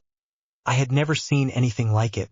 However, judging by its colors, it appeared to be of Giscan origin, or perhaps from a nearby city. Despite all my deductions, which could be wrong, it offered no further information. Could well be. This section is removed for guideline compilance. "I have killed my father," he said aloud to himself, though Varys overheard him and the deckhands ignored him as they worked here and there, "and I do not care. Your father was a complicated man." "You mean a heartless being. Abominable. Cruel." All are apt adjectives, Varys conceded, and he continued to gaze at the immense horizon. But now Tywin Lannister is not a player. Tyrion stared at him intently. "It seems you are willing to speak, after all." Varys shot him an exasperated and eloquent look. "If I have to endure this behavior much longer, you will not be the only madman on this ship." The dwarf erupted in surprised laughter. "So what is our destination?" "Our destination lies beyond the city where we shall dock this vessel. Beyond the narrow sea, beyond Essos." Varys gazed into the distance, as if he could see that destination of which he spoke, as if he could finally see the light at the end of the tunnel and his life had found meaning. Then he raised an eyebrow sideways. "But I will begin by saying that we are heading to Pentos." Tyrion snorted. "That was all I needed from the start." And he continued drinking. Days later, he entered the wooden crate and allowed himself to be carried, as he was incapable of standing or walking to his lodgings, wherever they might be that night. He was drunk and reeked after so many days spent in the black cells and then on that ship. He hadn't bathed since his nephew's idiotic wedding, 2 weeks prior. Were he not so despondent, he could not have borne his own stench, but the drink helped him forget his troubles. Gradually, he forgot the happy memories he shared with Shae, leaving only resentment, disappointment, and the pain she had caused him. Tisha had been a harsh lesson. She had taught him that he could not trust his father. Shae was the final blow. He learned that he had been a fool, that he still had much to learn, and that his father would never change. That is why he had killed him. He could not bear another Tisha, another Shae. He could not. They were right to say that a man only stumbles twice on the same stone. The journey was long, and I would have spent it drinking had I had my bottle of wine. It was a relatively new but very expensive wine that his sister always enjoyed and, apparently, Varys had borrowed. They called it brandy, but Tyrion only knew that it was made from grapes, and that it was a very peculiar wine, translucent as water but with an unparalleled potency capable of reddening the faces of the most hardened alcoholics. He liked its power.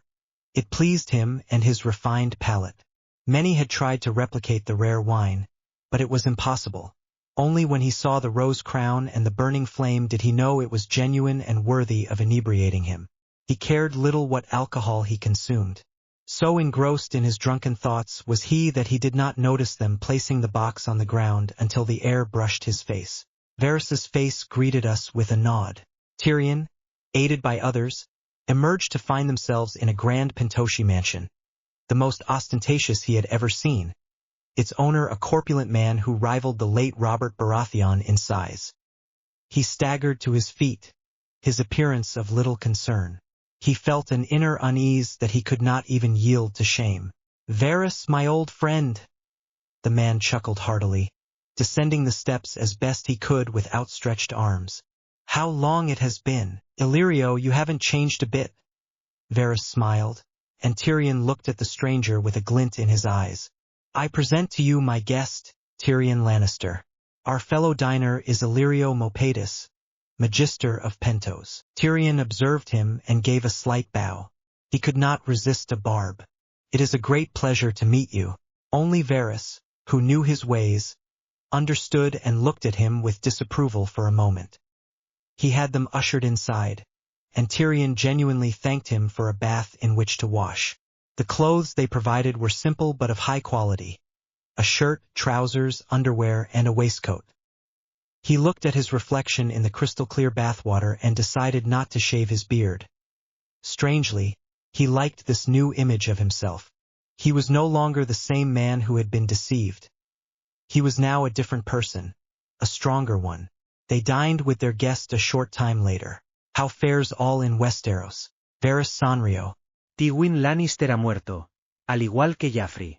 "Cersei persists in her attempts to compel the Starks to return her brother, though I fear without success, and she will soon be faced with the necessity of retrieving him by force." "Cersei is impulsive," he said, interjecting during his meal. "She did not hire a mercenary army because my father and I prevented her from doing so. The populace was too discontent to allow mercenaries and criminals, who rule only by the Lannister gold, into King's Landing. Having to kneel before the product of incest, before a bastard, was an offense, and far worse was to follow the orders of a power-hungry midwoman and mother of said bastard. And so it remains. That is why the people are indifferent to Joffrey's death," Varys interjected, "and they are equally indifferent to the machinations of the powerful, as long as they do not suffer. Then they should care greatly." Illyrio spoke again. "And what brings you to Pentos? Don't you know either?" Tyrion asked. "Varys guards his secrets well." "I know," the Magister replied, chuckling. "That's why I'm asking. This section is removed for guideline compilance." "Ah, I see," Illyrio said, raising his goblet to his lips with a smile. "The elusive alternative. Legitima, certainly. I believe so too. That is why I assisted you so long ago." Tyrion glanced at them intermittently. Lost. Something inconceivable. Of what alternative are they speaking, if one may know? From the family that always held power, Illyrio replied with an ambitious and somewhat unsettling smile. One that conquered the 7 kingdoms with only 1,000 men and 3 dragons. The family that had, and still has, the support of the people and many nobles who silently await their return, continued Varys, and which today has been reborn from its ashes. He knew then. Tyrion took his cup and drained it in one gulp.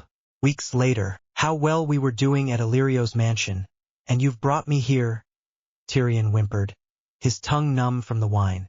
He was drunk again. "I thought you might appreciate this," Varys replied, almost angrily, watching him drink.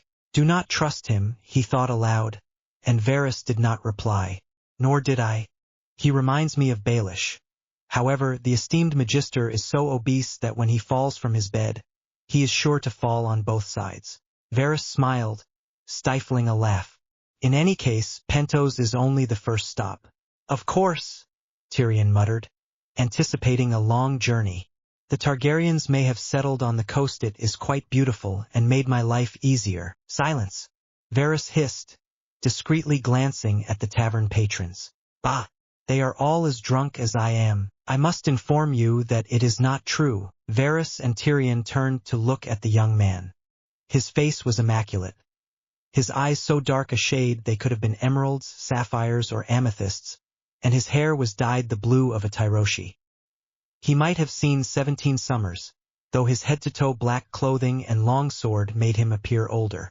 The smile on his face made him seem younger, but it was a smile Tyrion knew well.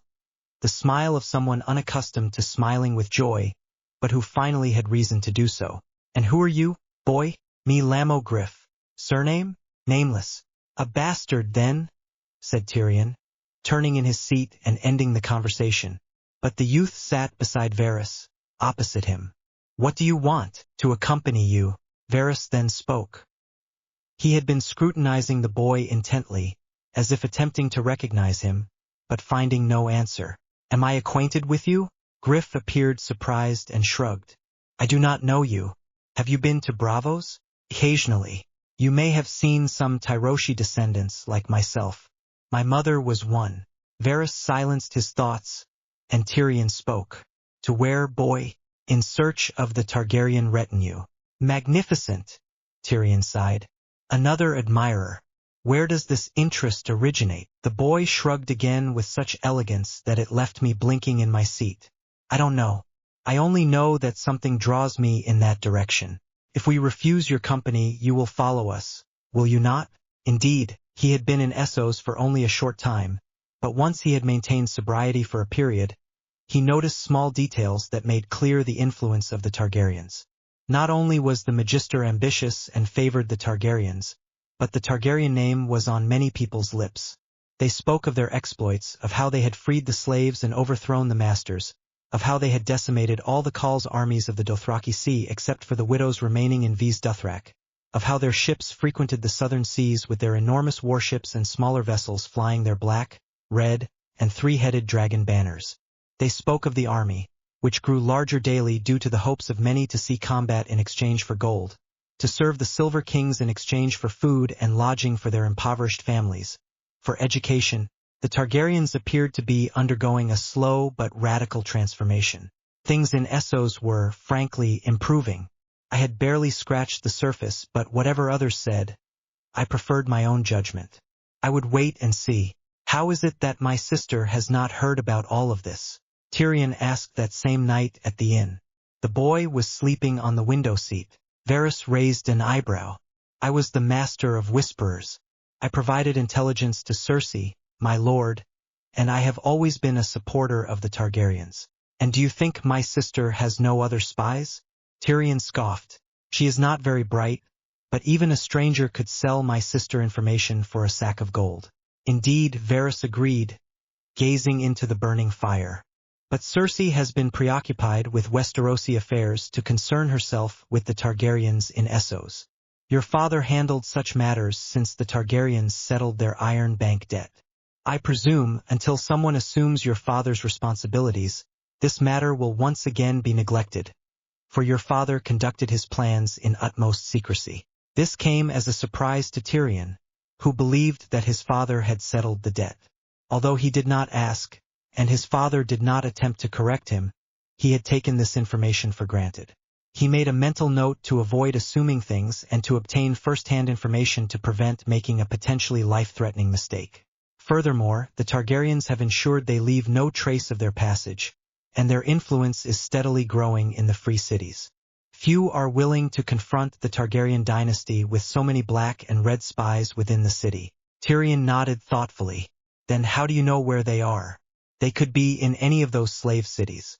The entire Gulf of Grief Coast is theirs. From what I hear, Varys smiled. It is difficult not to know the direction, having in my possession a scroll in the very hand of Princess Daenerys herself. Late summer 299 AC, King's Landing. Peter Baelish had always been a shrewd man. He had cultivated his cunning because he lacked the qualities of a warrior, thus devising an alternative way of life. His ambitions were vast, as great as his thirst for revenge. He did not aspire to sit on the Iron Throne, contrary to what many might imagine, but rather to command a great fortress with extensive lands under his dominion. He, who had grown up in a godforsaken place, envisioned himself as a great lord. He could not help but smirk maliciously every time he contemplated it. At only 15 years of age, he conceived a plan. It was a plan brimming with innocent intentions, a naive stratagem. He had fallen in love with Catelyn Tully. Her beauty rendered him speechless, the silver-tongued. Now mutiso he decided he must possess her. At that time, the fact that his family was not one of the great houses was of little consequence, though he sometimes wished he had been born an Arryn, or at the very least a Royce. He believed he could win the affections of the formidable Catelyn, and that she would help him gain her father's consent to their marriage. How foolish he had been. That summer, at 15 years of age, he received a visit from Catelyn and her younger sister, Lisa, and shortly thereafter Edmure and that cursed Brandon Stark arrived. There began his troubles. He learned suddenly that Catelyn was betrothed to Brandon, but worse was realizing the esteem, affection, lust, and admiration that those blue eyes overflowed with when they rested on the Northerner, as if he were a hero from one of her childhood tales. Brandon was tall and strong. He was also astute in combat and honorable. He was everything expected of a noble Northerner. It was a shame that intelligence was so conspicuously absent. Petyr challenged him to a duel, his anger blinding him to reason. Only after his defeat did he regain his senses, humiliated to the core. Brandon, however, did not gloat or insult him. Brandon Stark sheathed his sword and walked away, leaving him in the mud as if he were no more than vermin. That indifferent gaze, those empty eyes that looked upon him as nothing, wounded him more than any insult. Catelyn followed her betrothed, as expected, and Lisa knelt before him, helping him to his feet. I had never considered Lisa a remarkable lady, not when her elder sister was more beautiful, more intelligent, and stronger in every way. However, it was Lisa who aided me when she had no obligation to do so. Disheartened by my inability to win Catelyn, I began to court and to share a bed with Lisa, yet her father refused to sanction our marriage. I was not overly disappointed, for though Lisa held a special place in my heart, my soul belonged entirely to Catelyn. Still, Lord Hoster Tully's words meant more to me than those of my own father. You are nobody, boy. The master of coin, he is somebody. The hand of the king, he is somebody. The king is somebody. Does he reject me because my family lacks the same legacy as the Tullys? Do you believe a man's valor stems from his position or family? No, boy.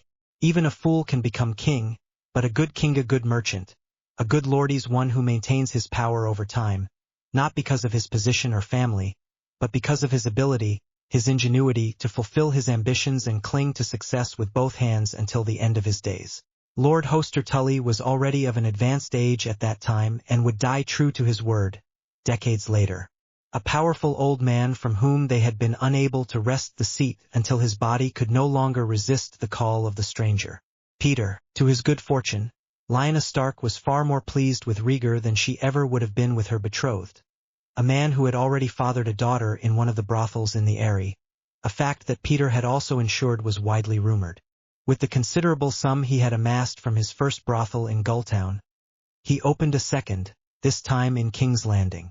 He spared no expense, ensuring fine decor, beautiful prostitutes, and daily feasts. Soon, his clientele consisted exclusively of nobles and wealthy merchants able to afford his high prices. Not only was it a highly profitable enterprise, but it also served Petyr's ambitions. He gained access to the gossip circulating within the Red Keep and the rumors deemed worthy of attention. Within less than a year, he had become one of the wealthiest and best-informed men in the city. At only 19 years of age, he set about establishing 2 more brothels in King's Landing, one intended to rival his flagship establishment. One brothel in the city catered to wealthy clientele, while the other targeted those with more modest means. Unbeknownst to all, he was the true owner of both establishments. Naive lambs. Anonymity opened many mouths, yielding valuable information. Lyanna Stark and Rhaegar maintained a friendship. I did not know the nature of their relationship, but I could imagine it. Thus, when the palace servants came to her brothel, the prostitutes unfailingly relayed information to her.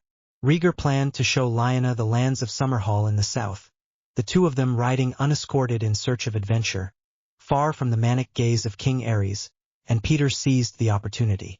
Rhaegar and Lyanna departed under the cover of night. That same morning, Brandon Stark, the impetuous, honorable, and fiery Stark, set off for King's Landing in search of his supposedly abducted sister. As Petyr surmised, the king made no move to investigate the accusations, being more distracted than sane. He detained the Stark heir because he could, triggering a chain of events that culminated in Brandon Stark's premeditated death and the subsequent rebellion of Robert Baratheon. To his misfortune, Eddard Stark survived the war, younger and more impetuous than his brother, and married Catelyn. He decided to fan the flames of war in order to provoke another Greyjoy attack, knowing that Eddard Stark was an intimate friend of the new King Robert. Furious and astonished, Stark survived and took the heir to the Iron Islands as a prisoner of war, granting himself more power than he already possessed. His only comfort lay in knowing that the fool Eddard Stark was even more honorable than Brandon, and therefore his ambition was low. He would not use Theon Greyjoy as a bargaining chip. Then her fortunes changed once more. Her intermittent lover, Lisa Tully, wed Jon Arryn, a man 3 times her age, becoming Lady Arryn and the Lady of the Vale. Years later, as Jon Arryn's age became increasingly apparent, she conceived a son by him before Lord Arryn departed once more for King's Landing. The rest, as is often said, is history. Robert Baratheon married. Cersei Lannister bore 3 children to her twin brother Jaime. Jon discovered the Lannisters' secret, and Peter recognized the opportune moment. Persuading Lisa of the necessity proved ridiculously easy. Simple. Lord Arryn died, and following his instructions, Lisa departed for the Eyrie to establish her power base now that her husband was deceased. She ensured that the note was sent to Catelyn, knowing that Robert would not permit anyone else to assume the position of Hand of the King except Lord Stark, and when the opportune moment arrived, she facilitated Eddard Stark's discovery of the truth behind Jon Arryn's murder. It was all so easy, like taking candy from a baby. Everyone was so enamored, so drunk on power, that they didn't realize that he, who had risen through merit to become the monetary counselor, was the biggest information trafficker. Just like Varys. To the nobles, he was nothing more than a lower-ranking nobleman with a meager initial fortune that he had successfully invested in a secure, albeit disreputable, business such as prostitution. He could not repress an enigmatic and excited smile, one he wore almost perpetually, knowing, without anyone understanding, that prostitution was not his goal but a means to an end. So enthralled was he by his own success that he even warned Eddard Stark not to trust him. But, predictably, the warning was ignored. Someone intervened before his head could roll, much to his disappointment and barely contained fury, but he found something better. Olenna Tyrell proved to be a shrewd and cunning woman. Upon merely seeing her, he knew her true nature, leaving Peter no choice but to reveal his hand, assist Olenna, and await recompense. I would assist in the murder of Joffrey in exchange for the entirety of the Arryn Valley lands. Upon Margaery's ascension to power, Peter would become the new protector of the Vale and guardian of the East, as well as Hand of the King. He would marry Lisa, adopting Robin Arryn who, he truly believed the boy to be his own son, intending eventually to dispose of him to rule alone. However, upon seeing Sansa Stark, elegantly attired for Joffrey and Margaery's betrothal dinner, he changed his plans. He resolved to possess her. His shift in strategy went unnoticed, even by Olenna. Joffrey's death, Tyrion's subsequent culpability, and Sansa's vulnerability created the perfect opportunity. In that moment of chaos, she fell into his snare. Only weeks later, when his spies informed him that Catelyn was in Aguas Dulces and that Cersei had hired a band of mercenaries to find her 2 brothers, did he learn what his next course of action would be. The plan proceeded precisely as anticipated, my lord. The young prostitute, who had previously informed me of Catelyn's presence at the Tully castle, reported this. Employing that dwarf was a stroke of genius. Peter smiled. In Tyrion's clothing, with his same blonde hair, a face bruised from drink and fighting, and his unkempt beard, anyone could mistake one dwarf for another. And you say he captured him? Alice nodded, making sure everyone noticed the oddly conspicuous nature of her ascent. Further study of her prisoner will reveal the deception. Cersei will be indifferent to one more dwarf or one less. What matters to both of us is that we have a pretext for war. Peter began to write a letter to King's Landing. Send this to Nina, will you? Alice hesitated for a moment, taking the small note. I believed you desired Lady Catelyn. This will only cause her problems, perhaps even death. Catelyn is a thing of the past. My ambitions are no longer centered on that woman's hand. Alice nodded and left. Peter looked out the window from his small mansion in Gulltown. It was true. Catelyn was part of the past. Now he had Sansa. Late summer 299 AC, Riverrun. But what have you done, Catelyn? Edmure shouted at his sister. I couldn't let him escape. The Lannisters have Sansa. Edmure Tully was a young man, and not half so wise or shrewd as his late father. With the assistance of his father's old counselors, he had managed to catch up and begun to shoulder the weight of House Tully, which was considerable. He no longer had time for leisure. Thus he spent most of his time in the castle, striving to ascertain his duties. Then his sister arrived. With Tyrion Lannister. He had the guards escort him to chambers removed from the main castle wing, yet distant from the dungeons. He wished most earnestly to prevent the Lannisters from mobilizing their forces to recover the dwarf, but harbored a strange feeling that it was already too late. Catelyn had forcibly apprehended the dwarf in a tavern in a village near Riverrun, and Cersei was desperate to murder the man who had attempted to kill her son. What are we to do now, Cat?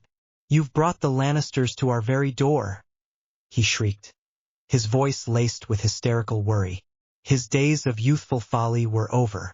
Don't you realize he's paid an army of mercenaries? They'll rape women from the south.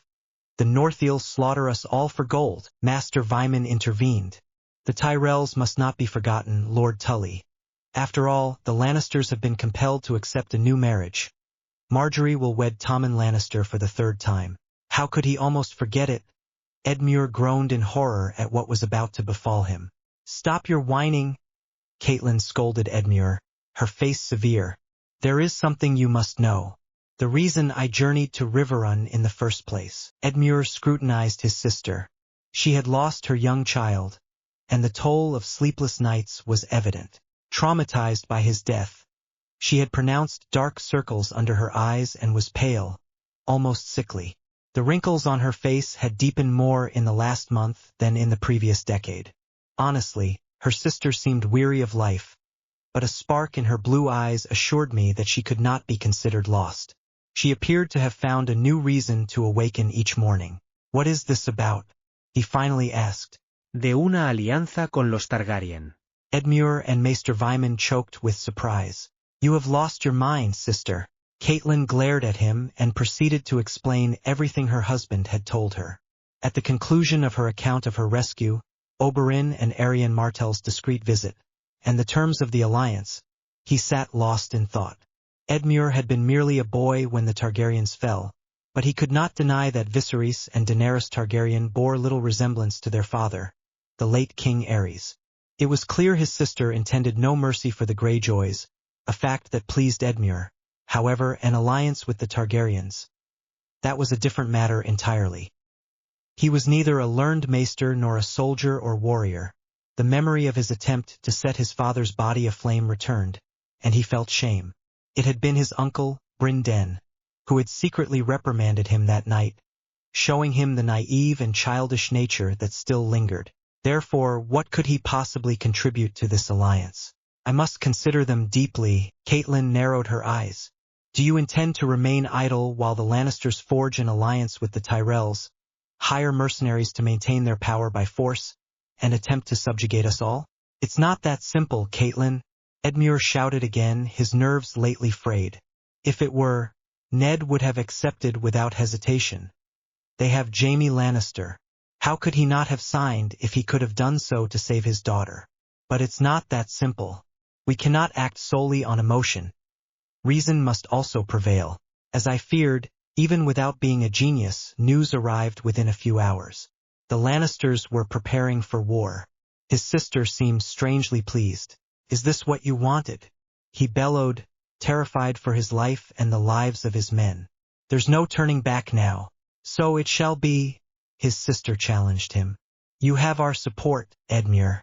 The Starks, the Martells, the Tullys, and the Targaryens are now united in an alliance against the Lannisters and the Tyrells. And against the Arryns, I fear. Edmure fell silent, as did his sister, though for different reasons. It was not a three-sided war, but a four-sided one. Yes, the Lannisters now had the Tyrells, but everyone forgot the elusive Stannis who, although everyone considered him too stoic and unambitious, had survived his two brothers. To make matters worse, His court included a red which capable of inspiring fear in his soldiers. The only thing that allowed him to breathe more easily was knowing that, although Lisa refused to help them, surely fearing for the life of her only son, she would abstain from combat. O eso creía. Autumn unknown location.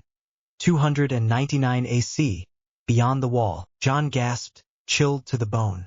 His clothing, prepared for such temperatures, felt inadequate. Snow and ice clung to his beard, and he could barely keep his eyes open against the frigid wind of this unexplored land. Clad in black, as was expected, he was accompanied only by Qhorin Halfhand. The others had perished from hunger, cold, or at the hands of the wildlings who had pursued them. They had ventured into this harsh terrain in search of Jon's uncle, Benjen, and still had not found a single clue. It was only known that Benjen had discovered something far beyond, in the north beyond the north. The location of this place remained unknown. He glanced at the prisoner once more, dissatisfied. How much farther is it? To where, Jon Snow, if you yourself do not know your destination? The redhead retorted, and he grimaced, turning away. Qhorin tugged at the rope binding his hands, a precaution against escape or attack, his expression one of exasperation. They had been dragging him along with it for days since his wildling patrol ambushed them and killed the others. It seemed to possess an inherent quality of irritation. Qhorin, a seasoned explorer whose years in the Night's Watch far outnumbered those spent in any other life, replied, "We are now in then territory, Snow, so let us be cautious. That bastard," he insulted him with a venomous smile, "the savage. Exercise caution, lest you lose your southern trinket. However, I understand you are not permitted to use it, so you will not miss much if it is lost." Jon, aware of how repugnant she found her capture, replied, "Better to be a free bastard than a witless, bound prisoner. The only thing keeping you alive is the fact that this section is removed for guideline compliance." The redhead screamed in fury, unable to articulate an insult due to her rage, while he smiled with satisfaction. Thereafter, he remained silent. The weather grew increasingly dreadful as they walked in a straight line across the snow-covered hills and the frozen, inhospitable terrain. They were all so weary that they did not speak, leaving her to her recurring thoughts. Bronze-toned hands, lightly gilded and radiant, lovingly caressed his face, and he kept his eyes closed, unable to open them from the pleasure he felt. Though he saw only darkness, he perceived his lover's smile, and his own lips also stretched into a smile. The overwhelming feelings were strange, never before experienced, yet undeniably his. Love, joy, pleasure, lust, desire, ecstasy, comfort. The hurricane of positive emotions left him breathless, and he could barely restrain tears of happiness. "Do you know that I love you?" a feminine voice whispered, melodic and sensual, hypnotizing him. "I love you as much as you love me." He could only reply, unable to suppress his profound feelings, deep as the ocean. This section is removed for guideline compliance. For entire nights, he listened to the silence and realized they were alone, just as he desired. He attempted to open his eyes as his lover rose from the bed, leaving him behind, but he could not, and panic washed over him again. The feeling that if he did nothing he would lose her, lose everything, overwhelmed him. He would not know who she was, nor how beautiful her smile, nor the taste of her lips. He could only plead, No, por favor, no me dejes mi amor. A croak sounded as he pleaded, but again he was alone. Jon awoke suddenly and saw that the others were sleeping as best they could, huddled together for warmth. Or so he thought. The redhead's gray eyes looked at him without expression. He noticed that her face was covered in tears, and quickly wiped them away, unable to show weakness in front of the woman. "You were crying and pleading. You informed a wild woman seriously. I believed you were not permitted to have relationships." "I am not involved with anyone," he mumbled, calming down.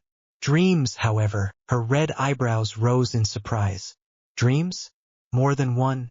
"Dreams, here in the north, are no small matter, Jon Snow." "And who is that woman?" Being called by his name caused him to look up. "I don't know." The woman scoffed at his reticence. Do you dream of a woman you are in love with? Yet you don't even know what her face looks like? Whenever I try to find out, I wake up. He gave her a mischievous look. Otherwise, he wouldn't be pleading to know her identity. A figment of my imagination, no doubt. What makes you think that? A strange crow that always appears. The wildling paled, gaunt. All that remains is for her to tell me how many eyes she has. Jon stared at her, shocked by the unusual nature of her eyes. 3. It seems we shall endure longer than anticipated, Jon Snow. Call me Ygritte. November 2008 AD. Not exile, Northern Ireland. Sophia was more astute than her husband had ever imagined, and her ambitions extended far beyond that of a mere elite woman. Furthermore, she had a problem. Muggles might have termed it an obsessive personality, perhaps a mild case of obsessive-compulsive disorder. It wasn't that she desired to control the entire world, but rather the lives of her family and close associates, manipulating them according to her perceived ideal. When her son was young, she dictated his clothing, studies, diet, leisure activities, future profession, the girls he couldn't even look at, the acceptable women he could marry, and the friends he should have. Theodore allowed her to do so, outwardly accepting her dictates and pleasing her. However, he was his father's son and, for the most part, capable of eluding her manipulations and doing as he pleased. His self-sufficient personality was something she sometimes could not tolerate, as it disrupted her meticulous order and served as a constant reminder that he did not need her to live his life. Until the pivotal moment arrived. The moment to remind Theodore that Sophia not was capable of interfering with and influencing his life. The marriage contract was a divine gift. Thaddeus was easily persuaded because, deep down, he felt guilty for his actions caused the downfall of his family, despite everyone believing he had done the right thing by joining the Dark Lord. Therefore, they signed the contract before Theodore reached adulthood and could escape their clutches, with Astoria Greengrass chosen as his bride. Unfortunately, Astoria was not the most intelligent woman, and she was unable to even seduce her son in order to improve their lives. Sophia was not an exemplary mother, but she cherished her son and did not want to see him suffer. Had Astoria been a good wife, Theodore would not have had to resort to a mistress. That was the problem. The mistress. Indeed, she was not only her son's mistress but also his magical wife, the woman with whom he had a daughter, Aurora, and now a legitimate heir. This section is removed for guideline compilants. No, she couldn't allow them to guess that she was behind it all, but she could ensure Astoria learned of the news somehow. She had already planted the seeds of revenge in her mind by informing her of Aurora's birth. Now it was merely a matter of time. Then she had a brilliant idea. If Basil, he learned of it by chance and mentioned it to his mother, Astoria, knowing that Theodore would seek out whoever had informed him of his twins' birth to kill them, she would protect her son. He smiled and burned the parchment. Memories of Yesterday and Desires of Tomorrow. Chapter 9 Memories of Yesterday and Desires of Tomorrow. Summer, 2009 AD. London, England. Hermione smiled, cradling her goddaughter, Aurora, on her lap. The little girl was barely 3 years old, but a perfect replica of her mother. Curious, brave, and intelligent. One might expect her to have the black hair of both parents, but she had inherited only her father Theodore's blue eyes. Her hair was as red as the late Lily Potter's, a coppery red, unlike the orange red of the Weasleys. When Hadera held her child in her arms, her tiny head covered in hair, she named her there and then without consulting her husband. Aurora lifted a plastic spoon of her favorite dessert and offered it to Hermione, who smiled again. Ice cream, Aurora exclaimed, staining her napkin, which served as a bib. Her short hair was styled in 2 high pigtails, and she wore a simple white sleeveless dress adorned with ladybugs dancing along the hem of the skirt and matching sandals. May I have it, my little angel? Aurora put the spoon back in her mouth and looked at it bewildered. She laughed. It was a beautiful summer day. Once a month, she used to take her goddaughter and the other children from Hadera, and take them around London to discover places their mother did not dare to tread. It wasn't only the paparazzi that her best friend feared, but also her second husband's family, specifically her mother-in-law. The children, however, were practically unknown to the public, so Hermione had virtually free rein to walk her goddaughter and her siblings around London. Showing them museums, visiting the theater, going to the fair. The twins were too young to enjoy many things, but Hermione was delighted to see Aurora smiling at her siblings and buying them stuffed animals, which she then left in her stroller. Hermione remained unmarried and childless after all this time. It was strange, considering she once envisioned marrying Ronald Weasley. He had been her first love, a youthful romance, but time had irrevocably separated them. She now realized they desired vastly different things. Ronald, despite the war, refused to mature and confront reality, while she was an ambitious and strong-willed woman. Conflict between them was inevitable. The final straw was discovering that Ronald accepted payment from her best friend's accounts in exchange for reporting her daily activities to the headmaster. In part, she understood that Ron felt undervalued by his parents and siblings, and perpetually overshadowed by Hadera. But, to steal, what bothered Hermione most was not the act itself, but that Ron, possessing the means and intelligence to achieve something significant with his life, had instead chosen the easy path of idleness, pocketing ill-gotten gains knowing full well it was wrong. How could she possibly have a relationship with such a person? When his devastated parents sent him and his brother Charlie to Romania to learn some hard work, it was as if a weight he hadn't known he was carrying was lifted from his shoulders. Shortly afterward, Hadera took the reins of her life with both hands and, although it shocked her because she wasn't accustomed to seeing her friend so resolute and decisive, at least not regarding her personal life, she gradually grew accustomed to it. She found it hard to accept that she married Malfoy due to her personal history, but after they spoke at length, she understood why she did it.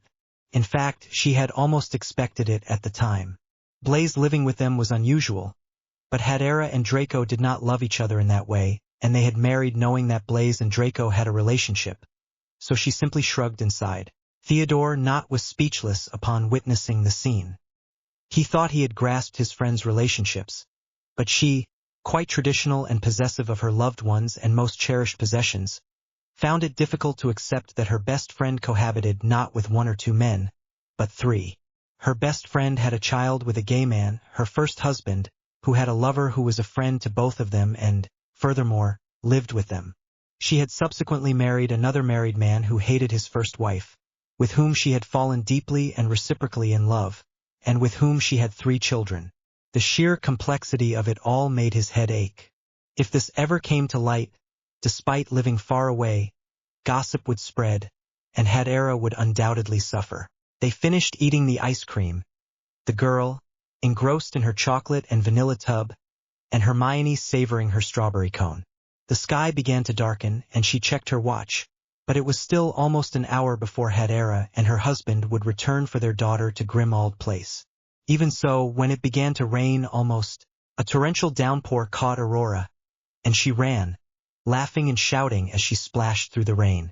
Hermione couldn't help but smile at the child's delight and wondered if perhaps she should consider her relationship with Roger Davies more seriously. Having a family of her own wouldn't be so bad after all. She arrived at Grimmauld Place, drenched and grateful that Hadera and Theodore had taken the twins to Malfoy Manor due to a mild cold. Her arms ached, and she only had Aurora with her, so she dreaded to imagine how she would have managed with all 3.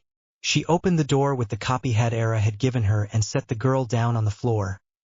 Aurora, smiling and jumping, splashed the parquet with her sandals. Hermione dashed into the drawing room, where all her toys were, closed the door behind her, and put down the bags full of souvenirs they had bought at the zoo. Then she heard a muffled cry and ran down the corridor. He heard voices before seeing anyone. "What is the girl doing here?" a male voice whispered, and Hermione heard the rustling of clothes. "I don't know. They were supposed to arrive within an hour. This section is removed for guideline compliance. What in God's name is going on here? Release her. Girl now!" she shouted, realizing that, whatever happened, she had found her friend's husband's first wife in her house, surely with some nefarious plan in mind. This section is removed for guideline compliance. She was supposed to have them today, Astoria exclaimed, pointing a finger at him. Hermione then understood what had happened. Astoria had planned to ambush her when she brought all the children, especially the twins.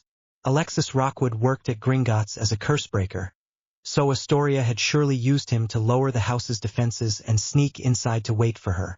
Unfortunately for Astoria, Hermione arrived earlier and caught them in the act. "Give me the girl," Hermione requested again, in a conciliatory tone, extending a hand. "That's impossible," Rockwood denied, his face serious. "You've already seen us here. We can't leave any witnesses. This section is removed for guideline compliance." Astoria's face was pale as she saw her plan was not unfolding as expected. She had intended to set a magical trap at Grimmauld Place to eliminate everyone. Her husband's new wife, her husband, and all the children who stood in her way. Sophia would have had no choice but to legitimize Basil to ensure the continuation of her family, unless she wished to expose the scandal and reveal the truth of his paternity. This section is removed for guideline compliance. She was lost.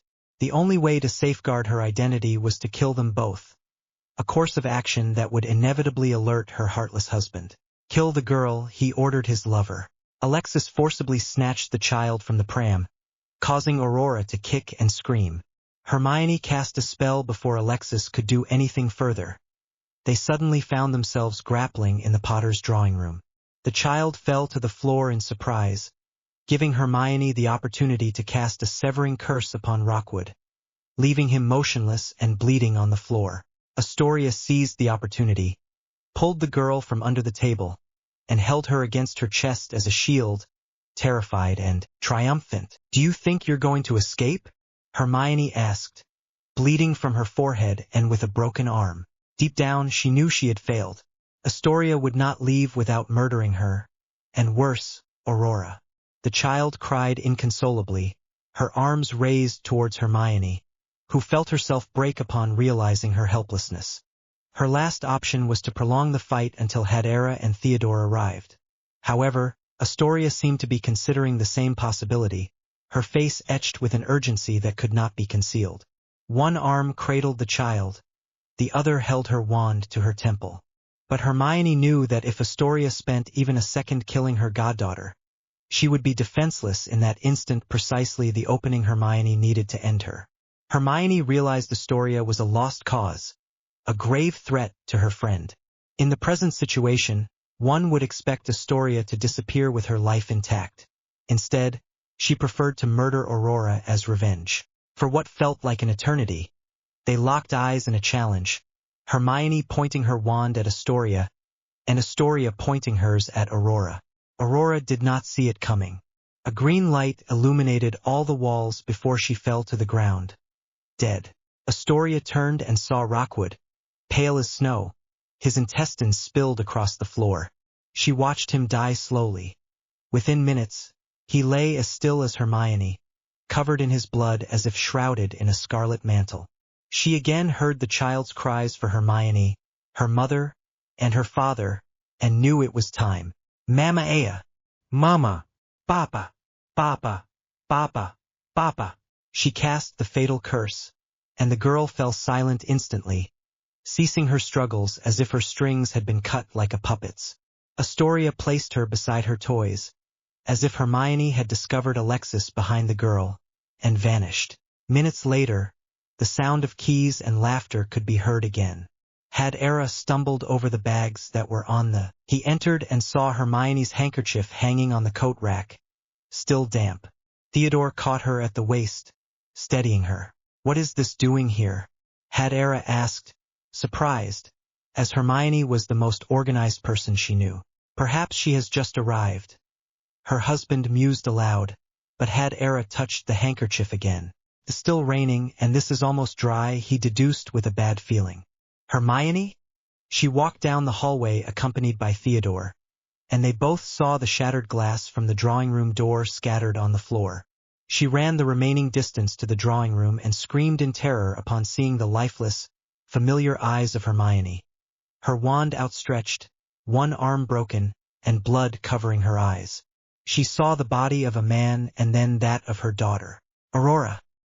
he cried, scooping up his child and turning her over, but the clouded eyes stared back. "No, no, no." Theodore knelt beside her, his face ashen. his eyes wide and pupils constricted with horror. He did not know how the Orus arrived, nor when Draco and Blaze appeared, their eyes brimming with tears. He spent the hours in a daze, unable to react. Theodore held her constantly, as if to both give and draw strength from her. But Hadera could only recall the corpses of her daughter and Hermione. Only when Alexis Rockwood was identified as the suspected murderer did her gaze return to the present. With a distraught expression, she watched as the Orus briefed them on their investigation and the arrangements for her daughter's burial on the grounds of Potter Manor. Her daughter's funeral was brief, unlike Hermione's, which was to be held in 3 days. It took place in the early hours of the following day, attended by only a handful of people. Gradually, everyone left, accepting her desire for solitude, leaving only Draco, Blaze, and Theo by her side. All were weeping except her. "Someone has murdered my daughter. The culprit is dead," Draco reminded her, his voice almost serene. Hadera turned of her own volition for the first time in hours and stared intently, her expression unreadable. Draco was momentarily frightened by his wife, seeing how her emerald eyes gleamed with hatred and a thirst for vengeance. He remembered, for the first time in years, that this was the woman who had vanquished Voldemort when no one else could defeat him for over 50 years, a woman who, virtually alone and with little experience, had won a war and been irrevocably scarred by it. Hermione's wand wasn't pointed at Rockwood, she confessed, turning to gaze at her daughter's grave. There was someone else. Theodore's face contorted with anger. "Are you sure? Now we shall verify." She vanished from Grimmauld Place without waiting for any of the men, though a second later she found herself surrounded by them. They all watched as she picked up a basilisk figurine and turned its head. A lens and a small black rectangle appeared. "Hermione was a genius," Hadera said in a trembling voice, turning her back to them as she examined the object. She found a way to isolate Muggle technology from magic. It wasn't perfect. She didn't manage to combine the technology with magic, but it was a significant breakthrough. The first time she showed me, she did it with a mobile phone. We recorded Aurora bathing in the pool. She was so happy. Theodore embraced her from behind as she choked up while speaking of her daughter. Then I conceived the idea of utilizing security cameras, particularly given that 12 Grimmauld Place was a known location of my ownership, notwithstanding the magical barriers. They watched breathlessly as he connected a memory card to a rather bulky computer, unable to comprehend his actions until the image of the living room appeared. He advanced the black and white footage until he reached the previous day, showing everyone seated in the kitchen chairs, their hearts pounding. A deathly silence fell as they saw Astoria appear with Alexis Rockwood, fiddling with the paintings, casting disdainful glances at the photographs, and insinuating herself upon her lover. For a few minutes they disappeared from the screen, then returned, laughing. Later, they were seen talking, then kissing and leaning against the sofa as Rockwood raised her dress to her hips and Astoria unzipped his trousers. Aurora appeared running and stood there, eyes wide, upon witnessing the scene in her house. She turned but stumbled on the rug and fell to the floor. Hadera watched, her heart sinking and stomach churning, as Rockwood turned, and though surprised, took his daughter's arm. Seconds later, Hermione appeared.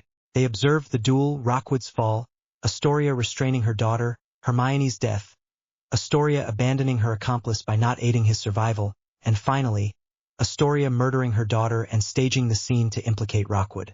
Hadera wept inconsolably, and Draco embraced her. Theodore remained petrified in his seat, staring at his daughter on the screen. Blaze closed the laptop, unable to bear watching the images any longer, knowing this was only the beginning. Hours earlier, Sophia arrived at Astoria's house looking distraught. She was pale as a sheet upon learning of Aurora's death. Upon arriving at Astoria's home, she found her throwing dishes and kicking over furniture in a fit of rage. "Are you aware of what you have done? They will, to kill us both," Sophia shrieked, slapping her daughter-in-law. "I told you to wait. You thought I didn't know what you were planning." Astoria also yelled, throwing a glass at him. "You asked me to wait a few years, knowing that Basil would turn 11 next September. You knew that the only way to avoid a scandal was his legitimization. It's that or death. You are forcing me to kill my own son. Sophia understood everything and scoffed. Do you think you could force me to accept your bastard? I would accept him reluctantly, if he were my son's bastard, not yours. Not even dead would Theodore accept him. So you thought I would dispose of my own son from the very beginning? Astoria's face flushed with anger. You thought to use me from the start to kill Theodore's twins, and Basil as well, to level the playing field once more. To be frank, it is true, Sophia almost shrugged. I never intended to legitimize Basil, but you and my son could try again to have a pure and legitimate heir. Now it is too late. Your machinations have forced my hand. If my son learns of my intervention, he will kill me as well. Sophia, wielding her wand, concealed until that moment within her handkerchief, erased Astoria's memories before the latter could speak. However, she left intact the recollections of their plan, ensuring Astoria bore the full weight of responsibility. Sophia vanished, understanding the need to allow Theodore time. Premature intervention might arouse his suspicion, given the gaps in Astoria's memory. Astoria regained consciousness and saw that she was on the sofa in her study. She rose with the strange sensation of having forgotten something, and then she realized what she had done. She had committed murder to Theodore and Hadara's daughter. A small, dwindling part of her reveled in having wounded her husband, but the greater part of her being suffered in terror. Although she had silenced the witnesses, she knew Theodore's nature and did not wish to die. Then there was Basil. If she could have eliminated her husband and all his offspring, perhaps things would be different, but now Theodore would protect his children from any intruder. She had waited until the last moment to dispose of the twins, and only 1 month remained before her son's Hogwarts letter arrived. Tears welled in her eyes as she understood what she must do. Basil was her son, but he had also been a mistake from which she had found it difficult to detach herself. He was a stain on her honor, a constant reminder of her folly, and the reason why, when the truth became known, her reputation would be ruined, and any future with the Knots as well. He left his study and ascended the stairs. It was night, so his son would be asleep. He entered his son's room and searched for his wand, but it was not there. He turned toward the door, his legs heavy and trembling, but he knew that if he went back to search, he might not be able to climb those stairs again. So he turned away, resolute, and looked at his sleeping son. He could almost hear the mocking, humiliating voices in his head. This is the woman who could not provide her husband with an heir. She became pregnant by her lover, and now her husband wants nothing to do with her. Quite naturally. What audacity, to present the bastard at Hogwarts. What a hussy. I do not want her anywhere near my family. Don't invite her to the gala, darling. But the worst voices in her head were her sisters. You are stupid, Astoria. Y la de Teodore. Está claro que este bastardo no es mío y no será un not. He picked up the other free cushion and placed it over his face. He pressed down with all his might and awoke screaming, choking, and kicking against his body, but Astoria kept the cushion pressed down for as long as necessary. Gradually, his movements became sluggish, and after a while he stopped moving. She pressed for a few more minutes, just in case, and then left, leaving the cushion on his face. Days later, Hermione's funeral was simple, attended by those who loved her and those who knew her. Hadara wore black as Hermione would have wished, and wore a wreath of white flowers, the same ones Hermione conjured at her parents' graves. Theodore accompanied her because her friend had attempted to save her daughter until her last breath, and she owed him. She was glad he was there, consoling her, when Ronald Weasley appeared. It had been over a decade since she had seen him, but the work had agreed with him, at least physically. He was even taller, matching her husband's height, and his skin was tanned with a few burns and scars. Of course, things were not going to go smoothly. As soon as she saw his dark complexion, her face flushed crimson, and he approached her in long strides. It was your fault, Theodore, understandably susceptible to any threat since Aurora's death, pursed his lips and positioned himself protectively behind her. Hadara is not responsible for Hermione's death. She was killed at Grimmauld Place, and to my knowledge it remains Hadara Potter's home. Does it not? He asked in a tone. Ron, with a malicious tone of voice, and had Era saw Charlie appear. If she hadn't been with you, they wouldn't have murdered her. We were not together, Ronald spoke to her first. Hermione arrived at my house earlier and unexpectedly encountered Rockwood. Enough, Ronald, his brother shouted, seizing his arm and pulling him away. Don't pay him any attention. He still believes he's in love with Hermione, even though she rejected him, and rightly so. You are the least qualified to make accusations, little brother. George's blue eyes locked onto his brother's, and he wasn't smiling when he saw him. Weren't you the one stealing money? Ronald's neck veins bulged with rage. I have already paid for it, but Hadera has not paid for letting Hermione die in her house. Hadera heard a ringing in her ears, and before she could speak, Theodore punched Ronald to the ground with such force that hatred propelled his fist. Charlie and Bill restrained Ronald as he sprang up, prepared to continue the fight, while George snorted in disgust at the scene. Hadera, however, merely stared intently at the man accusing her of allowing Hermione to die off murdering her. What haven't I paid? She asked, her voice barely a whisper. Something in her tone must have alerted them all, for they turned to look at her. Her face contorted in an expression of such hatred that it caused Ronald to recoil. They have also murdered my daughter, you son of a bitch. Haven't I paid enough? I hope you one day know what that feels like. You wretch. I hope you know what it's like to love a child and have them taken from you. Hadera burst into tears, and Theodore embraced her, his eyes also brimming with tears. They left moments later, but the damage was already done. She spent the following weeks at home, away from England, with her 3 remaining children in her bed as she recovered from the gaping hole in her heart. Draco and Blaze took over all responsibilities while she and her husband mourned the loss of their daughter, or at least. She mourned in Theodore's arms while he silently plotted, seething with rage, how to kill Astoria. Theodore whispered in her ear, sooner or later, he will pay for what he has done. She will pay, and so will everyone who helped her. Hadera wiped away her tears.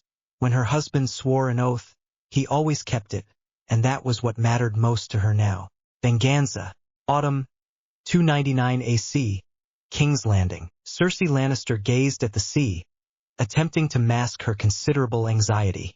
From her palace terrace, she had grown weary of this almost daily ritual.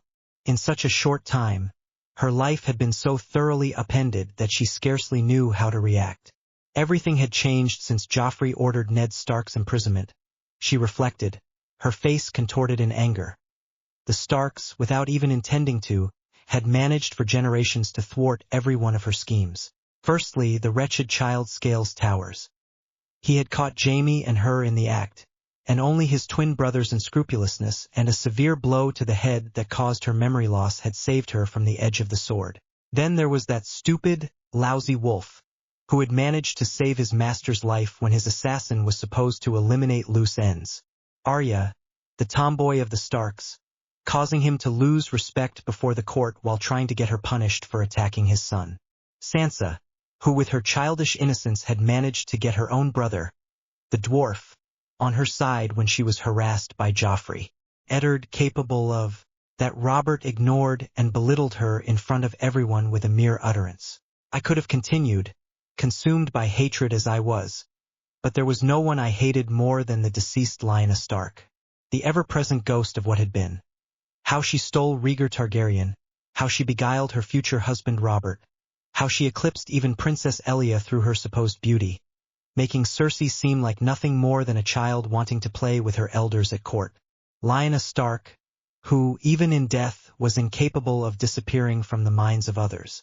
Envy gnawed at her insides like acid, and she saw her nails bleed, cracking against the marble railing of the fury she possessed within. His son was dead, murdered by his own younger brother, who had subsequently vanished without a trace. His other brother, and lover, had been abducted by the Starks, leaving him without Sansa, his only remaining bargaining chip for Jaime's release. He had believed he had time to dismantle the Starks' facade, but the game had fundamentally shifted. His most pressing problem was that Joffrey, the king, had married moments before his death, making Margaery Tyrell the queen regent. The solution was abundantly clear.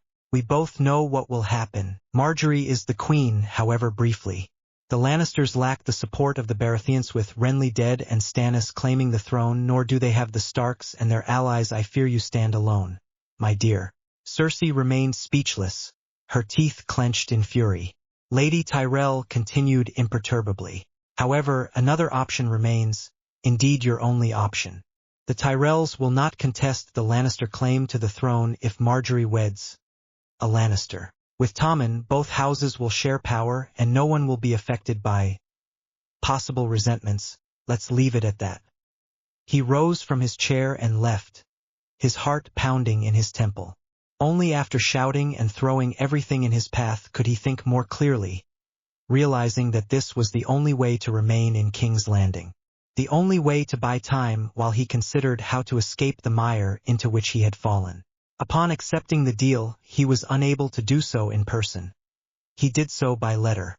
For were he to witness the other party's satisfaction and the air of superiority that they sometimes didn't even bother to conceal from Olenna Tyrell, he would have killed them on the spot. Though he intended to do so eventually, he knew that day had not yet arrived. Otoño 299 Actini, Valyria. This is incredible, Tyrion Lannister said to himself, and Griff merely nodded in agreement. I feel I am drawing ever closer. Tyrion looked at the boy who had accompanied them for weeks. He was unusual, unlike almost anyone he had ever met. He didn't mean this because the boy acted strangely, or was unintelligent, or dressed poorly. In fact, Tyrion couldn't quite place what it was that drew his attention to him. Perhaps it wasn't a single thing, but rather an accumulation of small details that didn't quite fit the image of a boy of 17 or 18. His tall, lanky frame was unsettlingly reminiscent of someone from his past, though his memories were hazy, as if from a distant, distant time. Then there was the distinctly dyed blue hair, a legacy of a Tyroshi mother, yet one he could not see reflected in his refined features. His pale complexion, noble in appearance, his delicate features, his dark eyes which he would swear were an amethyst and pearly gray mixture. Honestly, everything about him was a walking contradiction, and though he loved mysteries, he preferred to solve them when not simultaneously drunk and hungover. He ceased contemplating him to contemplate the landscape. He could not believe that this had once been Old Valyria, or as it was now called, Reborn Valyria. The verdant meadows stretching beyond the scope of his vision, the fruit trees free from any blight, the almost blinding reflection of the exotic eastern waters. He lacked sufficient eyes to observe all that surrounded him, and before he knew it, they found themselves before the gates of a grand palace, or rather, what might be termed gates, for there were no actual gates. The great wall surrounding the city was of an almost chalky stone. On closer inspection, however, it proved to be marble, as if the city walls had been constructed by utilizing the walls of a large quarry. The reflection of the minerals was like seeing thousands of stars glittering under the sun. The large gap in the wall was utterly undefended until they passed beneath the great ramparts, and he saw that, coiled if that is the word, was an iron gate, as if divided into fragments. This bizarre and unprecedented invention left him standing there, lost in thought. But then, gradually, his intoxication wore off due to lack of wine, and he saw hundreds of people walking to and fro, talking and laughing, buying and examining the goods displayed in the wooden stalls lining either side of the stone road. In the distance, up the street, he saw, atop what appeared to be a small hill, a large white structure that was almost magically illuminated under the clear sky and radiant sun. He could discern 20 enormous white columns supporting the floors of what must have been a palace, its height equal to its width. The black and red Targaryen banner proudly unfurled, and a sudden constriction gripped his throat. He was, as the saying went, in the lion's den. Only it was not a lion, but a dragon. A strange wind sprang up, dangerously billowing the fabrics a merchant displayed and snatching a straw hat from a peasant who passed by, almost dragging behind him a stubborn cow. Yet nobody was fazed. He looked skyward when something momentarily obscured his vision, and his jaw dropped upon realizing there were not one, nor two, but 3 dragons dancing and playing amongst themselves high above. So high, in fact, that he could barely hear their roars and growls. Children, Varys sneered, placing a hand on his shoulder, but the boy could not look away. Only when he lost sight of them did he realize they had reached the foot of the countless stairs leading to the palace gates. He didn't even have time to feel sorry for losing sight of the dragons, for up there, adorned in a strapless gown, a diamond bodice, and a delicately pink tulle skirt billowing gently in the breeze, as soft on the eyes as a cloud, stood Daenerys Targaryen. Her silvery blonde hair was pulled back in a low bun, and she wore a crown of metal flowers encrusted with diamonds and amethysts, matching her violet moonlit eyes. In her arms, resting against one of her hips, lay a child of barely 2 years, with the same moonlit eyes, curiously examining them. His white hair and caramel complexion made him look adorable in his mother's arms. Had he been religious, he would have sworn right there, unknowingly kneeling before her imposing presence, breathless from her beauty, that he stood before the very mother goddess. A voice broke his reverie. At last, I find you, my queen. The amethyst eyes shifted away from his and rested upon those of young Gryff. And who are you? She asked, with the same curiosity reflected in her son's eyes. Some call me young Gryff. Is that your name, or are you called something else? Tyrion noted this detail and glanced sideways at Gryff, who was smiling mischievously. I am called that. My true name is Aegon Targaryen, Aunt. Both Tyrion and Varys stood there, speechless. Again,